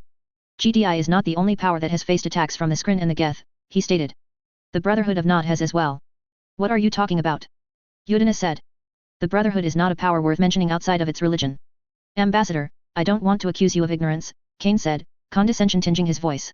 You don't honestly believe that all of these independent human colonies in the Terminus and the Traverse belong to non-believers? Of course not, Udina snapped back, color rising in his face at the not-so-subtle snub. But we're well aware of those colonies' resources. They're insignificant. I assume, the Solarian counselor added, you are referencing the reports of the attacks on Freedom's Progress and New Sarajevo. Indeed, my highly informed counselor, Cain said, and Udina frowned, looking to the council. What do you mean? He asked. Why weren't we informed of this? The council doesn't share intelligence information with non-members, the counselor replied. If GDI's intelligence networks are not keeping track of what is happening on human worlds in the Terminus and Traverse, that is not our concern. His eyes turned to Cain. I assume you are referencing the naval actions over New Sarajevo as well. Of course, Cain answered, and Shepard could feel the smile in his voice as he spoke. Nod's ships were able to drive off the Geth attack fleet, though we were unable to determine their objective. He glanced to Udina, whose mouth was dropping. Unlike GDI's vaunted navy, we were able to repel the invasion before it could reach the surface. Nod hasn't had a viable military for more than a century, Saraceno cut in. You're lying. Cain turned toward Saraceno, meeting his eyes, and then laughed. It only went on for a couple of seconds, but the contempt in the sound was unmistakable. Saraceno flushed with anger, while Cain turned back toward the council, dismissing the director. We are already aware of the attacks on Nod territory, the Solarian continued. But the reports suggested the attacks were large-scale pirate raids, not Skrin or Geth fleets. The Brotherhood has always been adept at information security, Cain said, eyes flicking toward the GDI representatives, his smile widening a hair. I can have my agents forward the relevant data and evidence if required. That would be appreciated, the Solarian replied. As noteworthy as this is, Tavos cut in, the Terminus systems are outside Citadel jurisdiction, and so is the Brotherhood of Nod. We have no reason to intervene. I do not ask for intervention, Counselor, Cain replied. Only awareness. This is a threat far beyond the rather short-sighted disagreement you have with GDI. Yuda Vilarn started to say. This is an enemy that extends beyond mere human interests, Cain continued, cutting him off. The presence of one of your own within the ranks of our mutual enemy, attempting to abscond with a critical piece of technology, proves that much. The theft of the Tacitus by a rogue spectre is proof of a threat to both humanity and the Citadel. Shepard was impressed. It took some serious steel in the spine to cut off the three most powerful people in the galaxy, and while she couldn't read Turian facial features very well, the quivering in Vilarn's stance echoed human rage quite effectively. How did you know about the Tacitus? Udina asked, and Cain glanced at him, annoyance on his face, then back to the council. Udina's features darkened further with livid anger. We have no reason to accept, Vilarn began to say, but Tavos glanced up at him, and said something that the audio sensors didn't pick up. He paused, glanced to the Asari, and his mandibles twitched a couple of times. Your words bear wisdom, Tavos said, turning back to Cain. I will be honest, our mutual conflict with GDI has dominated this exchange with more obstinacy and posturing than rationality. We are better than that. Shepard caught the subtle censure in her voice, and expected what Udina would say next. Yes, the ambassador said, forcing the grudging annoyance out of his voice. Perhaps we were letting preconceptions get in the way of what was important. Tavos inclined her head slightly, like a fencer acknowledging a touch. Her words had forced an apology from Udina. If he'd refused to admit he, and by extension the GDI party, were also in the wrong, he would have come off as even more pig-headed than he already had. At least he'd managed to evenly shift the blame onto the council too. Which still left Cain squeaky clean in all of it. The councillors stepped back to confer a moment, killing their audio feeds and speaking quietly. It took them a few moments, during which time Udina hissed quietly at Saraceno. The director shook his head, gesturing to Cain, who waited patiently. The background murmur of alien diplomats and dignitaries drowned out the voices of the councillors as they spoke. This is bad news, Anderson said, stepping in behind Shepard. The board is going to go insane when they hear about this. War? Shepard asked, and Anderson inhaled. God, I hope not. As he finished speaking, the council returned to their podiums. Vilarn looked withdrawn, while the other two aliens were unreadable, and Shepard wondered how they were able to reach an agreement so quickly. Then again, having only 3 people on the council meant consensus would be easier to achieve, with only 3 like-minded individuals making the decisions. Tavos' voice rang out across the chamber. The council has determined that there is wisdom in your words, she said, looking to Cain. We must take this incursion and the treason of Saren Arterias seriously. The threat presented by both the Geth and the Skrin's advanced technology, in the hands of a rogue element with access to the Tacitus knowledge is too great. To that end, and to improve our relations with GDI, we are offering the initiative access to council space and intelligence resources to assist in hunting down Saren. The room went silent.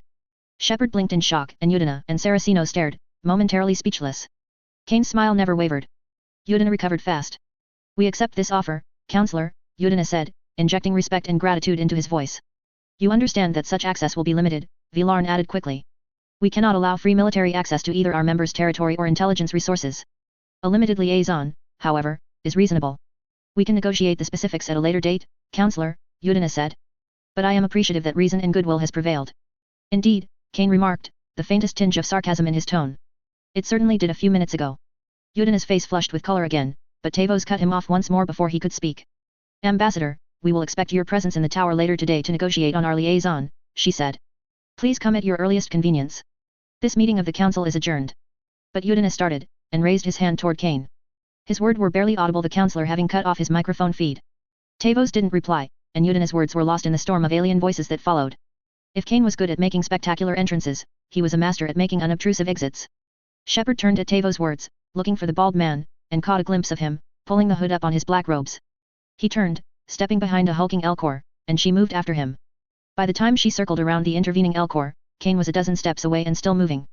She followed after him, trying to keep him in sight. Shepard wasn't sure what she hoped to find by tailing him like this, but her instincts told her to keep an eye on him, as GDI had no intelligence assets inside the Citadel's heart. Anything she could learn about him was important. She could feel the biotic auras of both Kaiden and Jacob, close by. The other 2 Marines were following her, taking her lead. She sent a couple of hand gestures, ordering them to watch Cain, and they fanned out through the crowd. She kept her eyes locked on the back of his cowl, and trailed the cloaked figure as he descended the steps leading down from the upper level to the main concourse. She followed him, and as she watched he strode away from the brightly lit center of the second level, moving into a dimmer, more private area of the chamber, away from the collected dignitaries. Aliens were moving past her now, partially blocking her view as they departed from the spectacle of the council hearing. It took her a few seconds to negotiate the crowd, but she managed to reach the secluded area. As she stepped under the overhang and into the dimmer light, Shepard became acutely aware of her vulnerability in her lack of weapons. Her biotics, at least, would afford her some protection, but she would have preferred a sidearm. Inside the little secluded area, she could see a few walkways leading over more garden pits, running to doors that no doubt led to other areas of the tower. The shrouded figure of Cain had come to a halt on one of the walkways, peering down at the garden below. She slowed, and glanced back over her shoulder, to see Cain and Taylor still moving through the crowd and trying to catch up to her. Shepard stared at the back of Cain's head, thinking furiously. A single quick biotic shove could hurl him over the railing, maybe break his neck, and end the threat he presented to GDI, but doing so could cause an international incident of literally galactic proportions. And also, she reminded herself, Cain had just intervened and indirectly negotiated a cooperative venture between the Citadel and GDI. Precisely why, she didn't understand, but she remembered Nod's ships intervening over Elysium, protecting innocents from slavers. History taught that Cain was the worst monster in humanity's collective memory, but that cynical side of her that had slept with the prince curled up next to her reminded her that history was not always unbiased. That's close enough, Commander, a voice spoke up behind her, and Shepard froze. She recognized Cain's voice, now much closer and quieter, and she glanced back over her shoulder. Cain, still clad in his dark cloak and hood, seemed to emerge from nowhere with a pleased smile on his face. Personal invisibility cloaking. She filed that important fact away, and glanced over at the cloaked figure she'd been convinced was Cain. The decoy turned around, revealing a human man, with unremarkable features save for having a similar build and height to Cain himself. Why the decoy? She asked, though she suspected the answer. A test, Cain replied, pausing about 3 meters away from her. Beyond him, she saw another pair of cloaked figures, keeping a respectable distance away. Cain and Taylor were quickly approaching, and she held up a hand to order them to stay back. They did, confusion appearing on their faces, but they complied nonetheless. I wanted to see if you were the stalwart, ever-loyal warrior GDI claimed you were, Cain continued. Or if you were as intelligent and rational as my associates believed you to be. If the former were the case, you would have thrown my double over the railing and damn the consequences. I'm not an idiot, Shepard replied. I won't provoke an incident between the Council and GDI, not after we just made a diplomatic agreement. But GDI propaganda paints you differently, Commander, Cain said, with an approving nod. Proof that not all claims are true. What do you want? She asked, and Cain chuckled. Such an open-ended question, Commander, and one I am not going to answer in its totality, he murmured. The better question to be asked, is what do you want? Especially considering that you were the one tailing me. Maybe I could learn something about you, she replied, crossing her arms. I've seen vids, read the history books, but the actual man himself is different. So, you believe I actually am Cain? He replied, amusement tinging his words. Ambassador Yudina seemed almost convinced I was a charlatan. You survived a 2-ion cannon bombardments and an impaling, she said, and the histories say that you never aged from Stalin's time to the Third Tiberium War. I don't know whether you are actually some unaging immortal lunatic, or just a lunatic who's convinced he is the original Cain. Either way doesn't really matter. You're here and you've just kicked over the biggest anthill in the galaxy. I want to know why. There are all manner of responses I could offer you, Commander, Cain replied, his smile fading. The galaxy is a very dangerous place, more so now, so I will spare you the cryptic prophecies so many false prophets spin. He glanced out to the concourse, at the crowds of alien dignitaries and the scattered human presence. I did not anticipate what Saren Arterius would do, he said, his words quiet, almost uncertain. The Brotherhood had intended to acquire the Tacitus once it was extracted from Eden Prime. We were going to use the mutual distrust between GDI and the Citadel to cover up the theft, they would naturally assume the other was responsible. Saren's attack changed that plan and forced me to come out into the open before I intended to. Shepard frowned as Cain explained. Why are you telling me this? She asked. In response, he raised a hand, pulling back his sleeve, and an Omni tool shone briefly on his wrist. A hologram sprung into existence between them, displaying the disturbingly elegant-looking black-hulled vessel that had been at Eden Prime. This is familiar to you, is it not? He asked, and she nodded. That dreadnought that Saren was using, she said, and frowned. I saw something like that in my dreams after the Tacitus went haywire. The Tacitus transmitted information into your mind directly, Cain said. It has the capacity to do so, though the data was likely unclear, due to both the language that the Tacitus is written in and the damage it received. She shook her head, frowning. Why are you telling me this? She asked again. The vessel in question was not manufactured by any Citadel species, nor the Skrin nor Geth nor any other species currently inhabiting the galaxy, Cain said. It belongs to a species known as the Reapers, a form of synthetic life form that destroyed the previous civilization eons ago and then vanished. They wiped out the Protheans. Shepard asked, caught off guard by what Cain was telling her, and that cynical part of her mind warned her not to take him at his word. Yet at the same time, that name seemed familiar, somehow, yet alien at the same time. Like the familiarity wasn't something she remembered herself. Was it connected to the Tacitus? Why? She asked. How? Where did they go? I do not know, Cain said, and Shepard had to blink at his tone, for Cain sounded troubled. The tacitus would have explained more, if I could have analyzed it, Cain said, shaking his head.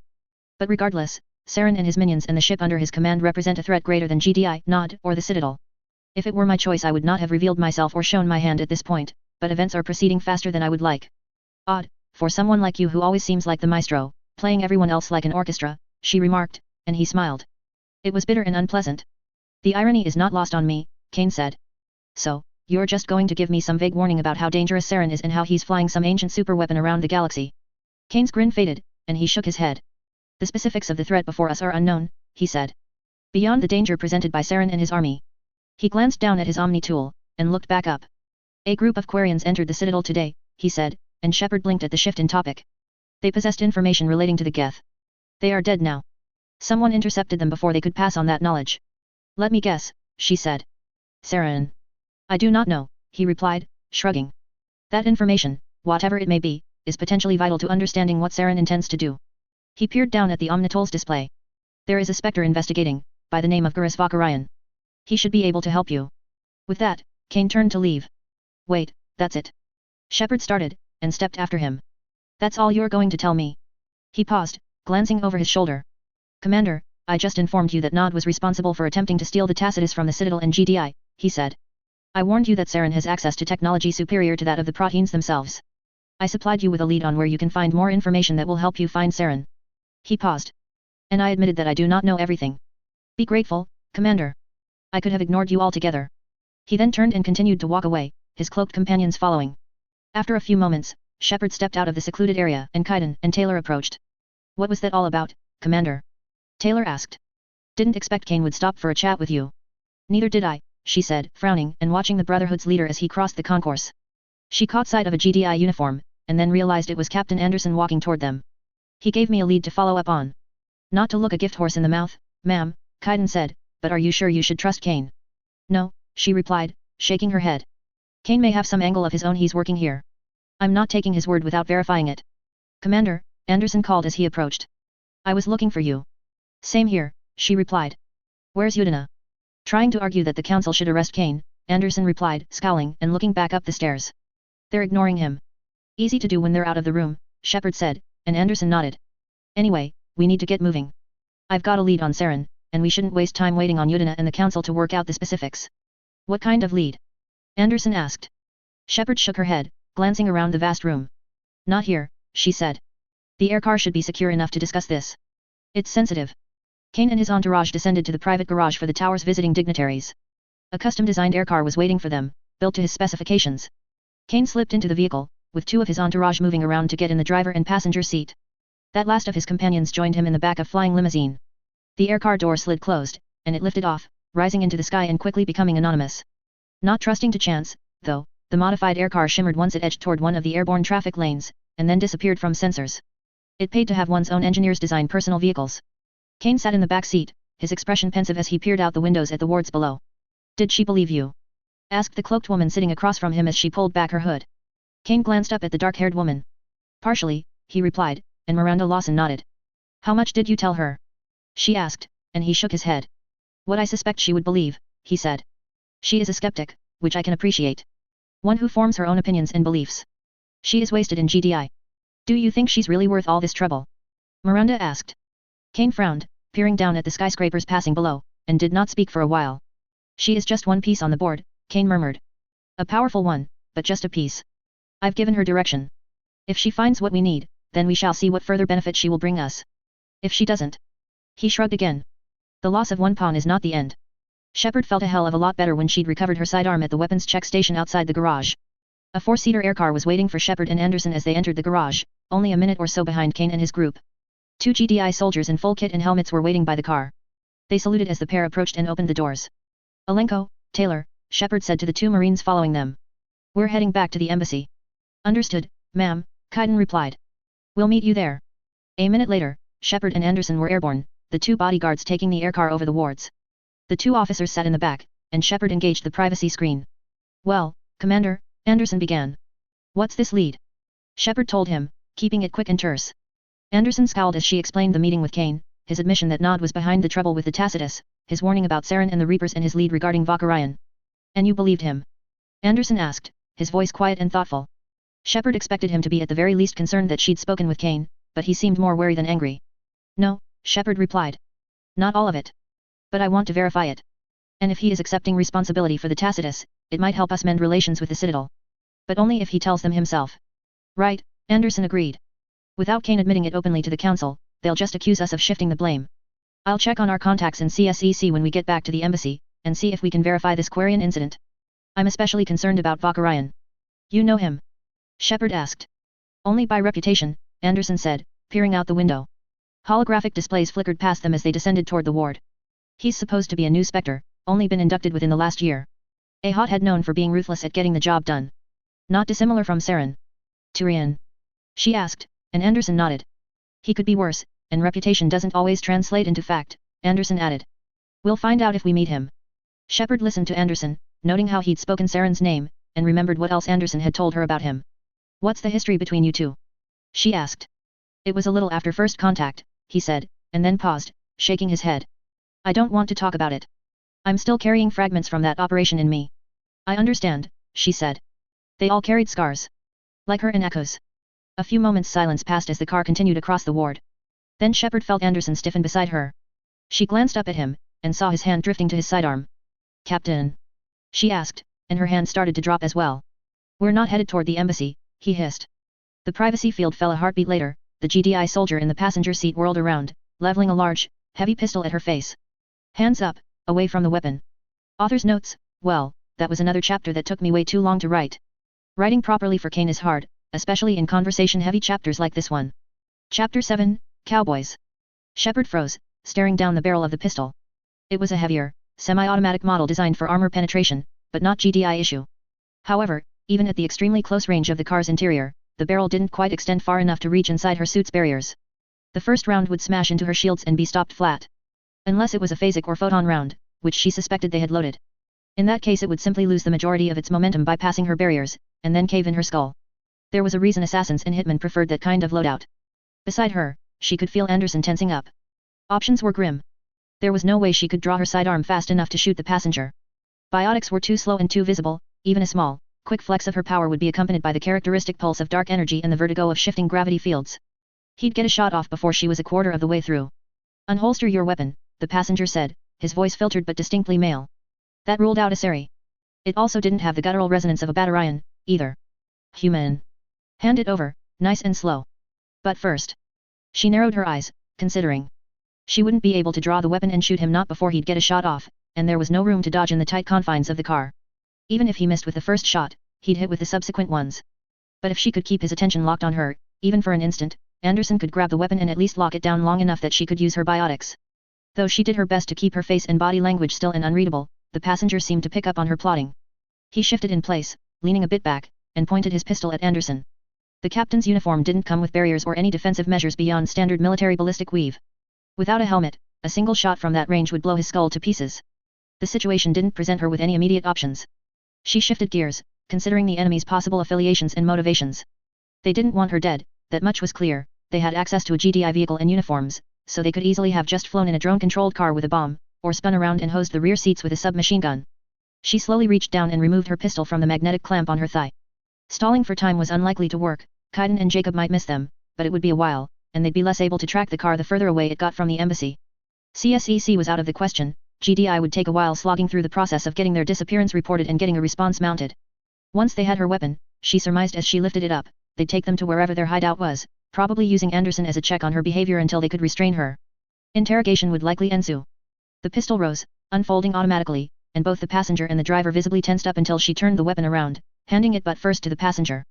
Whoever this enemy was, if they were kidnapping them for intelligence or as hostages, then she couldn't allow them to be taken. They likely wouldn't survive anyway. If she acted, however, Anderson would likely die. That meant it was either Anderson, or both of them. She made the decision. The passenger reached up to take the pistol from her fingers with his other hand. He grasped the handle of Shepard's sidearm and started to pull it back, when her hand darted forward, grabbing his forearm and yanking as hard as she could. Anderson reacted faster than she expected, twisting sideways. The pistol went off, intensely loud in the cramped quarters. There was the sickening, squishy slap of a round penetrating human flesh, and the smell of blood. Shepard twisted her wrist as she pulled, turning the passenger's own hand and squeezing as hard as she could, while her other arm shot forward, hand flattening into a palm aimed for the helmet's chin. Her armored palm hit and snapped the passenger's head back, and his pistol discharged again, while Shepard's sidearm clattered to the floor. Then every display in the car exploded. Glass and plastic and bits of metal careened around the interior of the vehicle, scattering off barriers and scoring against armor. Shepard jerked back as electricity arced around the tiny space, reminding her of the discharge from an overload or other ECM grenade.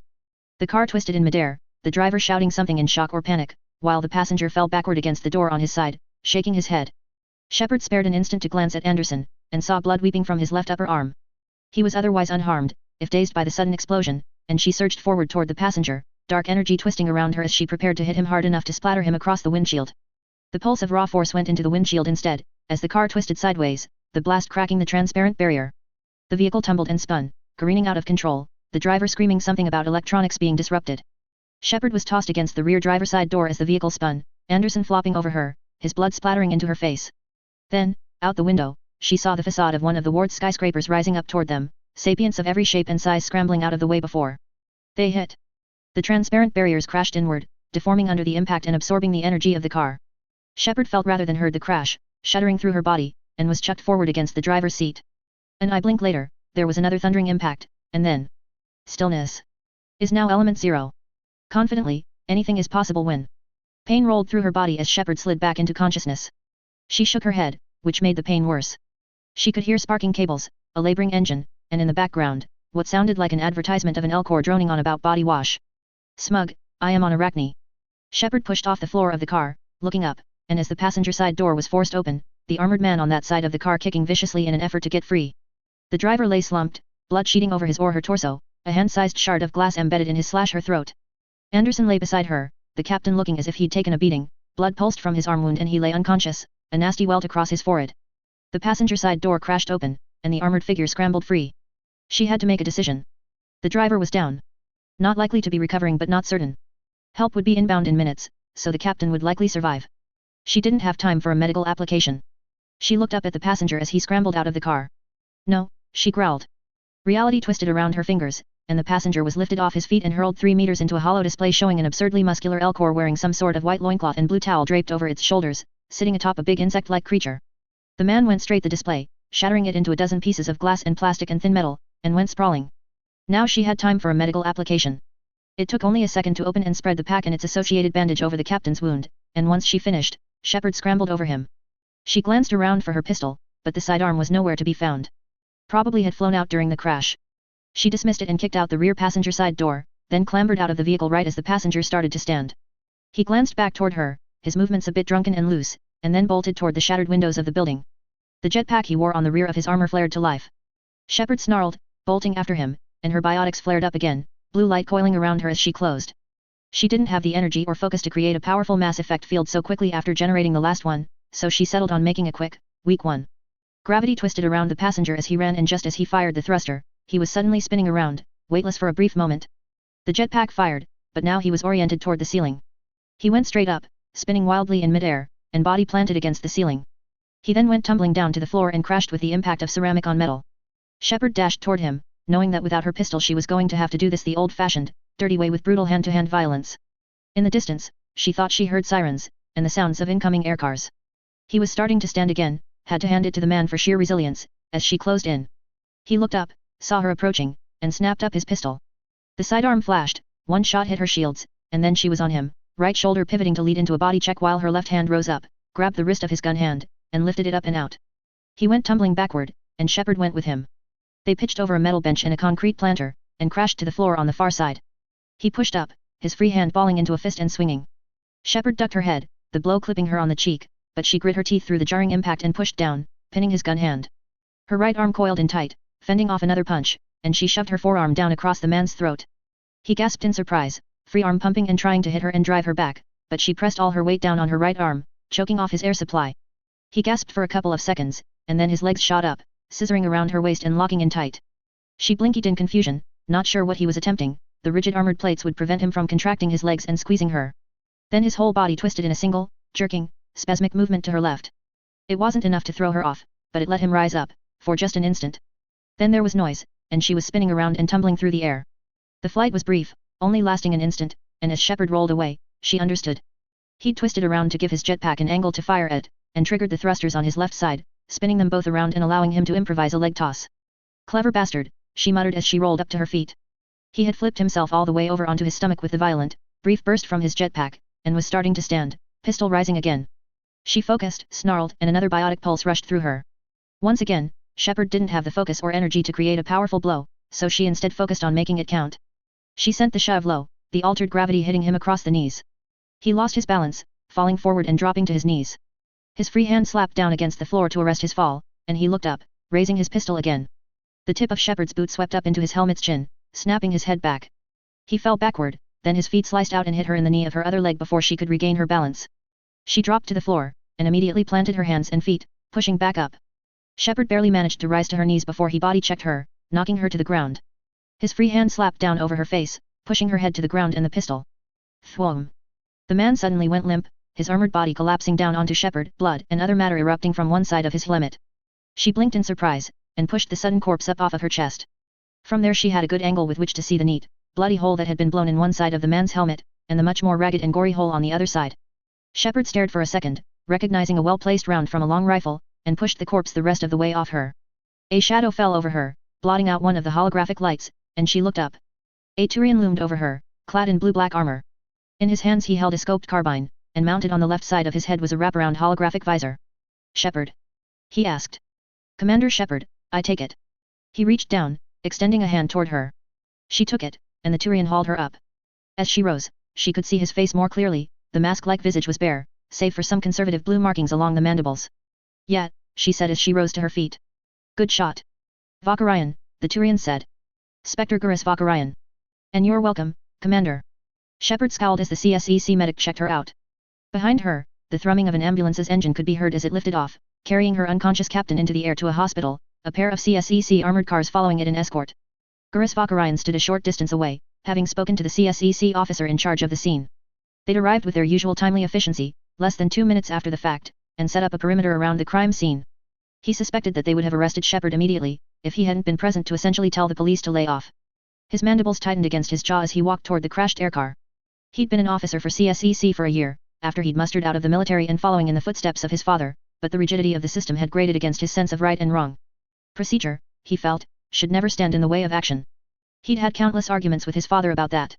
When the Council had begun expanding the number of Spectres several years ago, in response to GDI's belligerency in the Verge War, he'd taken the opportunity to join up, and to hell with what his father wanted. Gurus crouched beside the air car, peering at the corpse in the driver's seat. Clean puncture through the throat from crashed glass. No way the driver had even a hope of surviving. He fired up his Omni tool and accessed the car's navigational computer, and found it was locked down with GDI security protocols. Interesting, he thought. The attackers here had access to GDI encryption. Encrypted or not, the data was easy enough to copy. Once he got past the security protocols, he could determine where these two disguised assassins were attempting to take Shepard and Anderson. His eyes flicked to the two corpses in GDI uniforms. How were these men connected with the dead Quarians? And why were they interested in a GDI naval officer and a commando? Well, why don't you just ask? Gurus rose and walked toward the sitting Shepard, who was scowling as a Solarian EMT was checking her over. No apparent injuries, the Solarian medic said as he checked her over with his Omni tool. Mild concussion, but nothing that some medical and rest can't take care of. She nodded, politely thanking the medic but refusing any of his treatments. He packed up and stood, and backed away as the armored spectre of Gurus strode over toward them. You picked a hell of a time to show up, she said, rising. The Turian nodded, and gestured toward the car. To be honest, I wasn't looking for you, he said. I was looking for them. I'm not going to look a gift Turian in the mouth, she said, and the spectre barked out a laugh. Though this is pretty convenient for us to meet like this. I was getting set to go looking for you instead. Why? Gurus asked, curious. I have a lead on one of your fellow spectres, Shepard said. Former compatriot, actually. Saren, Gurus said, growling, and nodded. I have to admit, I was a bit elated to hear he'd turned traitor. Always thought he was dirty. What kind of lead? 7 dead Quarians, she said, and he slowly nodded. And there's the connection. Maybe that year as a CSEC detective hadn't been all that useless. Shepard sat in the passenger seat of Quarian's car as he weaved through traffic. He moved calmly, almost sedately, as he drove her toward the GDI embassy. He'd been kind enough to give her a lift, but when he brought up the navigational data on the GDI aircar, she understood why he was eager to get her to the embassy. They both wanted to know where the would-be kidnappers had been headed, and they both knew that he wouldn't get GDI assistance on the matter without someone to help him get in. She thought she saw data flicking across the eyepiece the Turian wore. She thought about what Cain had told her. It was still hard to believe, even when her guts were telling her that it was true. But the implications? No. She could puzzle through them later. They had a lead to follow up on, and a Turian ex-spectre to track down and ventilate. What's your interest in the Quarians? She asked, and Gurus muttered something. After a few moments, likely spent considering exactly what to tell her, he started to explain. He told her about what he'd found regarding the Quarians, the shootout, the executions, the wounded Quarian taken away as prisoner, and their weapons. Okay, she said, after a while. Sounds like Brotherhood weaponry. You said you were tailing the guys who grabbed us. Yeah, the Spectre said, nodding. I was fortunate I caught them right after they ambushed the 2 soldiers sent to pick you up. Otherwise I never would have known they were after you. You let them land at the Citadel Tower? She asked, and he nodded. It was a risk, but I needed to find who they were after, he said.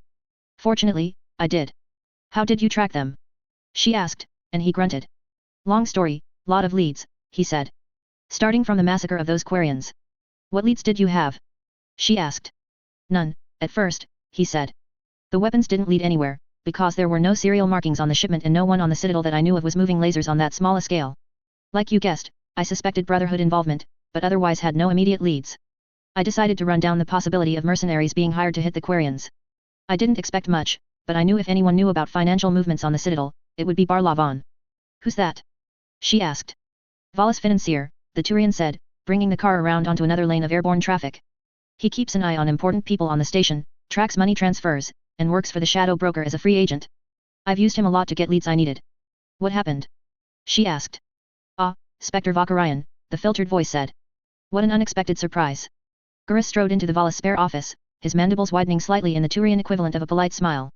It certainly wasn't a surprise to the little enviro-suited money mover, if a Spectre was coming to visit him, the Vallis knew it the moment they set foot on the Presidium. Barla, he said quickly. I don't have much time, so I'll get to the point. A Merc squad was hired today to do a hit on some Quarians. Do you know anything about it? Blunt as always, Spectre, Barla Von said, nodding. He inhaled on his suit's gas rebreather. Indeed. Many mercenaries were hired this day, across the Citadel. But that is business as usual. Do you know who hit the Quarians or not? Gurus asked, his mandibles tightening. No, Barla replied. He inhaled again, his tri-digit hands moving over the haptic interface of his multi-screen display. But with some deduction, I can figure it out. Gurus walked around to peer at the Vallis screen. Barla Von was not usually worried about what information the Turian saw, as most of it was financial coding and graphs that revealed very little to those ill-trained in the arcane lore of accounting. To Gurus, it might as well have been Hanner acid glyph scrawls. I have records for monetary transfers for 17 different groups of mercenaries who were hired over the last 5 days who had the numbers and equipment to hit a group of that size. Inhale. None of them fits the profile, however. They received payments or moved off station before the Quarians were attacked. Then it wasn't mercs, Gurus said, to which Barla shook his head. Not necessarily, he said. His fingers tapped the display, sifting through more data. I have no financial records as well. Weapons or drug transfers, perhaps. They may have been paid in material, not money. Inhale. A few moments passed. Barla went still, and Gurus blinked. What did you find? He asked. Saren Arterias, Barla mumrud, his filtered tone curious. One moment. Data flashed across the display, almost too fast for Gurus to follow it. Of course, even if it could, it was in the damned accounting language and coding he'd never begin to understand. A shell company for Binary Helix made a transfer of weapons, iridium, and Element Zero to a subsidiary of a Citadel-based mercenary group, the Iron Jaws, Barla said. Inhale. Transferred by a criminal by the name of Fist. Known associate of Saren and the Shadow Broker. What relevance does this have? Gurus asked, curious. The Shadow Broker recently hired a bounty hunter to kill Fist, Barla said, glancing up at Gurus. Apparently, Fist did something most foolish. Inhale. For a lot of money, it seems. Transfer occurred yesterday, Barla continued. Lot numbers for transfer indicate 1/2 of shipment was sent today while the rest remains in a cargo transport in dock. Half now, half on delivery, Gurus said. Suspicious, but not proof they were involved in this. 12 Iron Jaw agents received payment for services rendered today an hour after the ambush on the Quarians, Barla continued. Credit transfers. They did not move off station to carry out the operation that got them the payment. Inhale. That can't be coincidence, Gurus said. No, Barla said. Wait. Checking. Interesting. Cross-checking known sellers associated with the Iron Jaws. Inhale. His next words were intrigued. Ah. They are attempting to find potential buyers for human-made weapons mods. Laser modules, designed for werewolf-style systems. Looted from dead Quarians, I would suppose. Gurus straightened, mandibles twitching. Then I need go pay these mercenaries a visit. Was that the proof you needed? Shepard asked. Gurus shook his head. Spectres don't need proof, he said. Just evidence. There's a difference. What happened? She asked. There's the chance you might have been wrong. If I was, I would have ended up killing mercenaries, Gurus said. No loss to the galaxy anyway, right? Maybe, Shepard said, shrugging.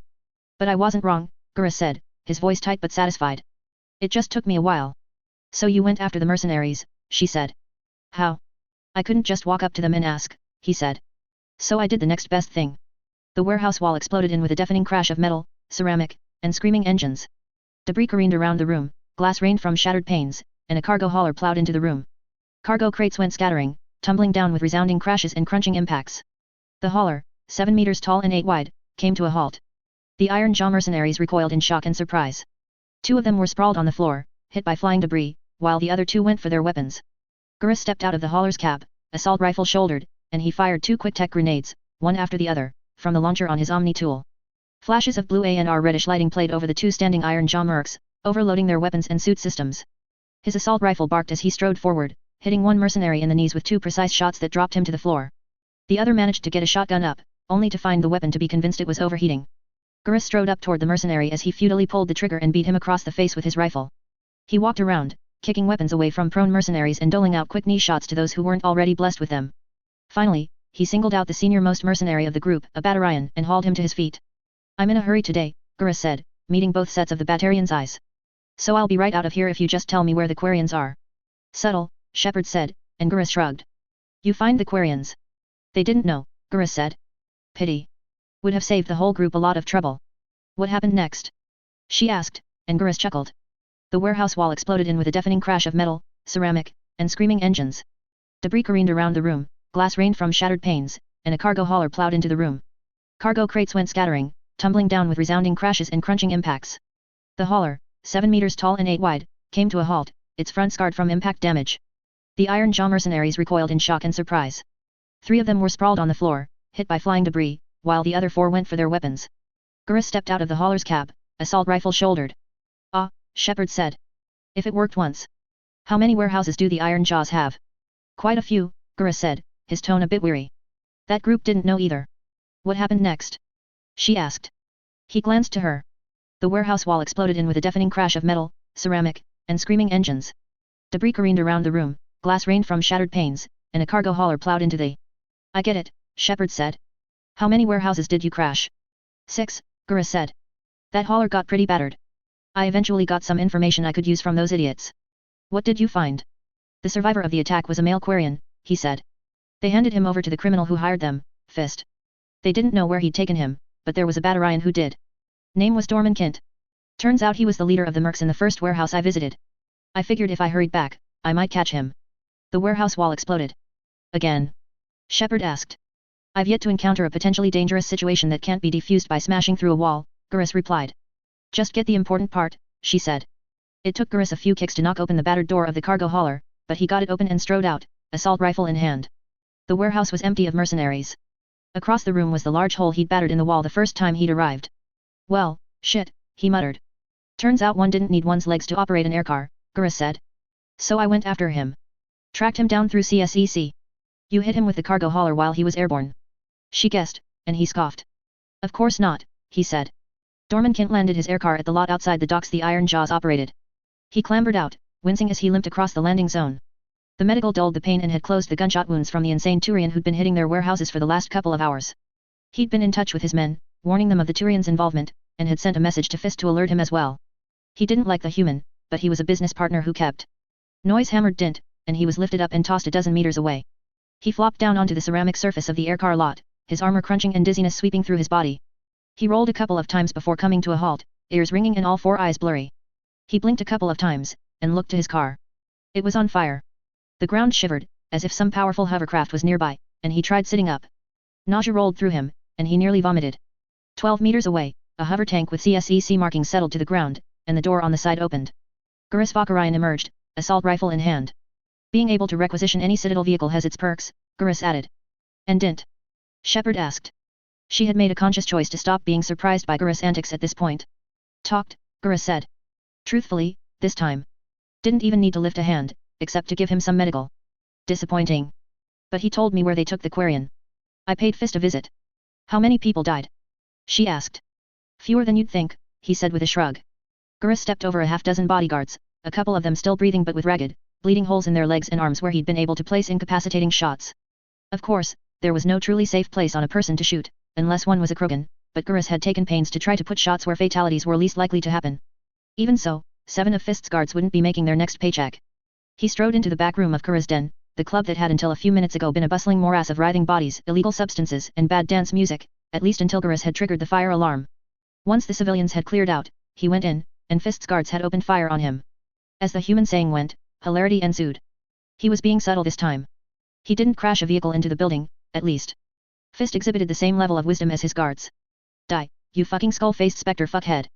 He had yelled as Gurus entered his office. The human criminal hefted an assault rifle, while auto-defense turrets rose on either side of his spacious desk. Gurus exhaled, the noise somewhere between a sigh and a growl, and his Omni tool auto-executed a series of EU programs he'd coded that overloaded the shields and shut down the guns on both of Fist's turrets. Gurus raised his rifle and sent a few bursts into either turret, blowing them apart, and as Fist gaped in surprise, Gurus shot him in the knee. Should have spent a bit more on security, the Spectre said as he walked around the desk to where Fist lay, writhing and reaching for his dropped weapon. Gurus kicked it away from his fingers. At least then, this might have taken some work. What do you want? Fist asked, his bravado fading into terror and pain. The Quarian, Gurus said, and dragged Fist up to face him. He shifted his stance to make sure Fist's weight was on his injured knee. I don't know where he is, the human muttered, face contorting in agony. But I know where you can find him. So. You know where he is, Gurus said, and Fist let out a whimper of pain. Where?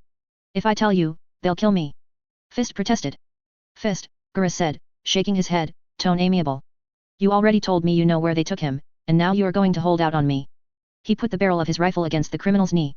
You've got another kneecap, along with some elbows you really are going to need in the future. After all, you betrayed the shadow broker. You're not going to do a good job outrunning his assassins without any knees. Fist continued to wince, but slowly nodded. Okay, he whimpered. Look, I don't know where the Quarian was taken. I just know the guys who I handed him over to. Who? And what did they want with him? Gurus asked. He didn't make it into an intimidating snarl, he didn't need to. Some humans, some Turians, Fist said. I know where they are, but I don't know who they're working for, or why they. Gurus shot Fist in the kneecap. He waited for the scream of pain to die down, which took a moment, and heft the human back up to his feet. Fist, we're all adults here, Gurus said. Let's not lie to each other. It'll just lead to tragedy for your limbs. I know you're working for Saren. Now tell me why. The Quarians had information. Fist whined. Gurus glanced down at the pooling blood on the floor. Fist might not last much longer. Information that could hurt Saren. But there were others besides the group they ambushed. At least one more, who had the data, but they didn't know where she was. So they need him alive to tell them where the last one is hiding, Gurus said, nodding. I see. Where? Apartment on Zakura Ward, Fist gasped.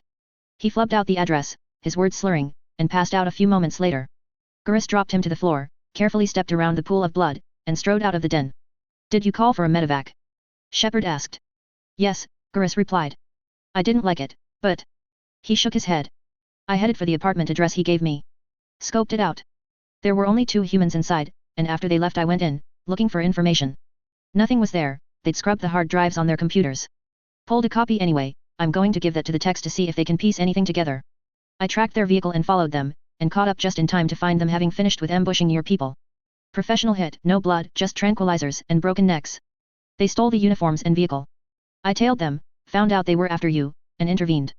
You nearly got us killed, Shepard said again, and he shrugged. Calculated risk, he said. Plus, your resistance pushed me to act. How'd you do it? She asked. Simple enough, Gurus said. Omni tool is loaded with specs for several thousand vehicles, including that model of aircar.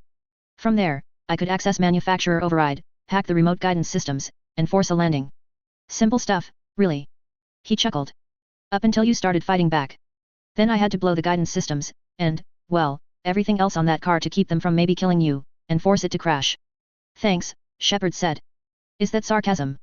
He asked, and she shook her head. You were trying to help, she replied. And it was partially my fault.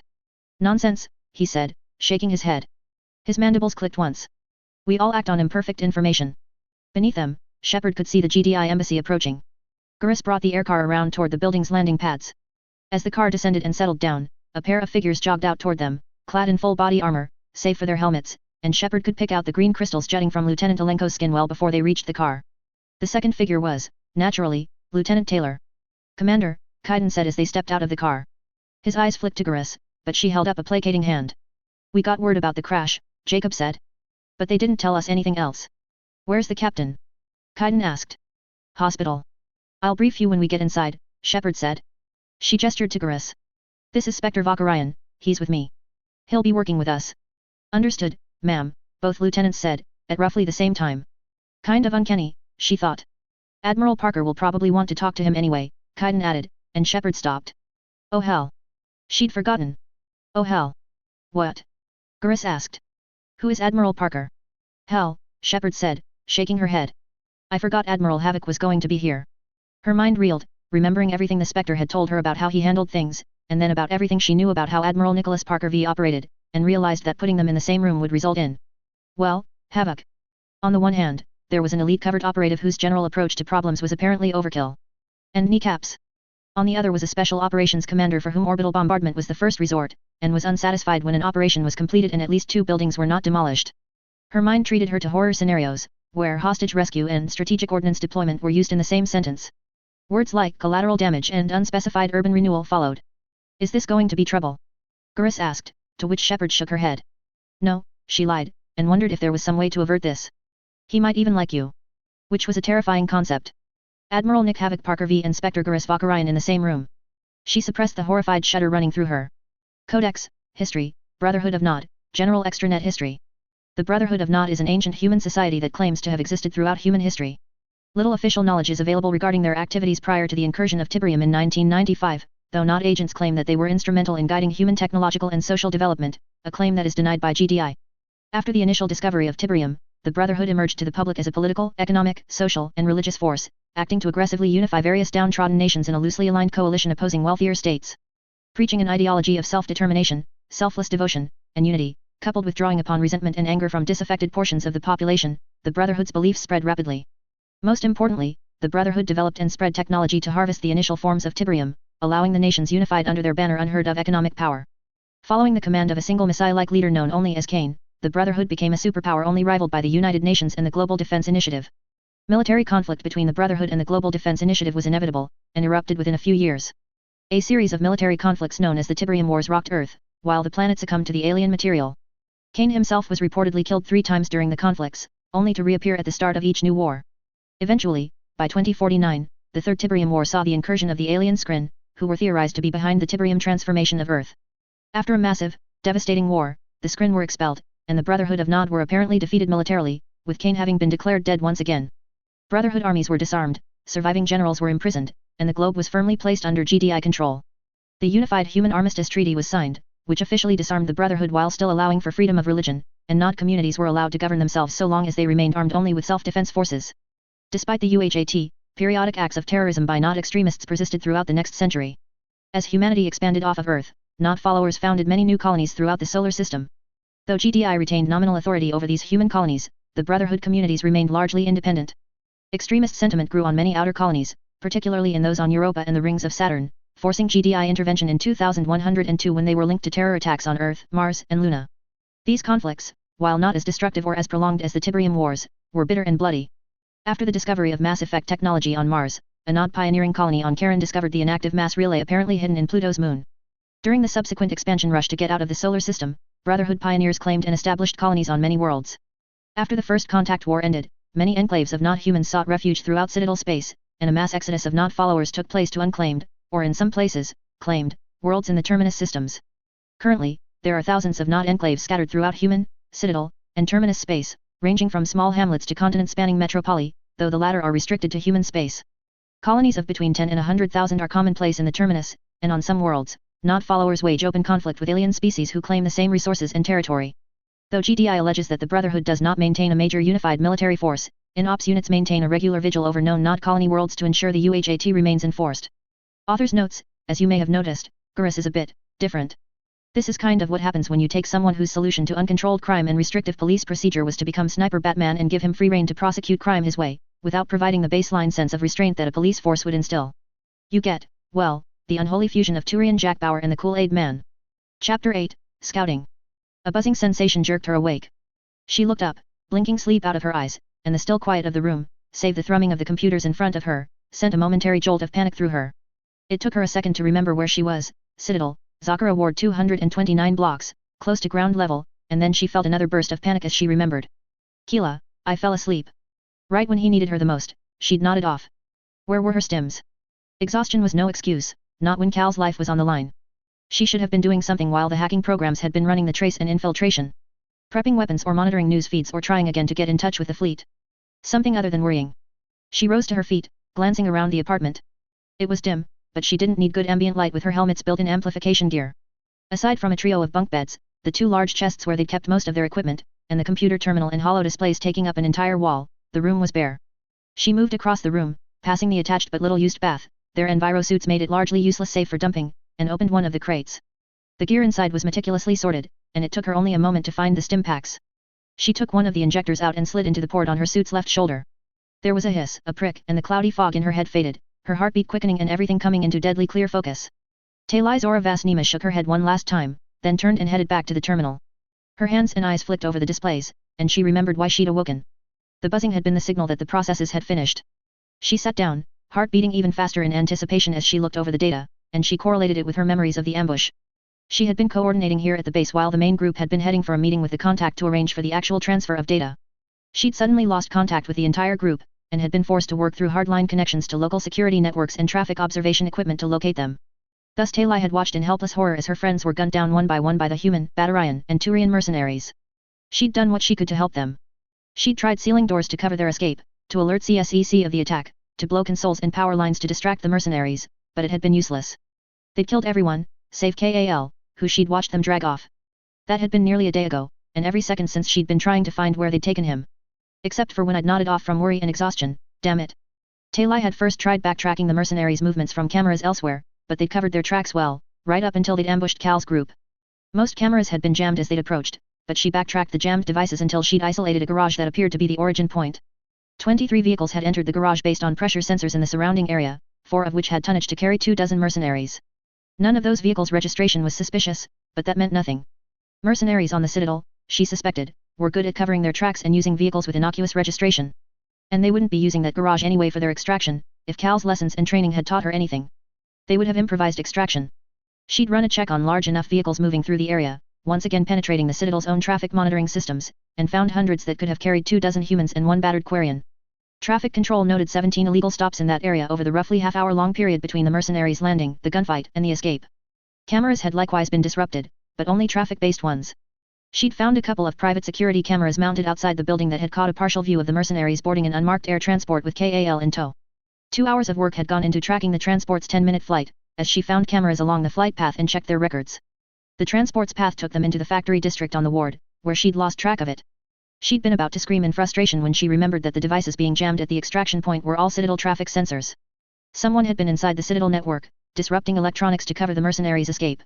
And if they had been, Tali could follow them. She'd run tracing programs that she'd coded herself, locating the backdoor someone had used to access those cameras. The tracers then tailed the enemy hacker's path, through proxy servers and firewalls and trap codes and far more complex defenses. It had been long and constant, an automated process that inexorably ran down the routes used by the men who had murdered her friends. Somewhere in that mechanized pursuit, she'd fallen asleep. But now she had them. The trace ended at an aircar factory in the manufacturing district on Zakara. The same one the mercenaries had been headed for on the cameras. Tali rose, and strode toward the second equipment locker. She flipped it open, and peered down at the assortment of weaponry contained within. It wasn't certain that he was still there, or, Kila, if he was even still alive. She still had a trade to complete, but damn the information deal, she couldn't leave him there. I'm coming, Kal, she murmured to herself, and began to load up. Shepard led Garrus through the embassy, flanked by Cain and Jacob, the other 2 Marines keeping a wary and not entirely conscious eye on the Turian.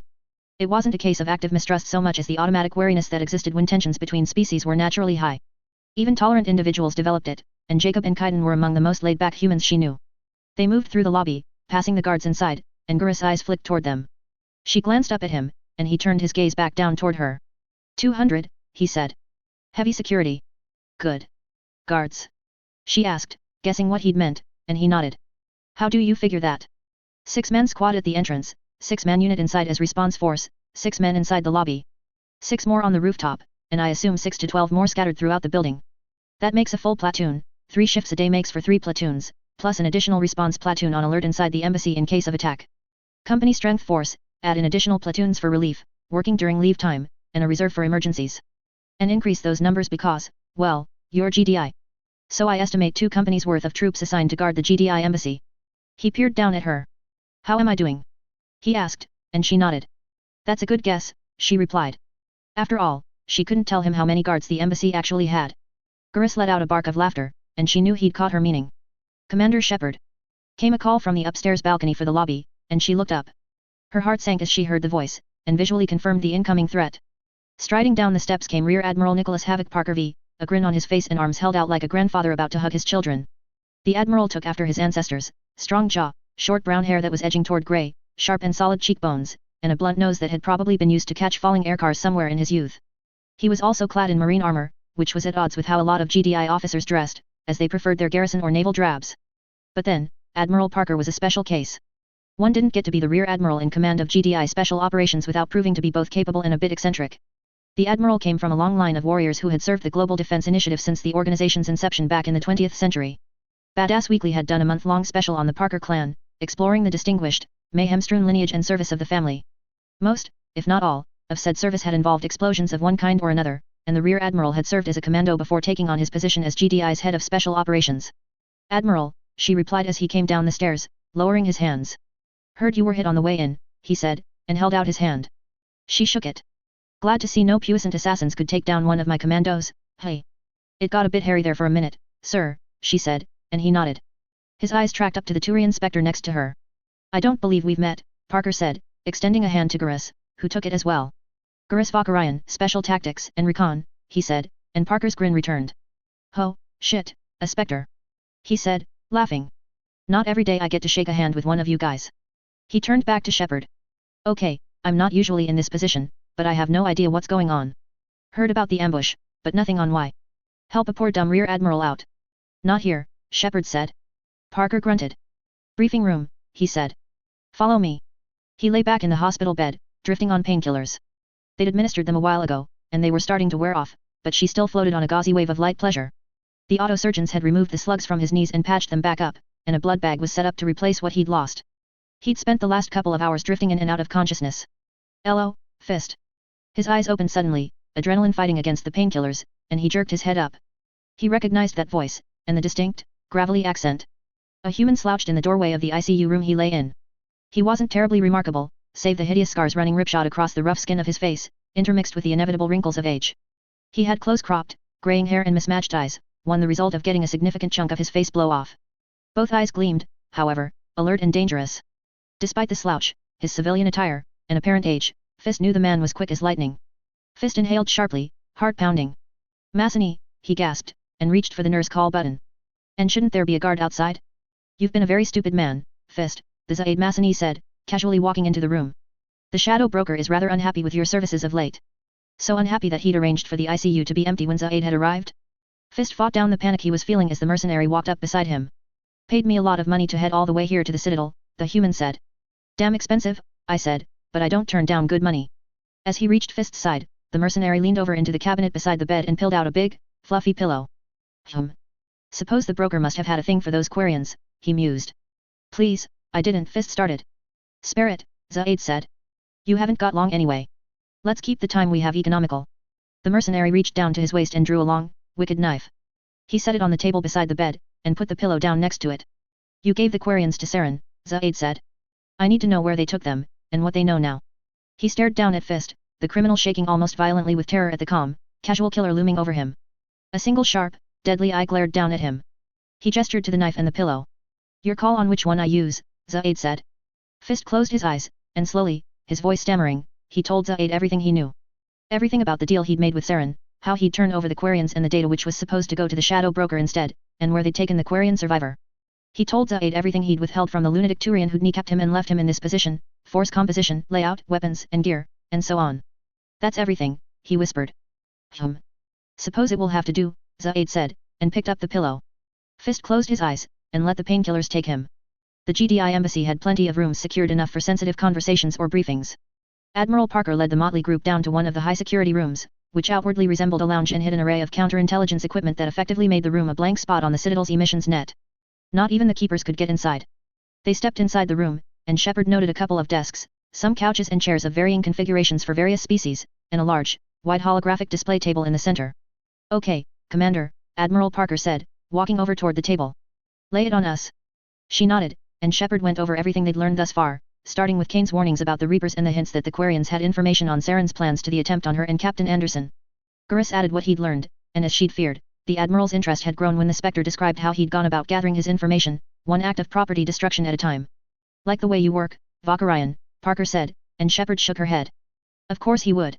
He glanced back to Shepard, a pensive frown spreading across his face. Commander, you sure about the info from Cain? He asked, and she nodded. He seemed to be on the level, she replied. I don't think he was lying, and he honestly seemed worried to me. Okay, Parker said, nodding. If you say so, Shepard. That's it? Gurus asked. No offense, but you're just going to go based on her word. I've known Shepard since she was a recruit in the commando program, Parker replied. And she's a commando, too. There's no one who I'd trust more. He leaned back from the display table, crossing his arms. So, Spectre, I gathered you know where these guys are operating out of. Aircar factory on Zakara Ward, Gurus replied, nodding. Then let's get the bastards. I hope we have a more concrete plan than kick in the door and shoot everything that moves, Kaiden said. Oh, we'll shoot more than that, Lieutenant, Parker replied with a grin. But yet, we need a plan before we go in there. Here's the schematics, Gurus said, tapping his Omni tool. A moment later, the display shifted to show a three-dimensional image of the factory built deep into the wards. They leaned over the image, and Gurus tapped a couple more keys, making the image transparent. Standard layout, Gurus said. Most of the facility is given over to storage of output. 3 large warehouse areas for containers.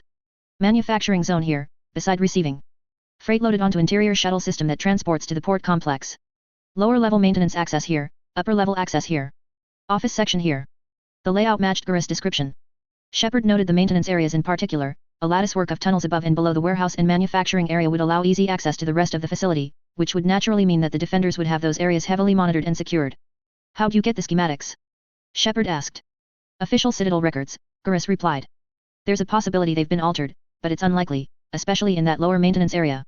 The Keepers don't like it when someone makes changes to those areas, and whoever did it generally only finds out when their secret tunnels have been replaced by the original designs.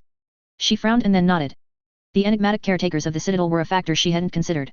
The ancient little biomechanical creatures that handled the day-to-day operations that kept the Citadel running had a tendency to remodel structures with little to no warning or explanation.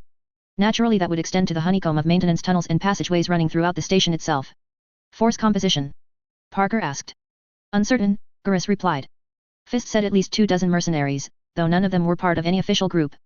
Freelancers for the most part. Humans, Batarians, Turians. Ex-Blue Suns, mostly, or Eclipse. Expendable, you mean, Jacob said, and Gurus nodded. Saren prefers them that way, he said. Main ingress, Havoc said, pointing at the receiving area. Yet, if you want to kick in the front door and let everyone know you're coming, Jacob said. Exactly, the Admiral replied, without a hint of irony. There have to be less suicidal entry points, Shepard said, and Gurus nodded. I agree, he said. Without prepping the area first, we'll be walking right into enemy fire. Well, yet, Havoc said. I wasn't planning on just walking in. An anti-tank charge to blow open the doors, pepper the interior with anti-personnel, and then. We really don't have the manpower, Shepard said, trying to prevent the upcoming storm of hilarity from ensuing. I could pry away a platoon or 2 from the embassy guard detail, Havoc said. Gurus nodded. I can get them cleared to move without CSEC interference, he added. Maybe bring in a few special response units to back us up, but CSEC procedures will bog that down. You're talking about 30 to 60 extra troops, Kaiden said. Don't you guys think that's a little excessive? Admiral Parker and Gurus stared at him as if he'd just told them to dip their sensitive areas in liquid nitrogen. The lieutenant has a point, Shepard said. It might be better if we keep them on reserve, but we'll probably be more successful with a small strike team. They may simply execute the Quarian if we barge in with a cargo hauler, AP charges, and 50 assault weapons blazing. Not to mention that the fewer personnel we involve will likely mean fewer security leaks. Nod does know about what's going on, sir, Jacob added, and that elicited a scowl worthy of the hammiest hollow movies from Parker. Good point, he agreed with a sigh. 1 platoon, then. We'll keep the platoon as a reserve, Gurus said, and Parker nodded. So, no Wolverines, he said, and Gurus shook his head. Shepard prayed the Admiral was joking. So here's the plan, Shepard cut in, hopefully before Parker could come up with any more ideas that would likely involve fire and industrial district in the same sentence. Myself, Alenko, and Gurus should ingress through these maintenance tunnels into the factory. There's an access point from the Keeper's maintenance passages here. Alenko. I'll need to see what security they have on that access point, he said. Assuming we're not dealing with military-grade security, it shouldn't be hard to bypass. Good enough, Shepard said. She looked up to the Turian Spectre, but he simply nodded. I'll have your back, Shepard, he said, and she nodded. In truth, while she did want his rifle covering her, she was more worried about keeping the Spectre where she could see him. Leaving him outside the factory on Overwatch would just give him ideas. Taylor, I want you on Overwatch outside the factory. Find a good spot to watch the entrance from. If anyone makes a run for it, take them. Yes ma'am, he replied. Marines will be on reserve, she continued. Should we have to hit the panic button, they'll come in through the front, and clear the factory. Which meant kick in the door and kill everything with excessive prejudice. She really hoped that wouldn't be necessary. Admiral, can you coordinate us? She asked, and he nodded immediately. Sure thing, Commander, he replied, and she did her best to hide her sigh of relief. Having the Admiral coordinate from the embassy would minimize the amount of damage he could do. Gurus, how long will it take you to liaise with CSEC and keep them off our backs? Give me a couple of hours. I'll need to contact Executor Palin and give him my authorization, and he'll need to filter those orders through the rest of the police. His mandibles twitched. Palin won't like it, but he won't have any choice with his Spectre giving the orders. I'll need a couple of hours to get the off-shift Marines brought in, Parker added. And another couple to arm and brief them. 5 hours then, Shepard said, and they nodded. Okay then. We'll move out to get the Quarian in 5 hours. Tali located the access point between the Keeper's passageways and the maintenance tunnels beneath the factory easily enough. The information was on a public database with minimal security. Actually getting there unseen, finding her way through the tunnels, and locating the access point was another matter altogether. Fortunately, once she found it, the access panel covering the controls for the doorway was quite cleverly hidden. Tali found bypassing it to be relatively simple. The security software and hardware were both better than what the average mercenary group could afford, which made her think someone higher up might have been sponsoring this group and directing their actions. That worried her more than a little, but it didn't change the situation. Kal was trapped somewhere in there, maybe dead, maybe alive. But she was going to find him and get him out, no matter what it took or who she angered. The tricky part was avoiding alerting the Security 6 that was obviously monitoring the door and other security systems, but that was handled by simply isolating the test signals the 6 received whenever it queried the door and faking them, then unlocking the door by bypassing the security codes. It took her all of 7 seconds to unlock the door. Tali deployed a small camera drone around the corner, no larger than one of her fingers, and scouted the room beyond. The passage was empty, and she slid inside, closing the door but leaving her bypass in place so she could easily escape. She moved through the tunnels, constantly conferring with the map displayed on her HUD to make sure that she was heading in the right direction. She didn't know where they were keeping Kal, but there would doubtless be someone who knew. She tried tapping into the local wireless network, and found it securely encrypted. She started up decryption programs but suspected it would take hours at best, even for her gear. Better to try to find an enemy communicator and patch in directly. There was a blip on her HUD as her suit's sensors picked up an enemy power source strong enough to generate a kinetic barrier. Tali immediately deactivated her own barriers and tapped a couple of keys on her Omni tool. A heartbeat later, she disappeared from the visible spectrum. Being a Quarian with ready access to technology from both sides of the human spectrum had its perks. Stealth system engaged, muttered a mechanical voice in her ear, making her frown in annoyance. There were also downsides to co-opting nod technology, like that irritating voice that she couldn't turn off. She was going to have to modify the coding when she got time. Tali advanced carefully down the corridor, listening, and could hear voices speaking around the next intersection. She put them at maybe 40 meters away. She moved as quietly as she could, and a few moments later reached the intersection. She peered around the corner, and spotted 2 human males in green and grey body armor. They were walking down the passage toward her intersection, talking quietly, and she noted they both had standard model assault rifles, not shape-changer guns, which was a relief. Her helmet had standard issue audio enhancers, and she turned them up. "Fucking crazy-ass Spectre is the rumor," one of the humans said. "Those Jaws were morons anyway," the second voice. "And why are we down here?" Feller just came on the radio and barked something about securing the maintenance tunnels. "Boss said word came down from the relay that we're to go on alert," the first human said. "He's taking this loony Spectre seriously. Worried about someone breaking in to get the Quarian." "Shit, they used the relay?" the second asked. Isn't that serious? The commander never used the relay." "No kidding," the first said. "Boss is seriously worried about someone breaking in." "GTI, nod, Spectres, maybe even Quarians or Shadow Broker.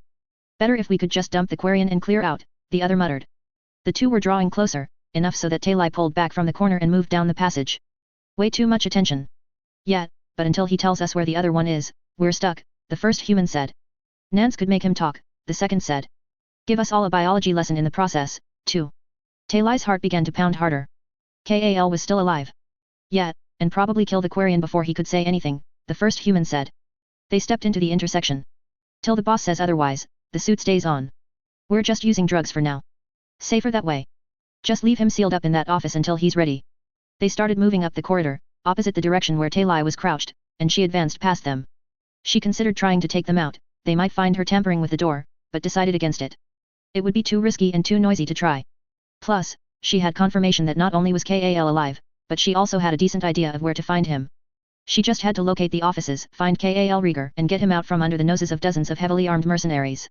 Simple enough. It took slightly longer than Gurus and Parker's estimates to get the entire team ready. Gurus had some difficulty getting CSEC to agree with his order to stand down and clear out around the factory district, while Parker had to kick some asses repeatedly, his words, to get a platoon together. Shepard briefed First Lieutenant Durant, the officer heading up the reserve platoon of Marines. Fortunately the briefing was relatively short, considering the amount of details they still had to work out. From there, it was on to the transports to Zakara's factory district. The approach to the factory was uneventful, and they reached their ingress point to the Keeper's tunnels without incident. They had to land at ground level, where the actual structure of the station's arms met the vast latticework of construction that made up the station's buildings and skyscrapers, and delved into the surprisingly clean and well-lit tunnels that ran through the station arms. In the meantime, Jacob parked his aircar a few hundred meters up and started watching what happened below, while 4 unmarked transports loaded with Lieutenant Durant's Marines found unobtrusive spots to park and wait for the panic signal to drop the hammer. As planned, Rear Admiral Parker remained at the embassy's secure conference room with a couple of aides to coordinate, which as far as Shepard was concerned minimized the risk that he would spontaneously blow up a couple of buildings. Shepard took the lead in the tunnels, with Cain behind her, submachine gun at the ready. Gurus brought up the rear, watching their backs.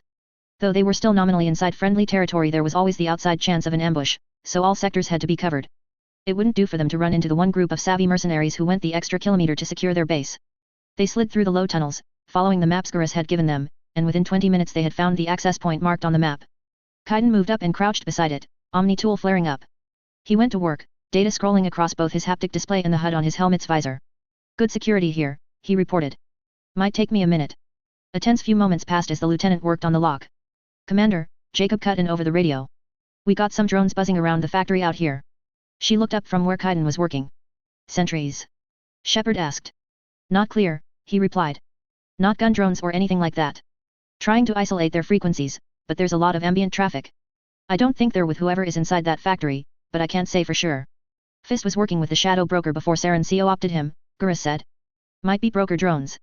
Commander, Cain called, and she turned to him, crouching beside him. The mutant's face was scrunched up in concern, but he seemed more curious than troubled. This is weird. What? Someone's been through here already, Cain said.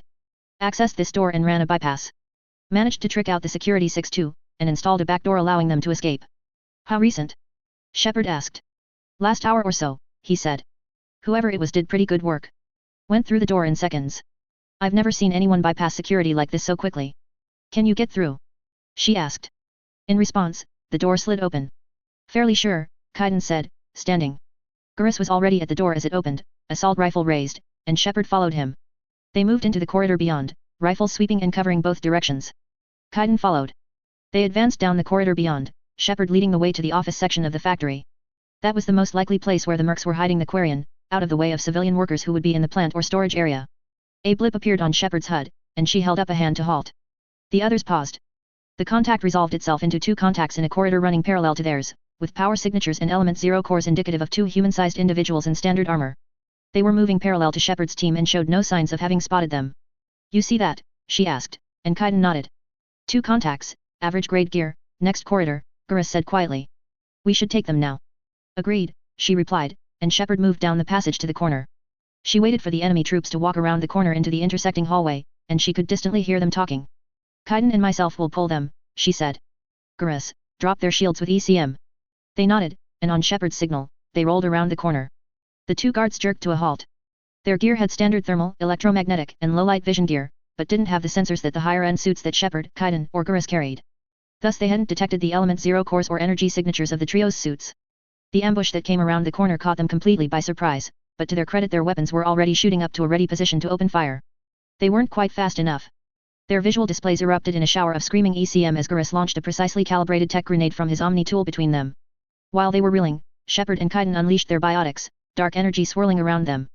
The mercenary on the left flew straight up, hitting the ceiling as gravity changed directly beneath him. He struck the ceiling panels and stayed there, pinned in place by Shepard. Cain, meanwhile, simply yanked the merc on the right off his feet, sending him flying toward the trio in a very slow, very gut-churning somersault. Several rapid bursts of gunfire ripped down the corridor as the trio opened fire, and the mercenaries' shields, already depleted from Gurus' tech grenade, were torn to pieces. Round punched through armor, and blood dribbled out onto the deck. A moment later both mercenaries fell to the floor, released as the biotic fields faded. The corpses did not stir. Shepard led the way, stepping around the corpses. She paused at the next corridor, checking, and then continued, Cain and Gurus following. They made good time, thanks to Gurus maps, and were a few minutes away from the office section when Jacob burst onto the radio. Commander! He yelled. We've got incoming. What? She said, dropping to a crouch almost by reflex. Incoming aircars. Jacob warned, and Shepard keyed herself into the feeds coming from his sensors. A moment later, the entire factory shuddered. ETA 60 seconds.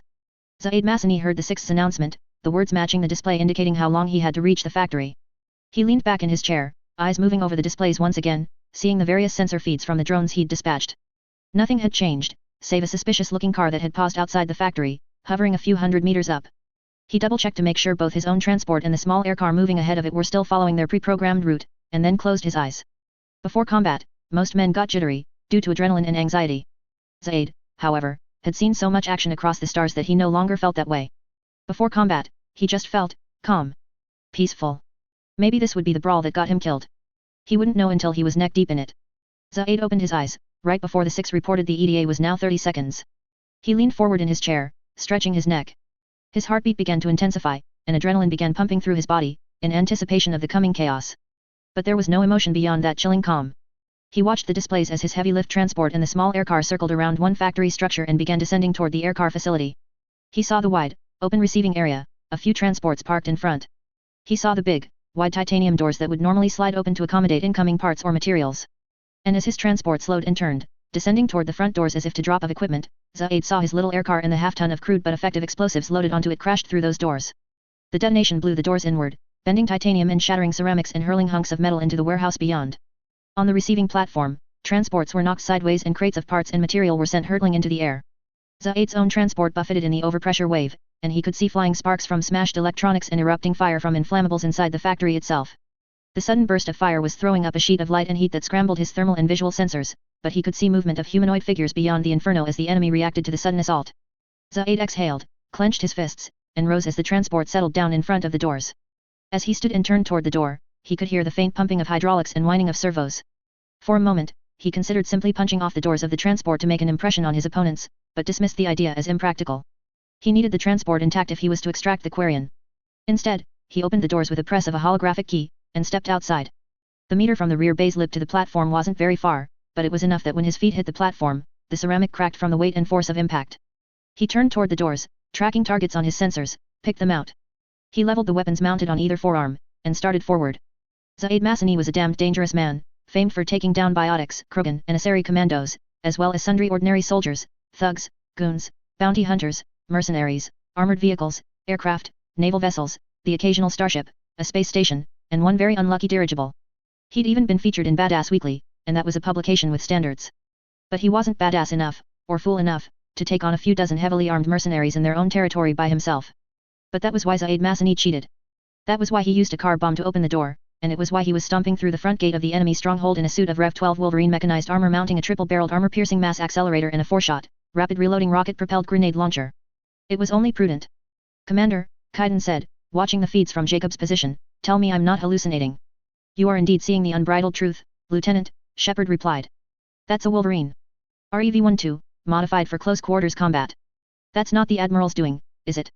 Cain asked. Shepard shook her head. He would have warned us, she replied. This is someone else. On the display, they saw the Wolverine stomping toward the entrance. A pair of mercenaries, a human and a Turian clad in grey and green armor, pushed through the smoke and fire with rifles raised. They advanced far enough to see the approaching assault mech, and they immediately came to a halt, then whirled and fled in abject and well-advised terror. The Wolverine didn't let them get to safety. The rocket grenade launcher on its right arm rose and pumped out a quartet of missiles the size of a human thumb that streaked toward the mercenaries. They struck and exploded, releasing bursts of shrapnel the same size as mass accelerator rounds. 1 or 2 such grenades were easily survivable thanks to kinetic barriers, and combat armor could protect against some additional shrapnel, but 4 grenades were too many for both the shields and plating of the mercenaries' low grade to protect against. Both mercenaries were blown to pieces as the grenades tore through their bodies. Others started to fire out the doors, streams of tracers and mod ammunition types spraying out through the flames and twisted metal. Most of the shots were random or blind fired through the smoke and obscuring heat, and a few skipped off the mech's shields as it stomped forward. The mass accelerator on its left arm rose and began firing long, controlled bursts, tracking each shooter back to their position. White-hot thermal sinks ejected every couple of seconds. The Wolverine plunged through the fires and smoke, weapons blazing, and carnage ensued. Impressive, Gurus murmured. Shit, Shepard muttered. Move. She started up the corridor and Cain and Gurus followed. They had to get to the Quarian first, before the lunatic in the mech beat them there. Codex, ships and vehicles, starships, supercarriers. GDI supercarriers represent the adaptation of previously existing land and naval doctrines to space combat. On Earth, combat revolved heavily around control of Tiberium nodes and fields that were used to provide local supplies for ground forces. In doing so, GDI and Not shattered previously existing notions of logistics trains over hundreds of kilometers. Instead, a base within a few kilometers could supply any force locally without needing support. Supercarriers are enormous vessels that are comparable in size to Glacier-class dreadnoughts, and adapt the existing GDI/Brotherhood doctrine of unlimited local supply to space operations.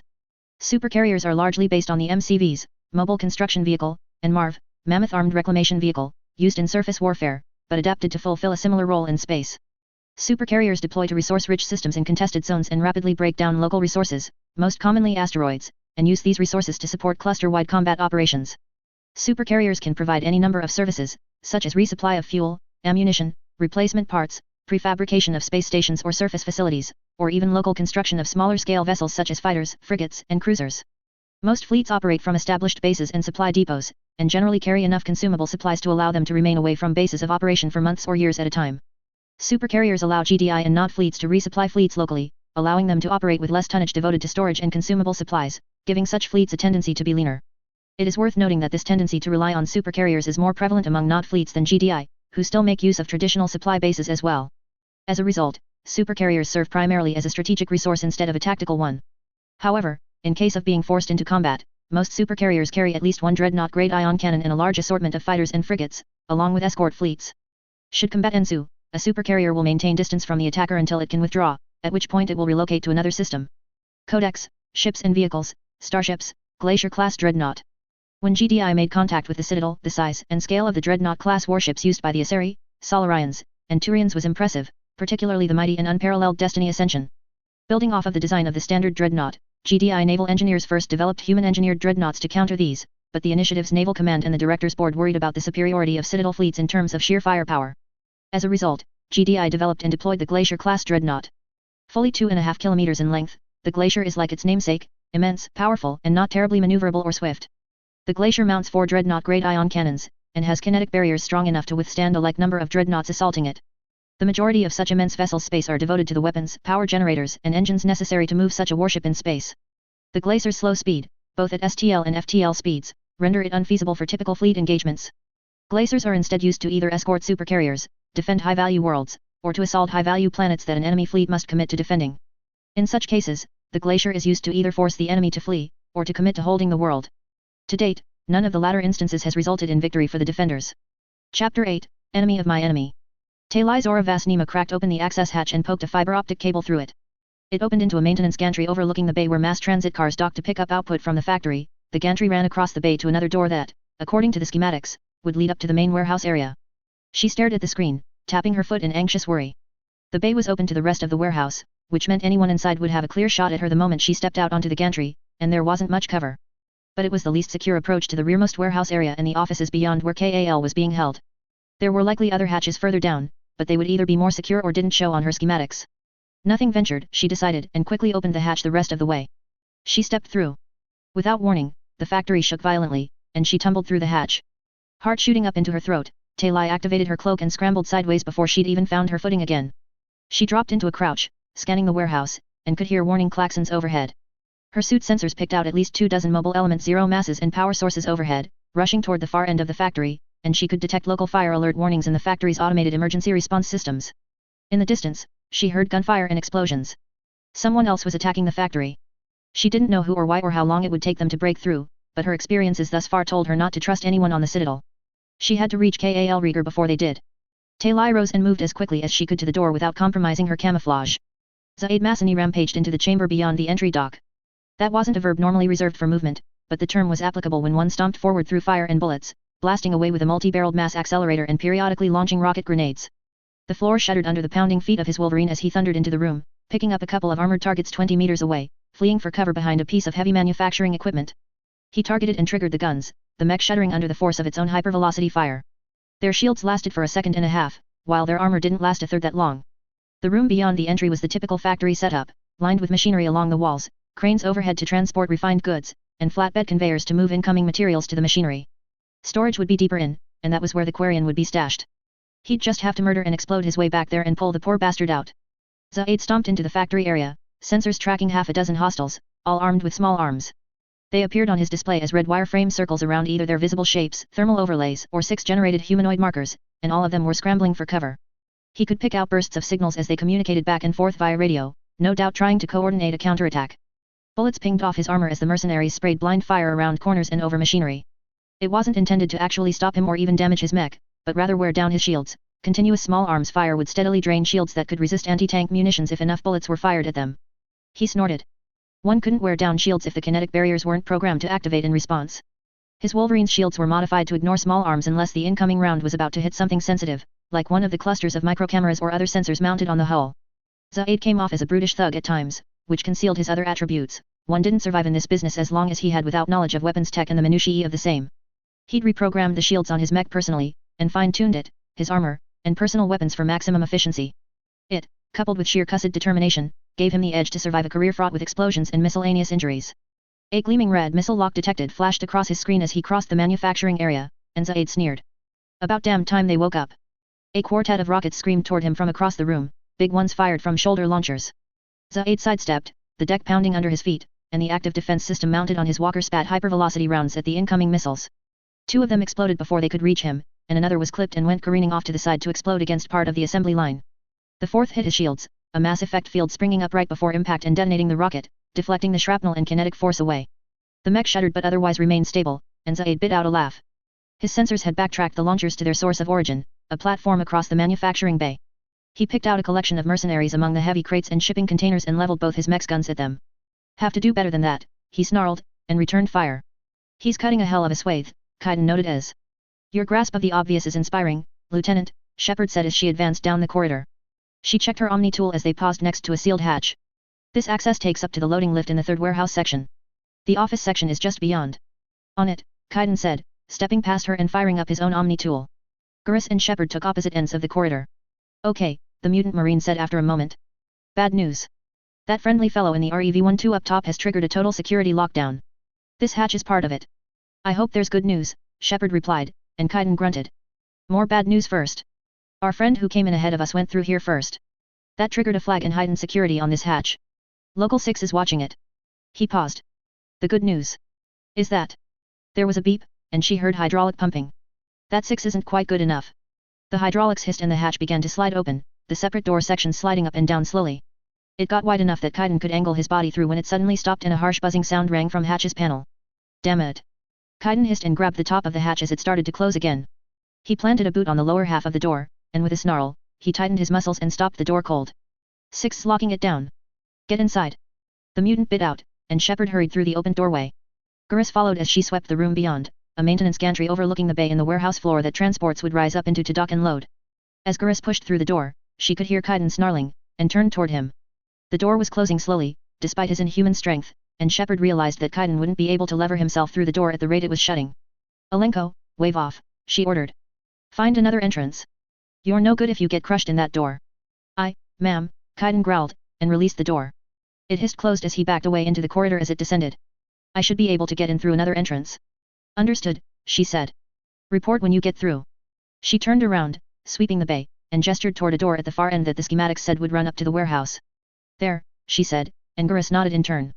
They started bounding toward it, Shepard in the lead with her heavier armor, and Gurus behind her, covering her rear with his long sniper rifle shouldered.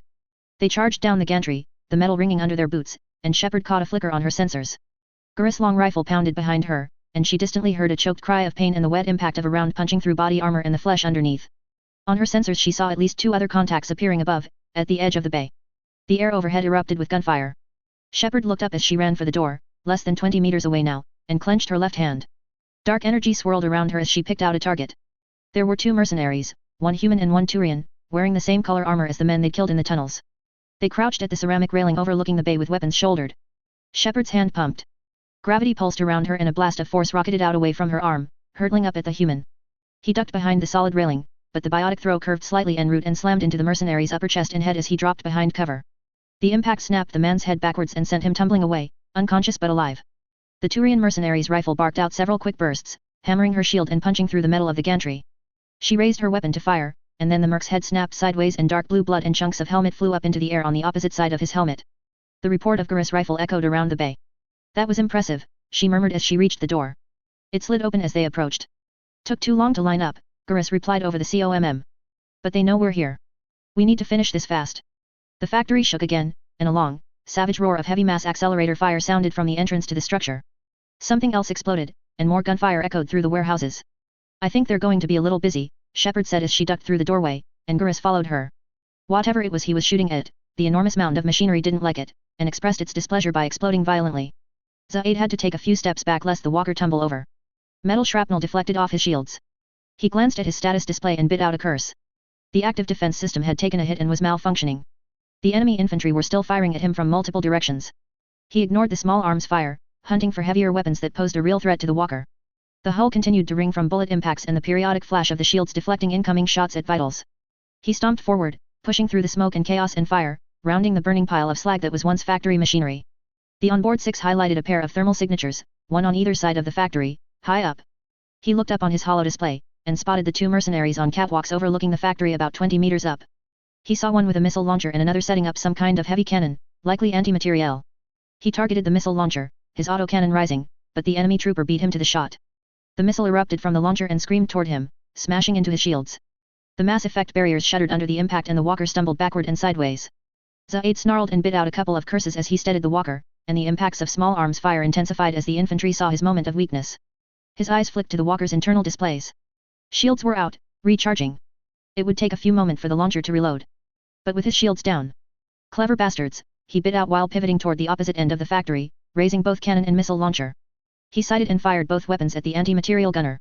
The mercenary was still lining up the heavy long-barreled rifle at the mech when Zaid's cannon fire washed over him in a stream of armor-piercing hypervelocity rounds. His shields held against the first dozen impacts, but the next 100 ripped through his armor and tore him apart. The micromissiles followed a heartbeat later and blew the remains to vapor and smashed the cannon to pieces. Zaid backpedaled, mostly on instinct, and pivoted toward the launcher. His internal status displays were flashing some yellow lights as the weight of enemy fire was making itself known. A dozen men with assault rifles couldn't seriously damage the walker, but the bastards were persistent and with his shields down some shots were hitting the few parts that were exposed and vulnerable. The mercenary up high had reloaded his weapon, and the launcher fired again. Zaid kept retreating backwards, pounding over the deck, and dove sideways, triggering his thrusters to give him a boost. The walker slammed into the floor and rolled in a hellish cacophony of grinding and scraping metal, and the missile smashed into the floor a few meters away.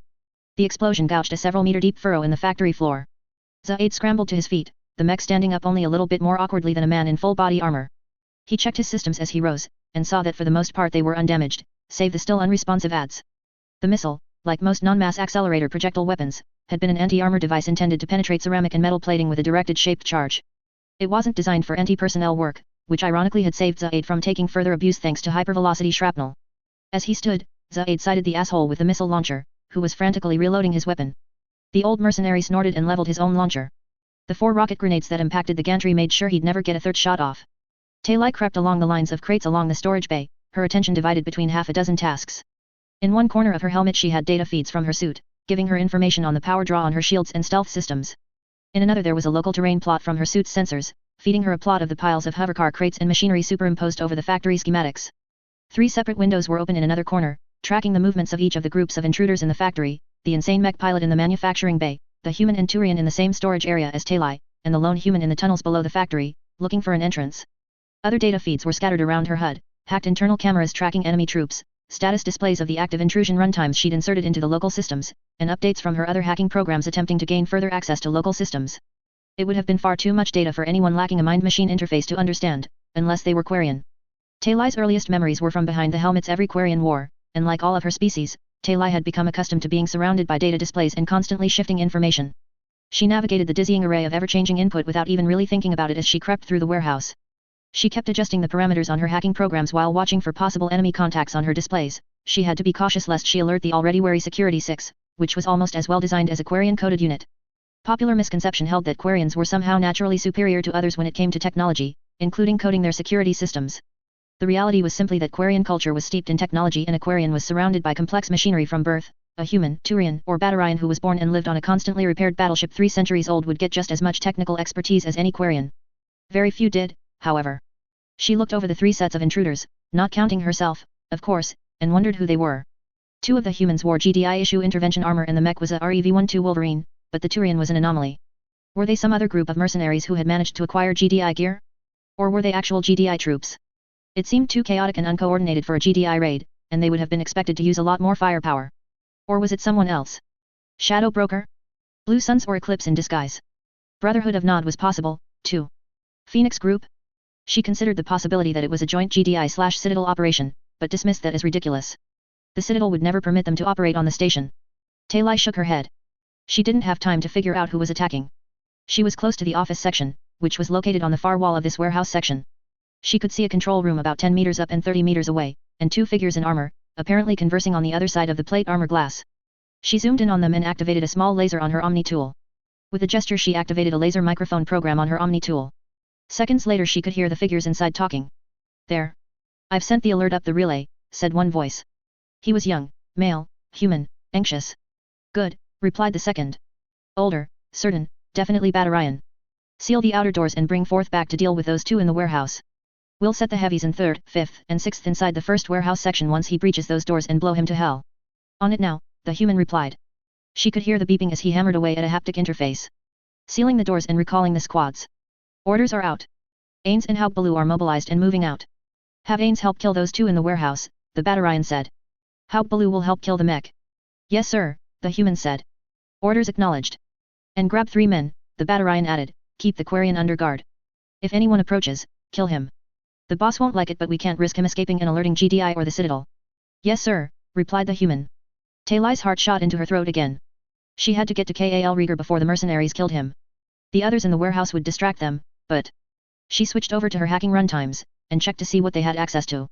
On the internal cameras, she could see that the mech was inflicting all manner of explosive gruesomeness on the troops retreating from the manufacturing section, and the doors connecting that section to the first warehouse were steadily closing in the ponderous manner that countless engineers across the galaxy felt was appropriate. She looked over the access she had inside the warehouse and selected door controls. Tali paused, considering.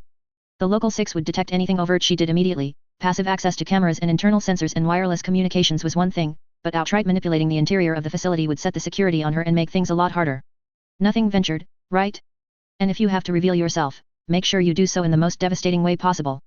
Tali accessed the security system and announced her presence to the 6 by issuing a blanket override that opened every door in the factory, then locked it completely out of that subsystem. Every door inside the structure, from the restroom stalls to the heavy factory doors, began to trundle open and lock in place. An instant later the security 6 began squawking and started tracing her connections inside the factory's network, but it was too late to prevent her from unsealing all accessways inside the facility.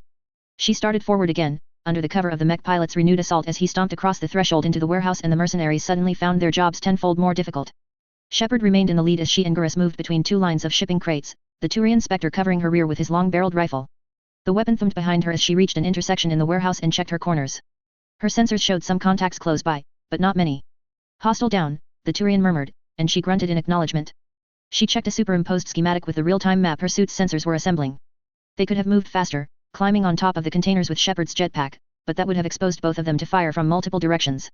The container corridors were safer, if slower. "Moving, my left," she said, and stepped into the intersection, spinning in that direction. Gurus was right behind her, covering the right. "How far?" he asked as they moved between the crates. "Right, 10 meters, she said. "Open loading area. It'll give us a straight shot toward." 3 contacts suddenly closed in, dead ahead. "Too low, 1 high, 15, she barked, dropping to one knee. Gurus spun around behind her, rifle pointing over her head.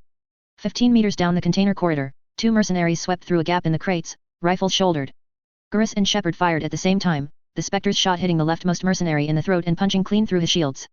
He jerked back, blood fontaining from his ruined neck, and toppled. The second traded a pair of 5-round bursts with Shepard, but his shots were wild and thrown off by his movements and the sudden death of his companion. Shepard's rounds were dead on, with 8 of the 10 bullets impacting the hostile shields around his head and collapsing them. He ducked back behind cover as Shepard triggered another burst, catching the mercenary in the gut. He was spun around by the impact, blood spraying, and went still. Both Spectre and Commando immediately shifted their aim up as the third mercenary, a Turian, appeared on top of the crates, firing down toward them. Shepard's shields flashed as they deflected the incoming bullets. Her werewolf battered down the merc's shields and Gurus caught him dead center in the chest before he could drop into cover. "Down to 30%, Shepard reported on her shields. "I'll take point," Gurus said, and slid past her. She didn't argue, spinning around to cover his rear. The Turian started down the container passage, but then halted.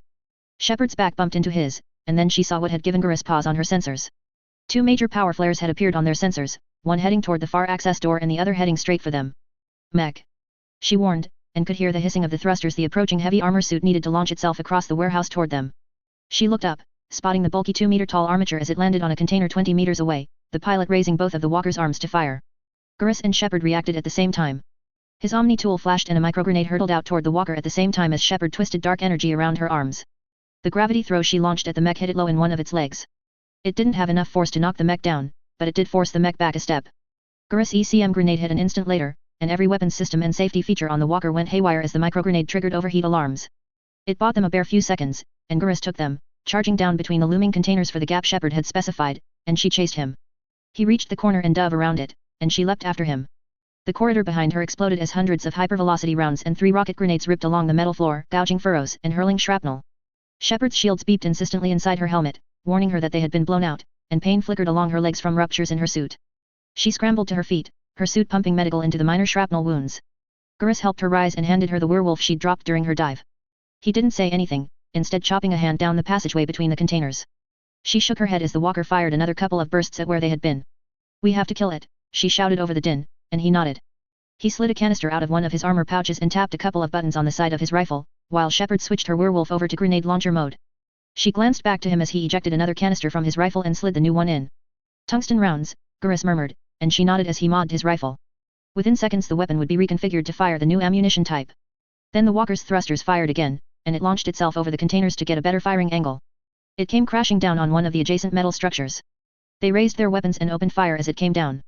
Jacob jumped from data feed to data feed, trying to see what was going on inside the factory. Fire and smoke were pouring out of the front entrance, and both CSEC response units and fire and rescue were likely going to be responding at some point. Spectre authorization would slow down the response, but wouldn't hold them off forever. In the upper right corner of his helmet's HUD was a running status report from his 6 as it traced the frequency used by those scout drones he'd detected earlier. If his hunch was right, they belonged to the lunatic in the REV-12 walker that was shooting up the building. "Sir," Lieutenant Durant called over the radio. "Do we go in?" "Stand by," Jacob said, shaking his head. He couldn't see anything inside, and the sensors in his suit couldn't pick up anything with all the usual ECM associated with any raging battle where everyone had Omni tools. "Taylor." Came a sudden call over the radio, and he winced. "Admiral, this is Taylor, go ahead," he replied. "What the hell's going on down there?" Admiral Parker yelled.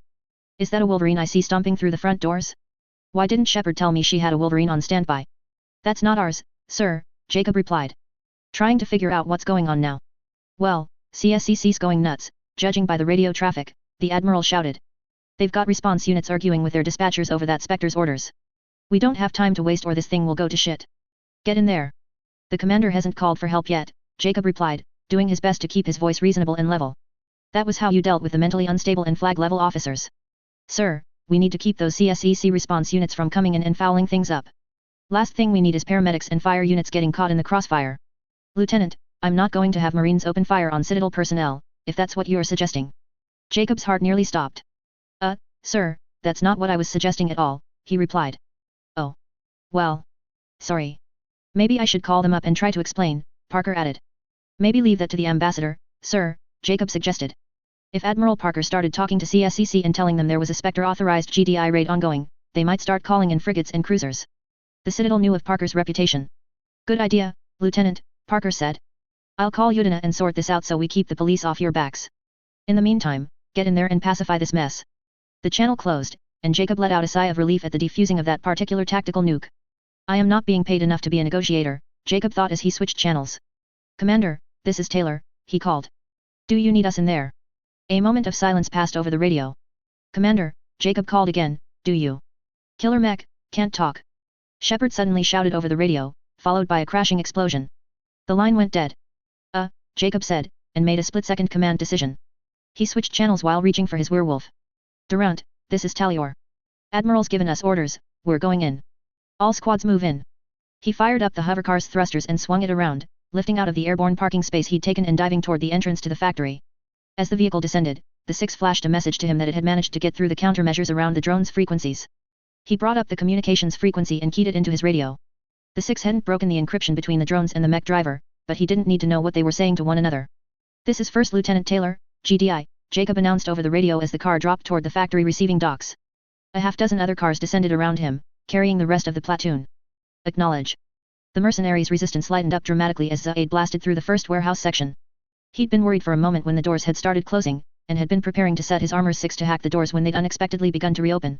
He'd initially suspected an ambush, but the way the mercenaries had started flat-out fleeing and hiding told him that the opening blast doors were just as much a surprise to them. That meant someone else was in here. And if someone was opening the doors for him, it meant they had a vested interest in making sure he did his job. And that told Zaid that someone was using him to their own ends. Zaid didn't like being used. He was most of the way through the first warehouse with only a few of the enemy thugs shooting back at him when his six flashed that he was receiving an incoming radio message. He flicked it on, and what he heard next didn't terribly surprise him. "This is First Lieutenant Taylor, GDI, said a young man's voice. "Acknowledge." Zaid grunted and flicked on his transceiver with one hand while blowing up a mercenary with the other. He was an old hand at multitasking. "GDI?" he asked. "I thought this was a Citadel OP, to be honest." "Identify yourself," Taylor demanded. Reasonable request from the lad. "I'm the bloody Grim Reaper," Zaid replied.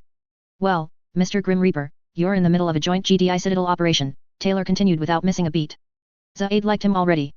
"You asking me to leave?" Zaid asked. A trio of micro-rocket grenades caught two more optimistic mercs as they emerged from cover to fire. "Messy. I would hate to be forced to open fire on you," Taylor replied. "Check your fire and we won't need to shoot at you." "That's how it's going to work then?" Zaid asked with a grin.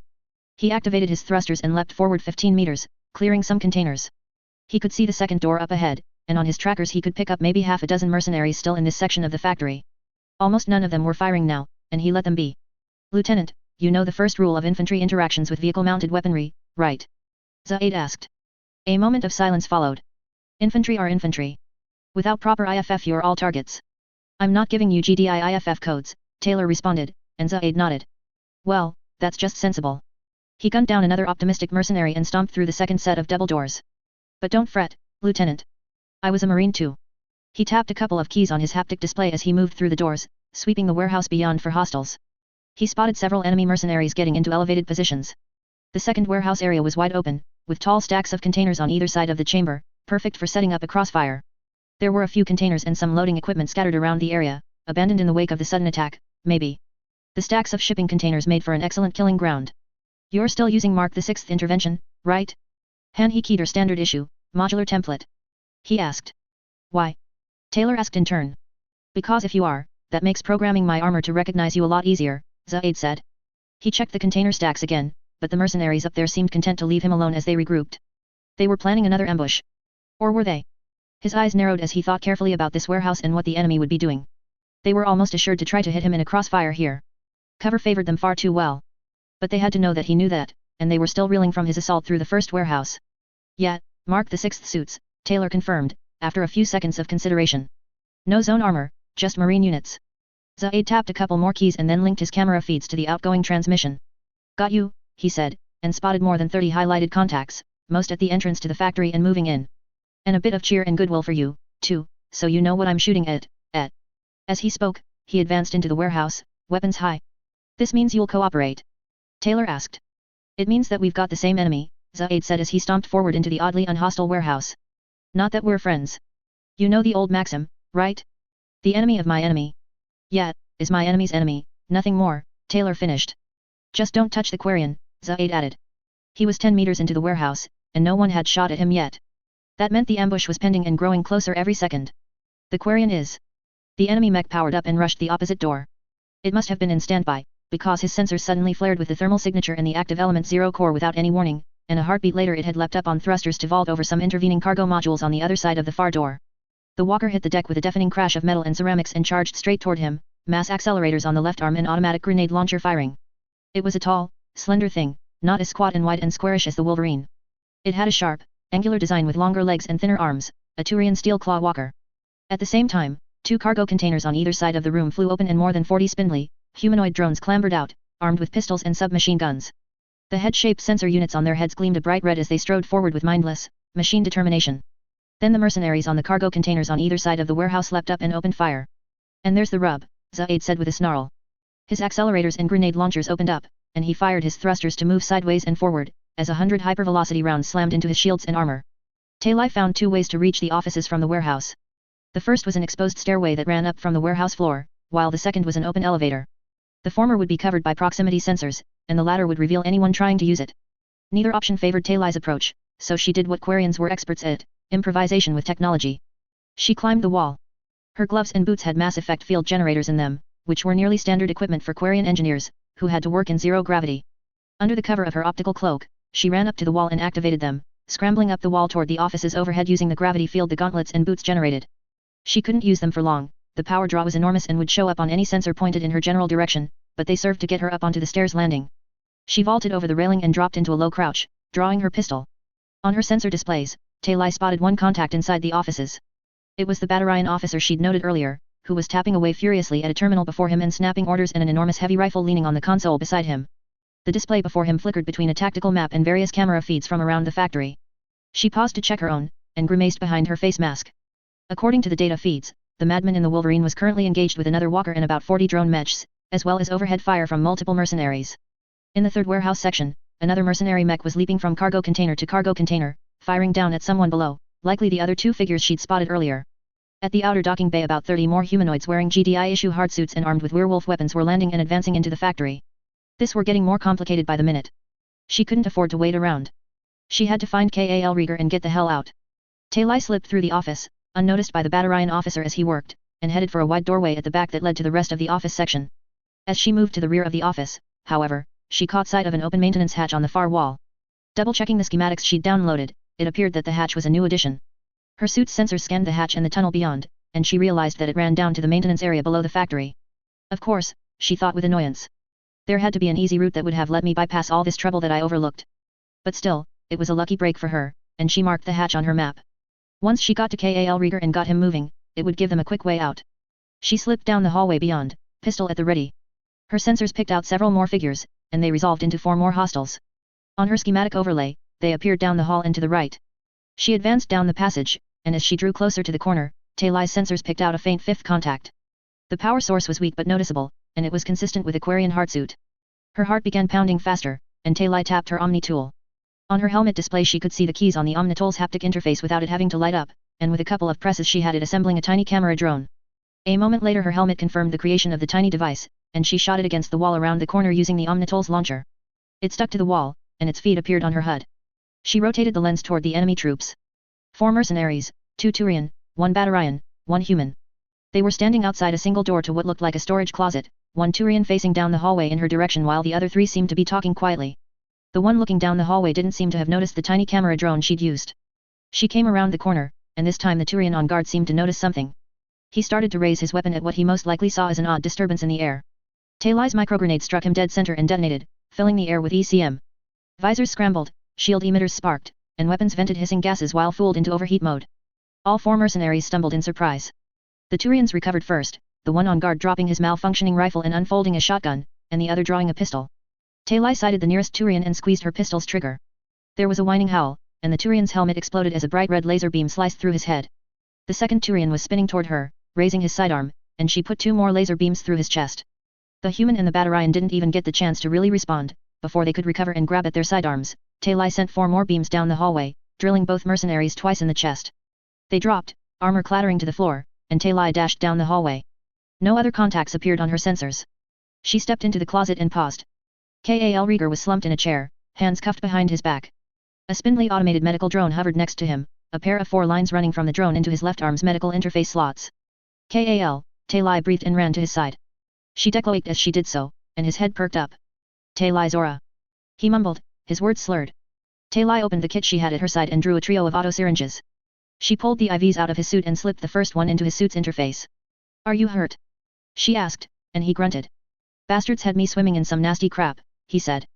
The stimulants started working their way into his system, and she injected the painkillers and medical. No food or water. Damn drone jolted me every time I fell asleep. He shook his head as the drugs took effect. She steadied him with one hand and gave him the 3rd injection, this one of antibiotics. Only the most meticulously sterilized needles were safe for a Quarian, and she didn't trust these mercenaries' medical skills. Don't move yet, she said. Give it a minute to get into your blood. She crouched beside him and checked the cuffs. They were simple plastic zip ties. She pulled the knife she kept on her boot and cut them free. Can't sit around, Kal muttered, shaking his head again. He brought his hands up, flexing his fingers. She activated her Omni tool and connected to his suit. Unsurprisingly, most of his systems were locked down, and she quickly unlocked and rebooted them. How'd you get in? I snuck in, she said, glancing to the door, and frowned. They didn't have much time, despite her advice to Kal. Never mind, can you stand? He started to rise, movements wobbly, and Tali got a shoulder under his arm and helped him stand. They started out of the closet. Just need a gun, Kal said, and she nodded. Tali opened her mouth to speak, but then froze. Multiple contacts were closing in the corridors outside. She looked up just in time to see the Battalion officer she'd passed come charging around the corner, that enormous heavy machine gun in his hands. He shouldered it, and the weapon began thundering. Tech Sergeant Richard Ains piloted his steel claw over the cargo containers, sweeping for the 2 infantry below. His shields had been depleted to 70% by the initial exchange a few moments ago, but were strong enough to survive a few more exchanges. Unlike his target's hardsuit shields, though, the steel claw mech's shields would require a few seconds longer to initiate recharging because of all the other power draws pulling at the walker's generator. The steel claw was a Turian design, and while Ains had been a Wolverine pilot in GDI for 6 years, it still took some work to get used to Turian notions regarding personal ultra-heavy powered armor units. Unlike the Wolverine models, the steel claw was designed for medium-range combat, with hardpoints to mount surface-to-air and anti-armor missile racks. Its shields were modified to have stronger emitters oriented toward the frontal arc, and its armor was lighter for improved maneuverability. It was a solid design, and a good effort by the hierarchy at implementing walker designs. The Turians hadn't had an equivalent during the First Contact War and had suffered for it in urban combat. But Ains would have preferred the solid weight of his old REV-7 Wolverine.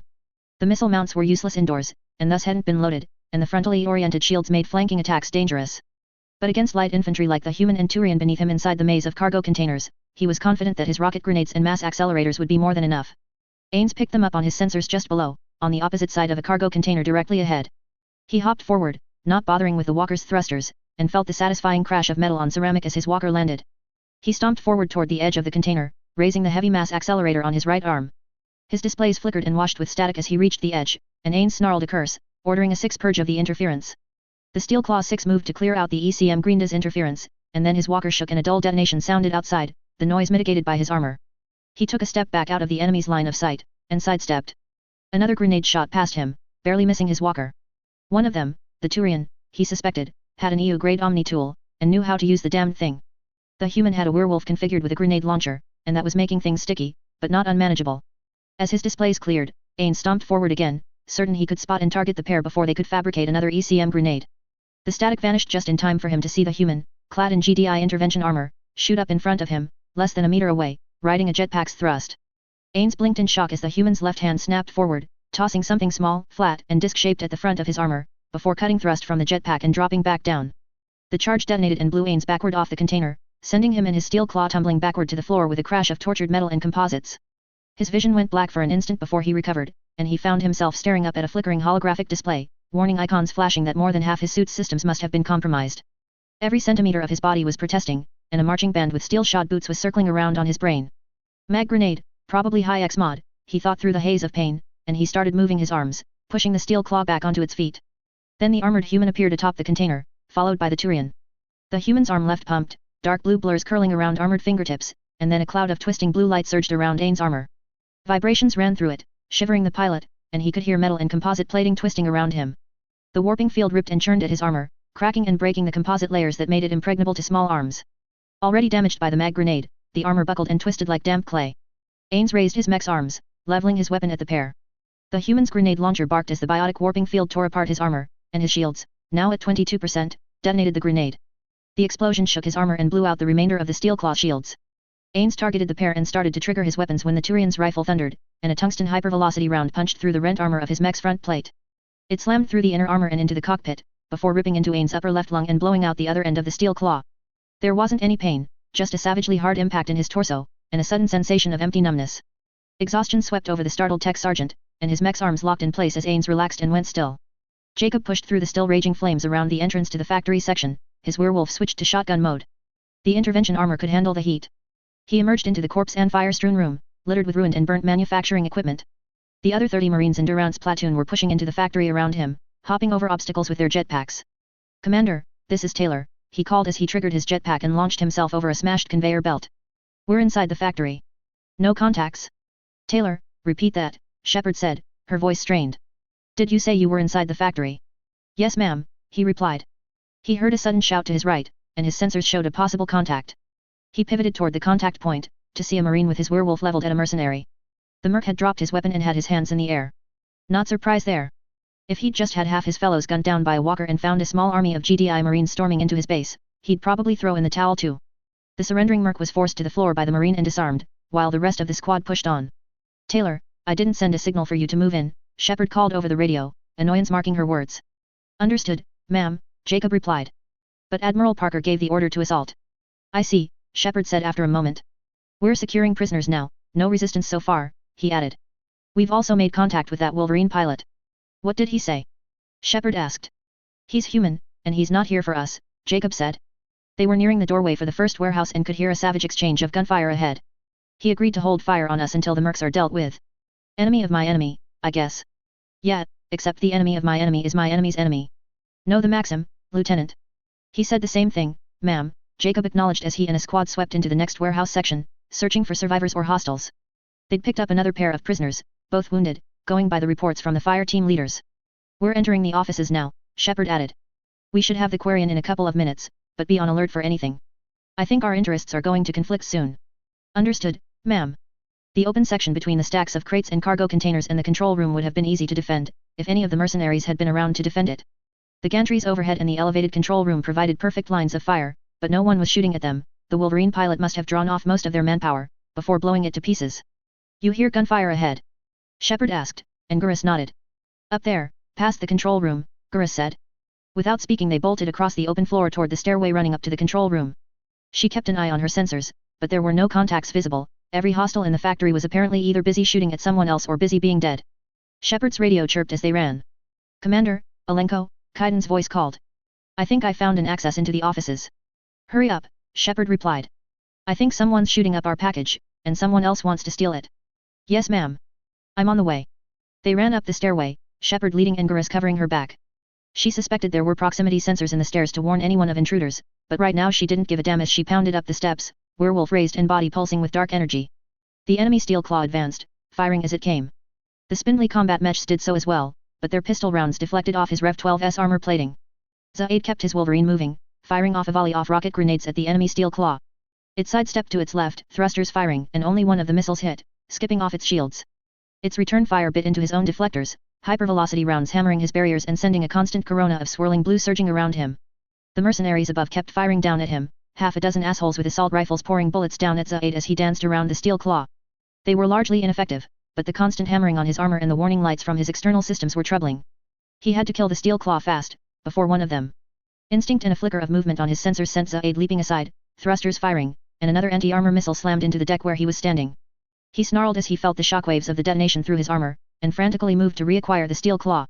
He spotted it just as it loosed another volley of rocket microgrenades, and he jerked in the opposite direction. Two missed, careening past him, with the third plowed into his shields. The vibrations from the detonation shivered across his mech, and he returned fire on the Turian walker.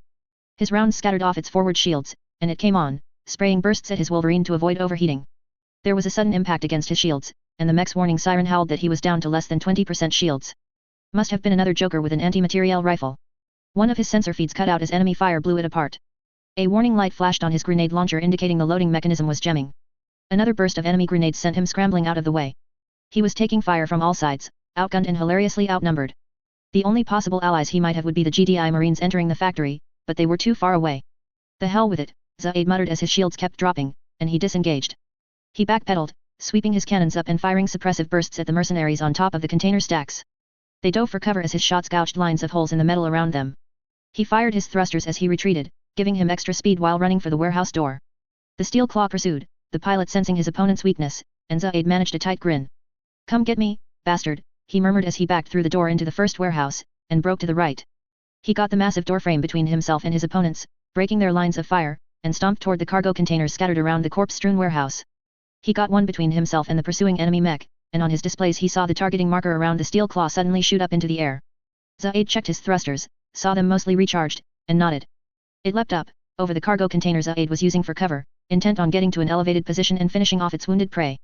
Zaid fired his thrusters and leapt straight into the steel claw's path as it descended. The Turian mech was dropping into the lower slope of its arc, having expended the immediately available thruster power available to it while running Zaid down. It would take critical seconds to recharge the thrusters, and during that time it was a helpless captive of the laws of physics.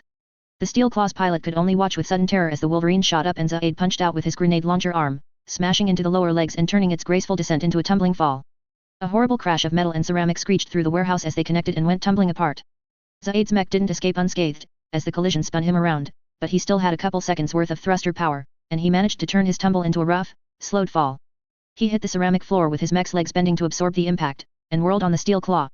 The enemy mech was lying in a heap, face down after an uncontrolled tumble into a forklift and a pair of smaller containers. It was starting to rise, but the pilot was clearly shaken by the unexpected impact. He was shaken even more when Zaid's 2-ton walker crashed down onto its back. The heavier Wolverine pressed the steel claw into the deck, and he jammed his mass accelerator into the walker's torso. It took 4 seconds, during which time about 80 armor-piercing rounds were fired at point blank into the back of the mech. The metal deformed, twisted, and finally broke under the impact, and Zaid sent a 2-second burst into the exposed cockpit. He hopped off the mech's back and turned, ignoring the blood pooling around the steel claw's corpse, and started back into the warehouse. The subsequent slew of carnage took 22 seconds.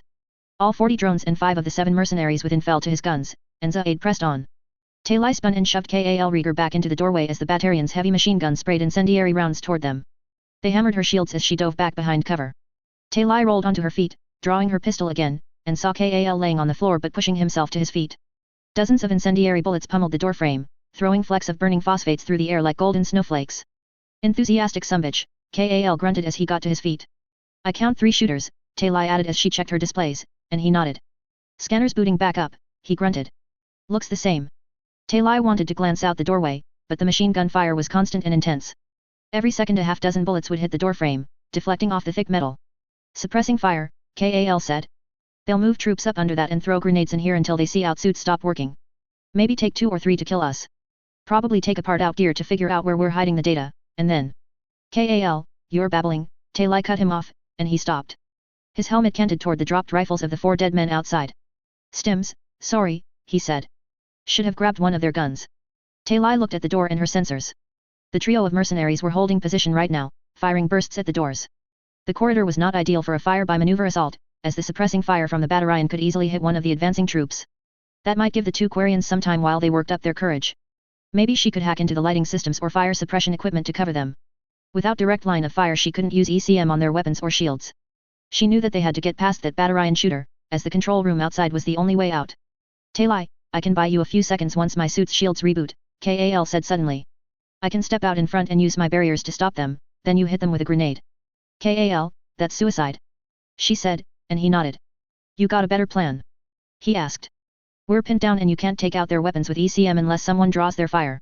And you're more valuable. I came here to save you, she said, not so you could throw yourself away. Look, we ain't got time to argue, Kal replied, shaking his head. Unless you've got a better plan. Tali froze, uncertain. She might be able to find another way out, but they might not have time. On her sensor display she could see the other 2 mercenaries starting to move up around the corner. There had to be another way to do this, a way that wouldn't get Kal killed. Then the gunfire suddenly came to an abrupt halt, and she heard a shout of surprise outside. A heartbeat later there was a crack of a grenade going off, and her sensors picked up 2 more contacts close by. Neither Tali nor Kal hesitated. She bolted up and swept around the doorframe, pistol up, and spotted the 2 Turian mercenaries who had been moving up to flank them, frozen in the middle of the corridor and looking back.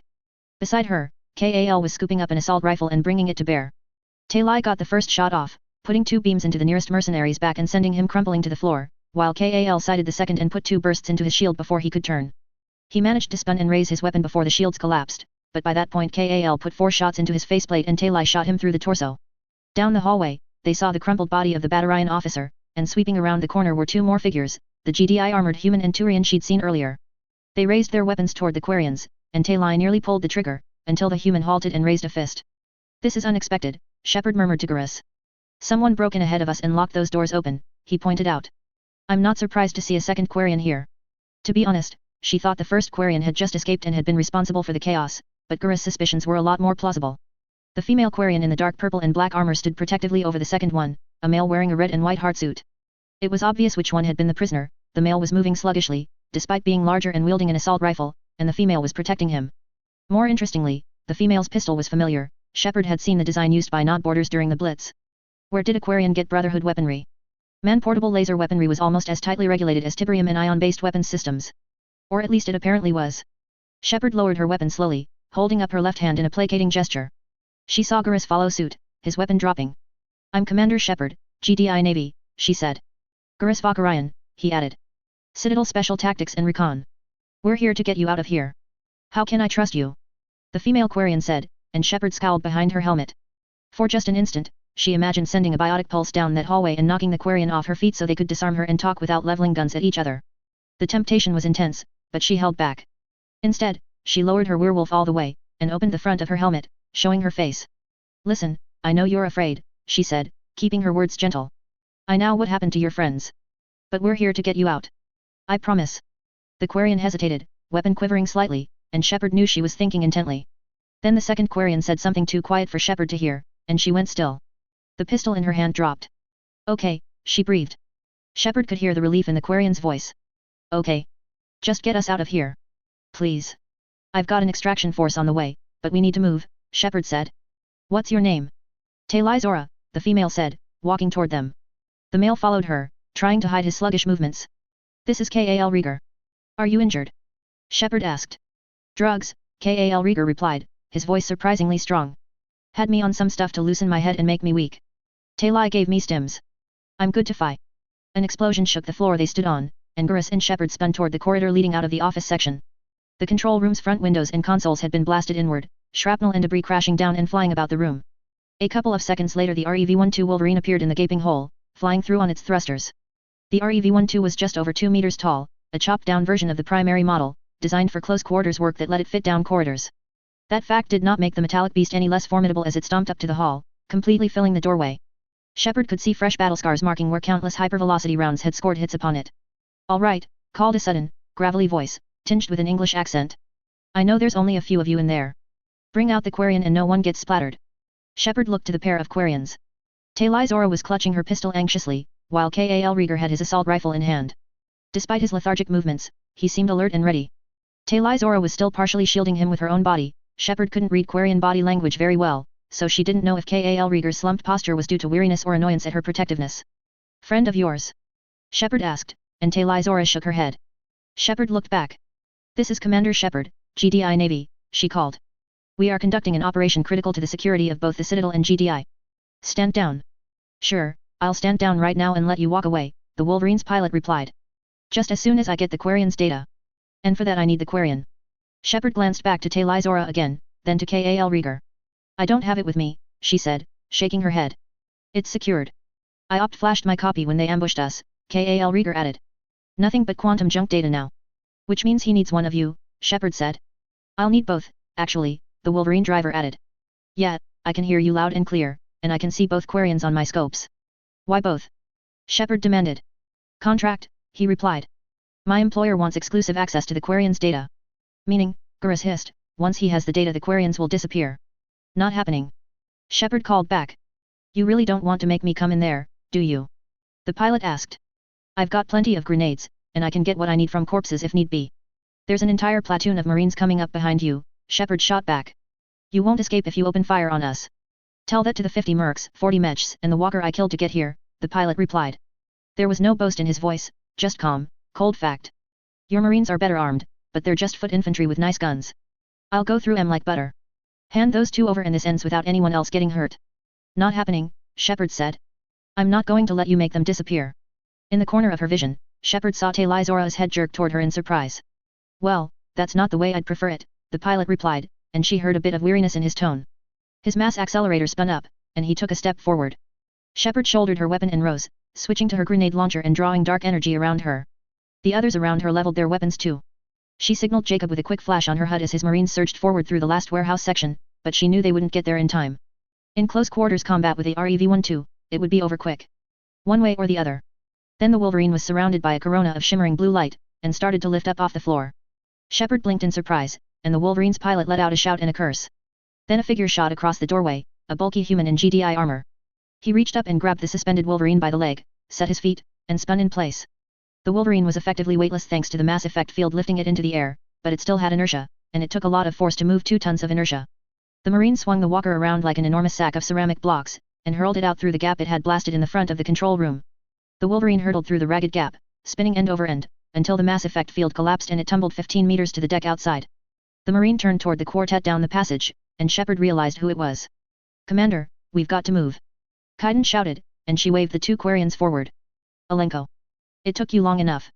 Despite her words, she was grinning behind her helmet.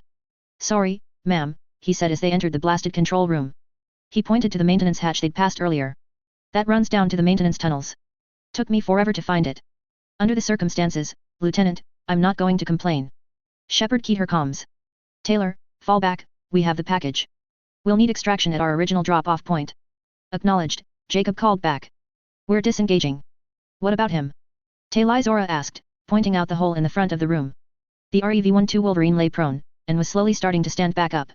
Leave him, Shepard said, shaking her head. We're getting out of here.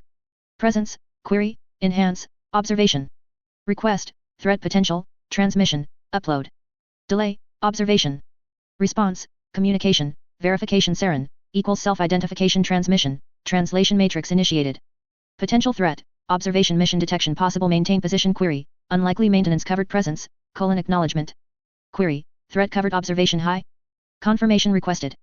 Upload received, sort, council chambers /the embassy /Turian embassy /Xich quarters, data distribution. Query, multiple targets insufficient forces, irrelevant. Query, deployment unlikely survivors /recovery. Query, unlikely survival, irrelevant. Delay. Acknowledgement. Weapons, standby engage. Arm, plasma projector, confirmed, status nominal. Arm, kinetic liquid ichor impactors, confirmed, status nominal. Arm, phase shift generator, confirmed, status nominal. Arm, interceptors, confirmed, status nominal. Arm, ion storm generator, confirmed, status nominal. Weapons, confirmation all weapons armed. Standby to engage target Citadel. Codex, ships and vehicles, Wolverine. The Wolverine is a multi-purpose, high-mobility infantry fighting vehicle, colloquially referred to as a mech by humans, standing at between 2 to 3 meters, depending on configuration. It is a bipedal vehicle piloted by a single operator that is designed to bridge the gap between an infantryman's mobility and an IFV's firepower, with historically variable results.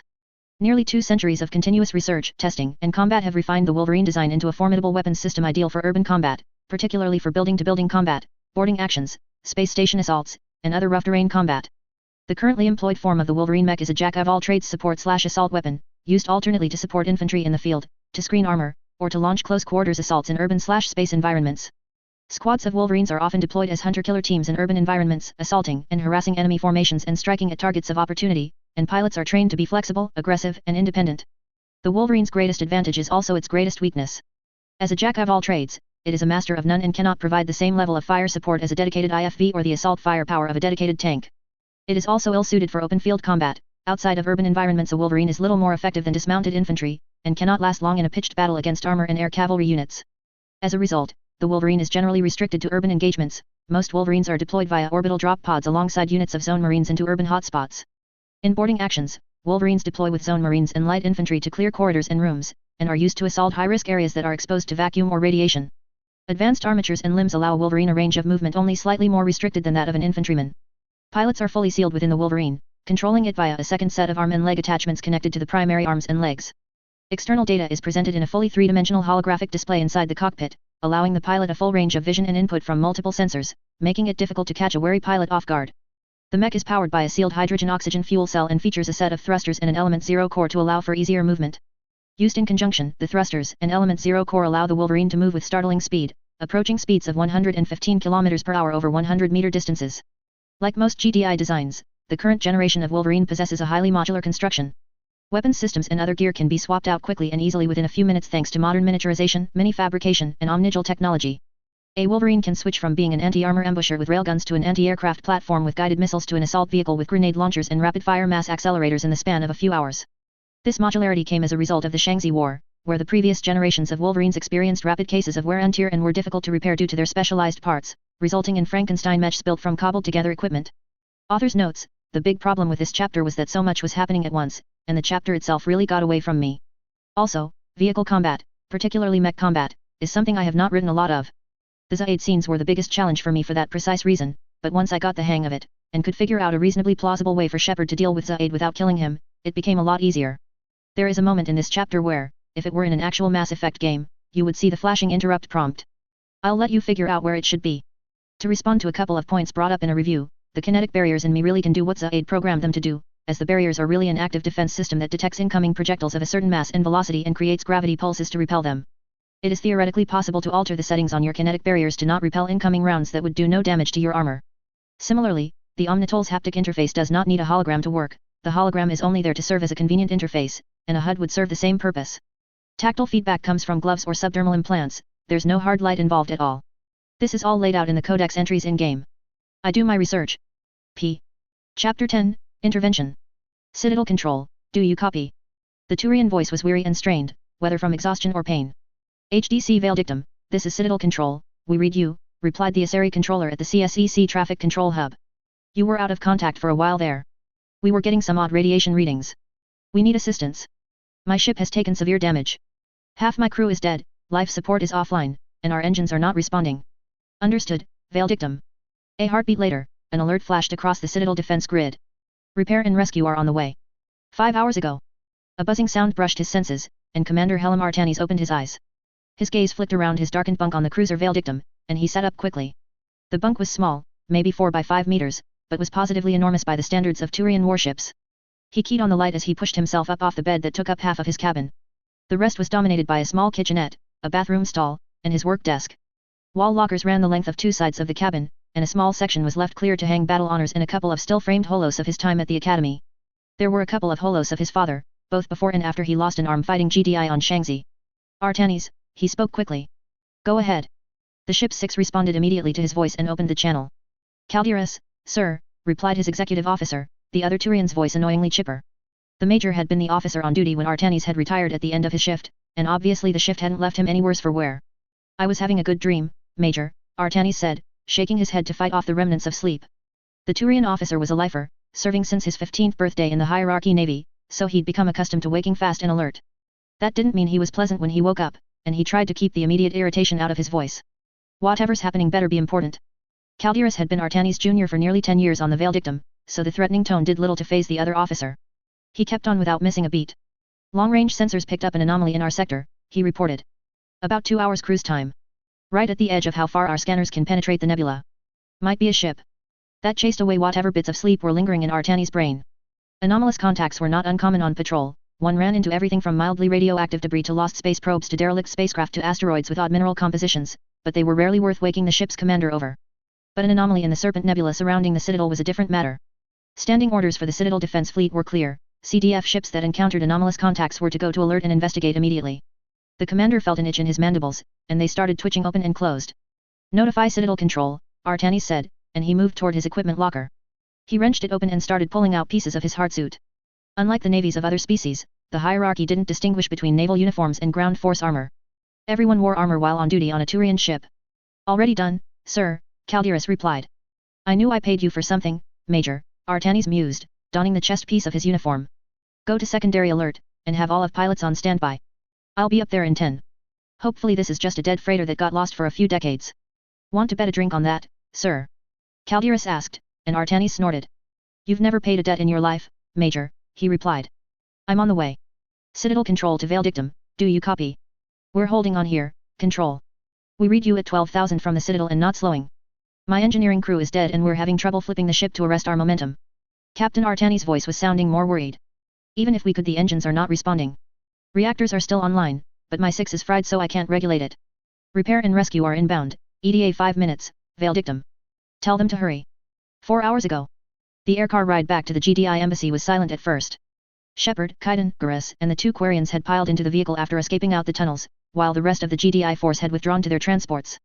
They had slipped back into the airborne traffic lanes away from the factory district while CSEC and the fire response teams rushed to the site, taking a slow, roundabout route back to the embassy. It would take them more than an hour, but Shepard would prefer not to be ambushed in mid-flight. Again. According to their surveillance drones, the loony Wolverine pilot had recovered and escaped just moments after they'd pulled out.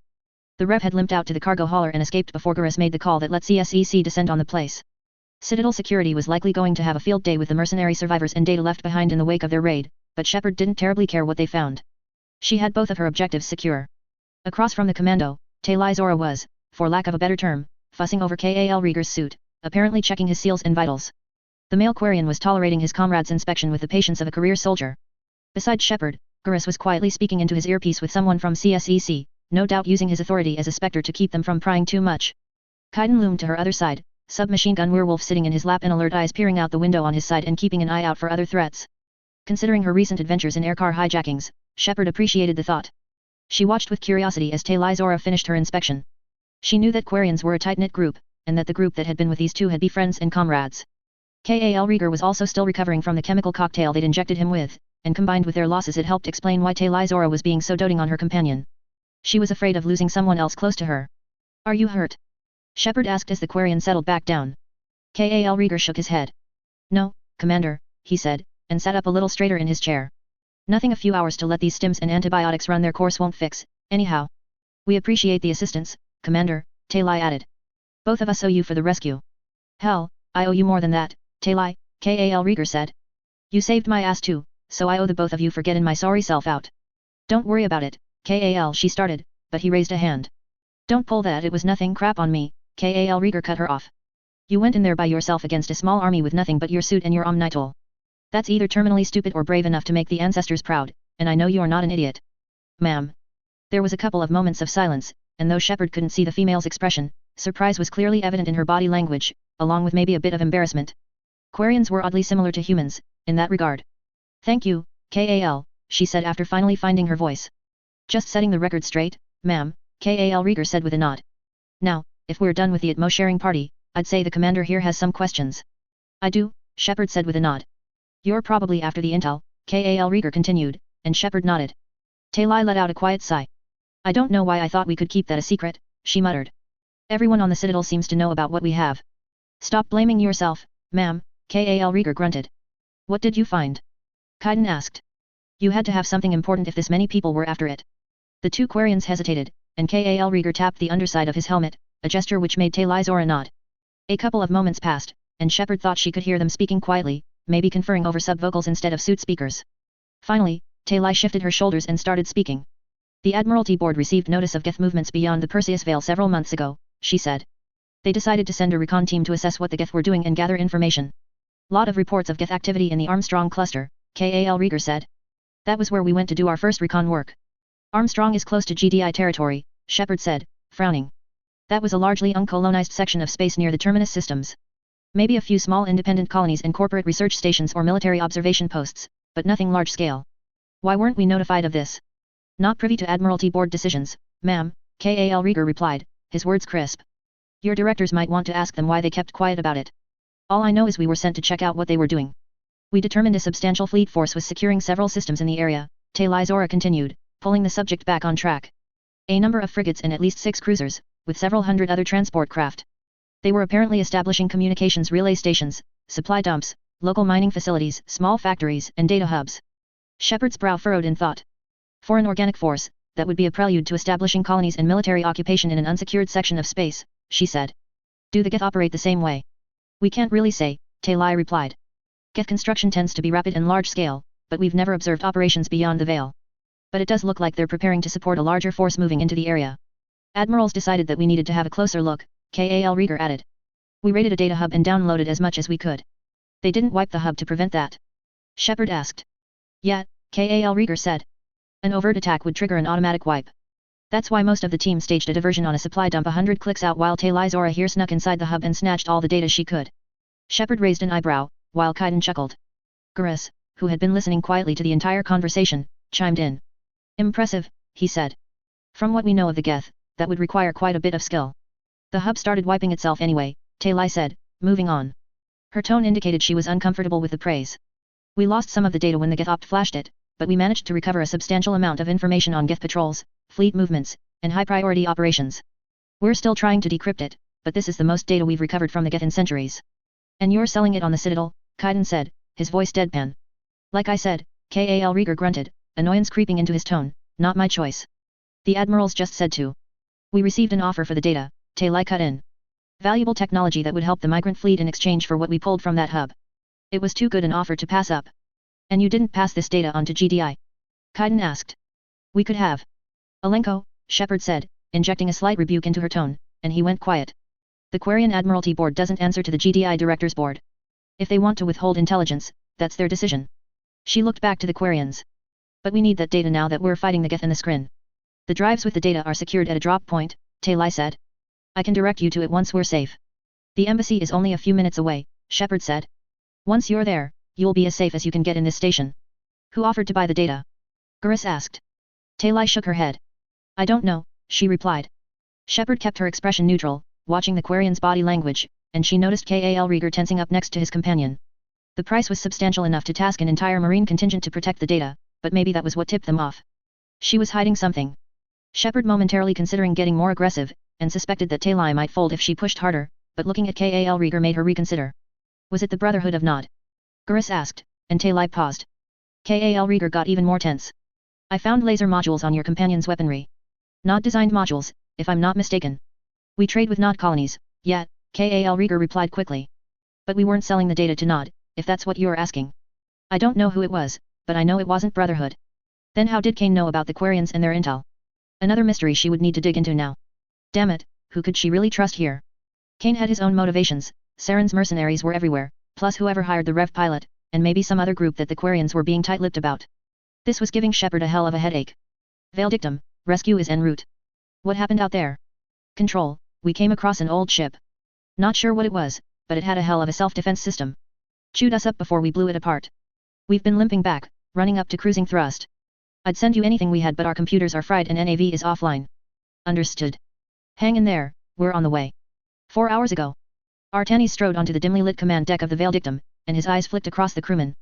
As with most Turian ships, the Combat Information Center was located significantly aft of the cockpit, with a line of seats running down the length of the tapering deck where crewmen manned heat management systems, weapons and operations stations, and communication and sensor posts.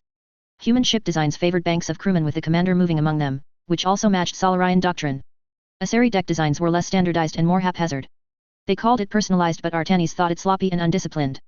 Sir, Calderas said as he saw the commander step onto the bridge. He inclined his head toward his CO, which was all the hierarchy really required. Humans demanded so many displays from their troops, and while the hierarchy had their own gestures of respect, they were more muted. A nod of acknowledgement, a crisp report, and decisive stance while delivering said report was all a proper Turian commander needed. Maybe humans needed so much formality because they ascribed to that oddly prevalent notion that not everyone had to give part of their life in service to the state, yet still insisted on maintaining such a powerful military. Artanis' mandibles flattened against his lower jaw in consternation. His mind tended to wander a bit immediately after waking. He shook it away and focused on the situation at hand. Report, he ordered as he strode up to the command platform overlooking the CIC. Calderas tapped a key and the central display began to change. Artanis' exo had similar facial coloration and markings to his commander, gray-brown skin tone with white and blue slashes down the nose and the mandible. Artanis had a bit of red cutting beneath his eyes as well. I deployed drones out in a 30-kilometer radius, Calderas said. Improved resolution didn't show us much more than we already know. He gestured to the central hologram, which shifted to display a series of fuzzy sensor returns. There was definitely a solid object out there, going by the sensor scans, but precisely what was unidentifiable. No emissions? Artanis asked, and Calderas shook his head. No change in the object's position either, Calderas added. He brought up several more images, showing differing timestamps. The object had not moved any appreciable distance. So we're likely looking at a derelict, Artanis said with a shrug. Might be of value to an archaeological team once we haul it back in. There was one odd thing, sir, Calderas added, and he tapped another couple of keys. A different sensor feed appeared, and Artanis' eyes narrowed as much as they could for a Turian. Those are charged particles, he said, looking over the feed. A whole cloud, in fact, of charged gases from the nebula surrounding the object. Curious, Artanis said, nodding. He stepped past Calderas onto the platform, and the crew who noticed the unspoken shift in command looked up, inclined their heads, and went back to work. Communications, open a channel to Citadel Control, he ordered. Advise them that we are moving to investigate the anomaly. Doing so now, sir, the comms officer replied. Helm, lay in a course for that contact, half speed, he ordered. All personnel are to go to standby alert. Let's see what's out there. Control, this is rescue team, call sign Hallett, came a filtered voice, with the wheezing associated with a voice. On station. Hallett, close to target Veldictum and offer rescue and repair. Priority is on retaking control of the engines. Veldictum is on a collision course with the outer Citadel shell. Acknowledged, Control. We are closing. 5 hours and 30 minutes ago. The apartment was sandwiched within a complex on the lower levels of Zakara Ward, in a section of the station arm that had higher than average security and privacy. The apartment building didn't have much a higher standard of living, but the presence of security alone was enough to jack up the prices significantly. Fortunately, some people didn't have to pay rents, and the security served to keep out more than just the riffraff. Some noted with curiosity that the guards were all human, in a ward where there were plenty of other species available to fill the ranks, but suspicious was blunted through efficient service and the periodic bribe. He'd doffed his armor and changed back into civilian clothes en route back to the safe house, and felt uncomfortable as he rode the elevator up to the secured apartment. He didn't like not walking around without at least a suit of fabric armor to supplement the dermal layers, but at least he could wear his concealed weapons inside the building, and a pistol on his hip thanks to a carefully forged permit. He walked in near silence, despite his sheer size and bulk, his steps perfectly balanced to minimize noise. The apartment door was sealed, and a quick check with the security 6 showed that it had not been tampered with. He unlocked and stepped into the dim room, glancing around the small, spare apartment. It had little more than a small bedroom, a wall dedicated to a kitchen, and a couple of cheap sofas around a small display projector. He ignored the rest of the darkened room and cut across to the bathroom offshoot. He pressed 2 spots on the wall of the bathroom, stepped back into the apartment, and crossed it to the opposite side. He waved his hand over a blank spot on the wall, tapped 2 more points about a meter apart, and then pressed his hand flat against another point on the wall 2 meters down. A dozen holes the size of needle heads appeared in the ceramic wall, and tiny beams of light played over his body, several over his face, Two directly into his eyes that left spots on his retinas despite their augments, and others over the weapons he wore. The biometric scanner beneath his palm glowed as the lights finished the initial verification process. Fingerprint scans ensued, and the surface of the device took an unobtrusive skin scraping. Voice identification required, demanded the empty, genderless voice of the six. Locke, he replied. The accent was nearly impossible to place. He'd picked up bits and pieces from dozens of environments over his lifetime, and the vocal augments let him scramble it up even further.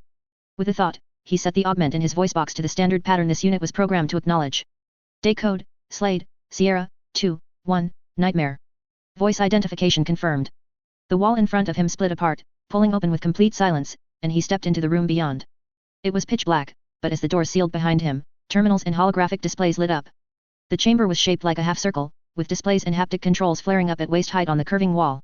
He settled down in the chair in the middle of the room, augmented blue eyes moving over the awakening terminals, and navigated through their boot screens and status reports. Locke brought up the quantum entanglement interface and fired it up, then settled back to wait for the response. A display in the corner advised him that all security countermeasures had been fully activated, ensuring that this conversation would be as private as human technology, GDI, NOD, or otherwise, could manage. He suspected that even the STG or Shadow Broker would be hard-pressed to monitor this site. The answer on the far end came in about the time it would take a man to knock back a finger of brandy and take a long drag on a cigarette. Report, came a garbled, genderless voice. The Quarian issue has been resolved, Locke said. Not as satisfactorily as we had preferred, but it was dealt with. What happened down there? The voice on the other end asked. GDI intervened, as anticipated, but with Citadel support, Locke explained. He kept the satisfaction out of his voice as he remembered. Old ties still held weight, and watching a GDI force move with such efficient violence was oddly uplifting. If only it had been done without Citadel dogs padding alongside humans. We didn't anticipate the speed of the response, however, he continued. It looks like a Spectre was involved, which explains how the Citadel found out so quickly, but I didn't expect they'd be cooperating.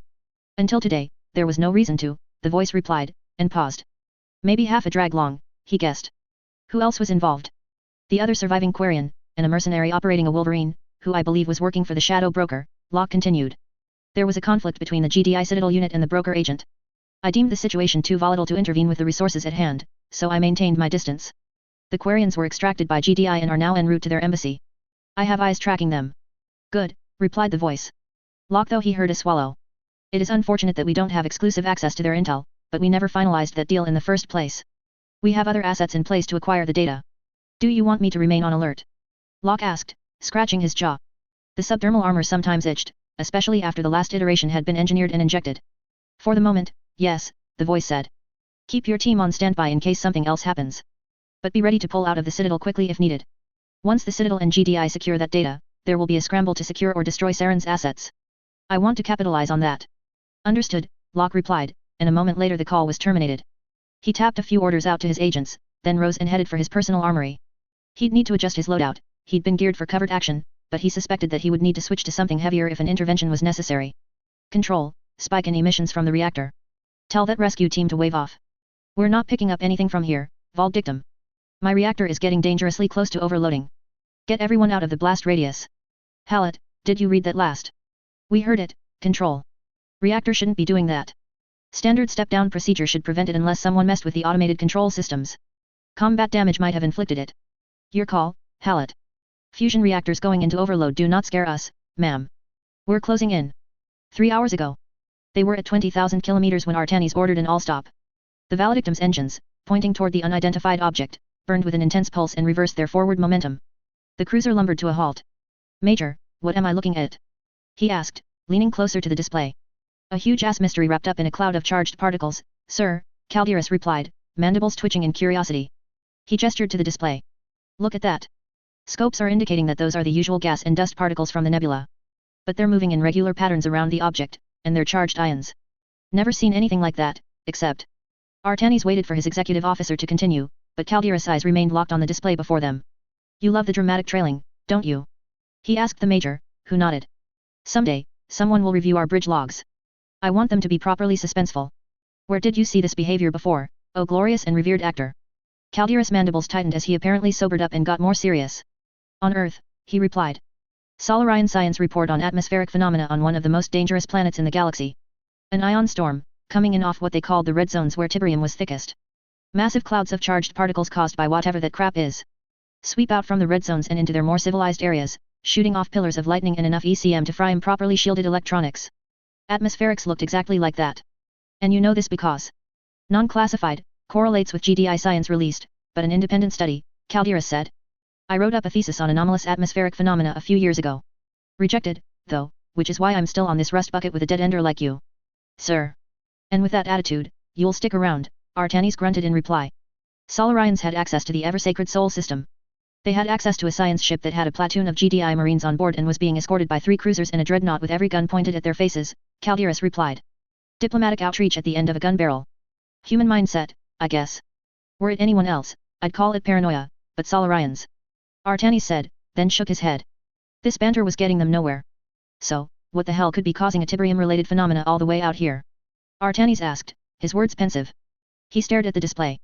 The object had not moved, with no change in relative position between it and anything else in the nebula.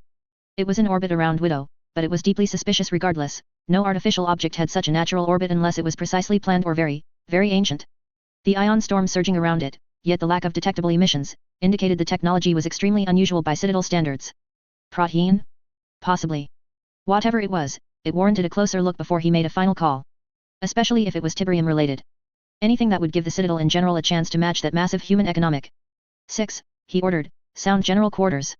Major Antiller is to launch his squadron and position them in screening posture 200 kilometers ahead. Spread the sensor drones out another 100 kilometers. Helm, once they are in position, ahead at half speed. Weapons at full charge. Comms, drop buoys at every 5,000 kilometers. That thing so much as twitches, I want us to report it back to Citadel Control. He exhaled as the Valedictum's crew responded to his commands, and kept his eyes locked on the anomaly on his display. What secrets was it hiding? This is Hallett, docking now. Get your people out of here, Control. Valedictum, you are less than 3,000 kilometers from the Citadel with an overloading reactor according to your report. We can either try to take back engineering and force an all-stop or we can blow your ship out of space. I'd much prefer the former. Understood. Hallett to Control, hatches are not responding. Cutting in now. Hallett, Valedictum. Be advised limited atmosphere inside, most of my crew are dead. Once you get inside you will be on your own. Copy that. 35 minutes ago. He leaned on the railing overlooking Zakara Ward, expression pensive.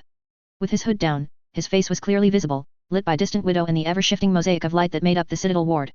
Strange shadows constantly played over his face. Report from Delta Sigma Group, observation of extraction of high-value individuals from warehouse by GDI agents. Confirmed presence of, Spectre Gurus Vakarian, Commander Shepard. Associate list appended. Currently en route to GDI Embassy. Miranda Lawson stood behind him, stock still. She still wore her black, form-fitting suit of armor fabric, but a holographic visor lit up before her eyes, feeding her data reports. She paid them an absent bit of attention, long experience, neural implants, and some expensive, targeted genetic adjustments to her brain let her multitask efficiently, so she could read the incoming data and keep an idle eye on her leader. Report from Agent Gabriel, Shadow Broker Agent identified. Human mercenaries Aid Massini. 3 tours, GDI Marine Corps. Founded Blue Sun's mercenary group, deposed. Currently freelance mercenary, no loyalties. Most recent operation, Verge War, attachment to Penal Battalion. Detailed dossier appended. She never understood what was going through the mind of Cain. He was an inscrutable mystery, and while his cryptic ways of talking gave her glimpses into his thought processes, she didn't pretend to truly understand him. What she did know was that she owed him her life, and that he was loyal to those who showed him loyalty in turn. The Brotherhood did good work, work that belied GDI propaganda, and she'd seen the unstable underbelly of human society, along with the corruption that permeated GDI. Report from Agent Carlson, Citadel Security has secured warehouse/factory site. All surviving mercenary personnel taken into custody. Attempting to gain detailed dossiers on surviving mercenaries. Possible recruitment opportunities appended.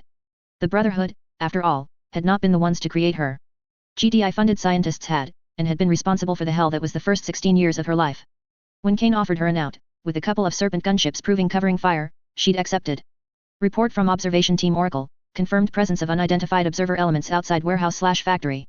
Detailed data regarding units appended. High probability of association with Solarian Special Tasks Group. But 20 years as a not agent, 10 of them as Cain's personal aide and troubleshooter, had bought her precious little comprehension of the man who stood before her, black eyes regarding the Citadel with inscrutable analysis. You shouldn't stand out in the open like that, she said after a few moments.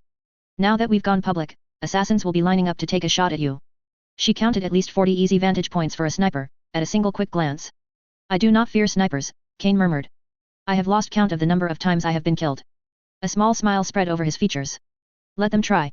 I'd welcome a chance to truly prove who I am to the unbelievers. And in the process, Miranda said, drying her voice, I would have to clean up a very dreadful mess. The kinetic barrier would slow the round substantially, Cain said with a shrug. Enough to leave a clean entry wound. Not very much blood would be shed. True enough, she replied. A nagging part of her wanted to append an honorific when speaking to him, but nothing sufficed. Cain had told her before that he did not care for the honorifics others tried to append to him.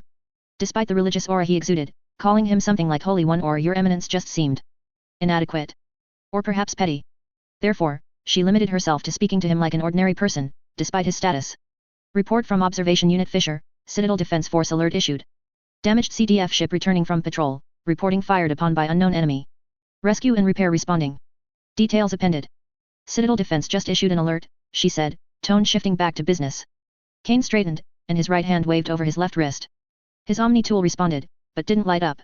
He could apparently interact with the device without needing to see the keys. Miranda suspected optical implants or a direct neural interface. I see, he said after a few seconds. Veil dictum. Troian cruiser. Heavy damage, unknown attacker. He frowned for a moment, then nodded. As expected. I doubt that, she murmured. No way you could have expected this. Not this precisely, he said with a shrug and a smile. But don't tell anyone I said that. Miranda hated the smoke and mirrors game they had to play. Cain liked to keep his enemies off balance by appearing to know everything, which was far from the truth. The whole idea behind breaking into the Citadel communications system had been part of the charade to make everyone wonder just how deep Nod's fingers reached. If anyone suspected how little they really knew. They were going to retaliate at some point, Cain said, his voice distracted. He was still reading the data. But I didn't expect it to be so swiftly. An attack on a cruiser with no known connections to any of the players doesn't seem rational, though, Miranda said, and he nodded quickly. Indeed. But this Turian vessel is not the objective.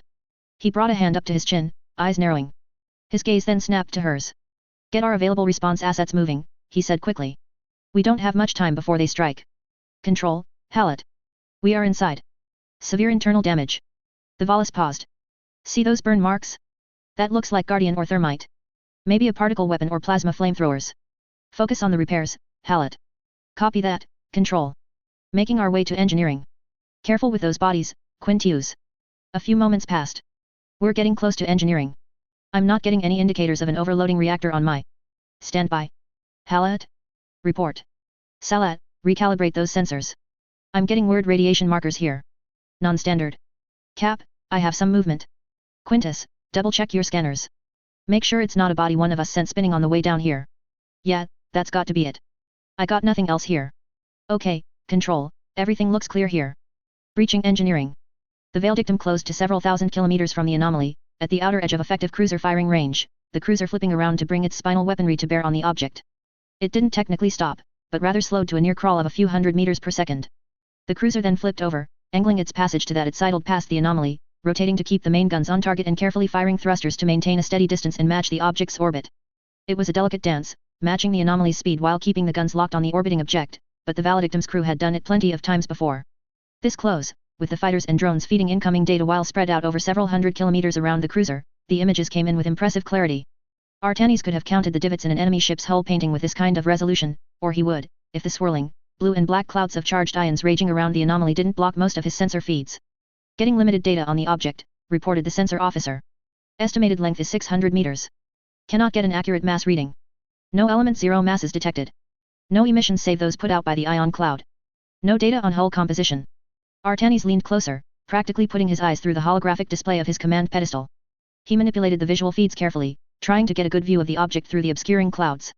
The shape beyond seemed made of dark metal, and he thought he saw ridged, metallic spines emerging from a long, narrow structure that was almost certainly a spacecraft. Citadel Control, are you seeing this? Artanis asked. Static washed back over the line, and he glanced at his comms officer. Cleaning it up, the officer replied. Lot of interference. The COMM boys are glitching out. The Turian captain's jaws clenched, a mixture of anxiety and displeasure. The smaller COMM boys were standard issue among CDF ships, using lasers and mass effect corridors to transfer data point to point since the nebula interfered with radio transmissions.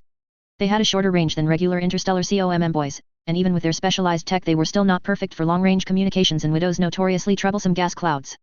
Still, they shouldn't have been completely washed out with interference like this. You think they're gemming us? Asked Calderas, and Artanis clicked his mandibles. If there's even a they involved, Artanis replied.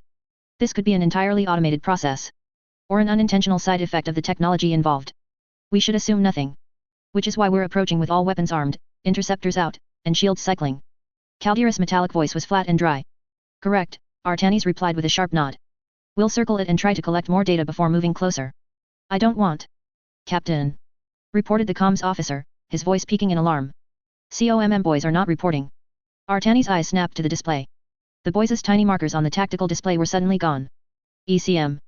He called. Interference is building up, but... The sensors officer paused. Emission spike. High energy radiation emissions coming from object.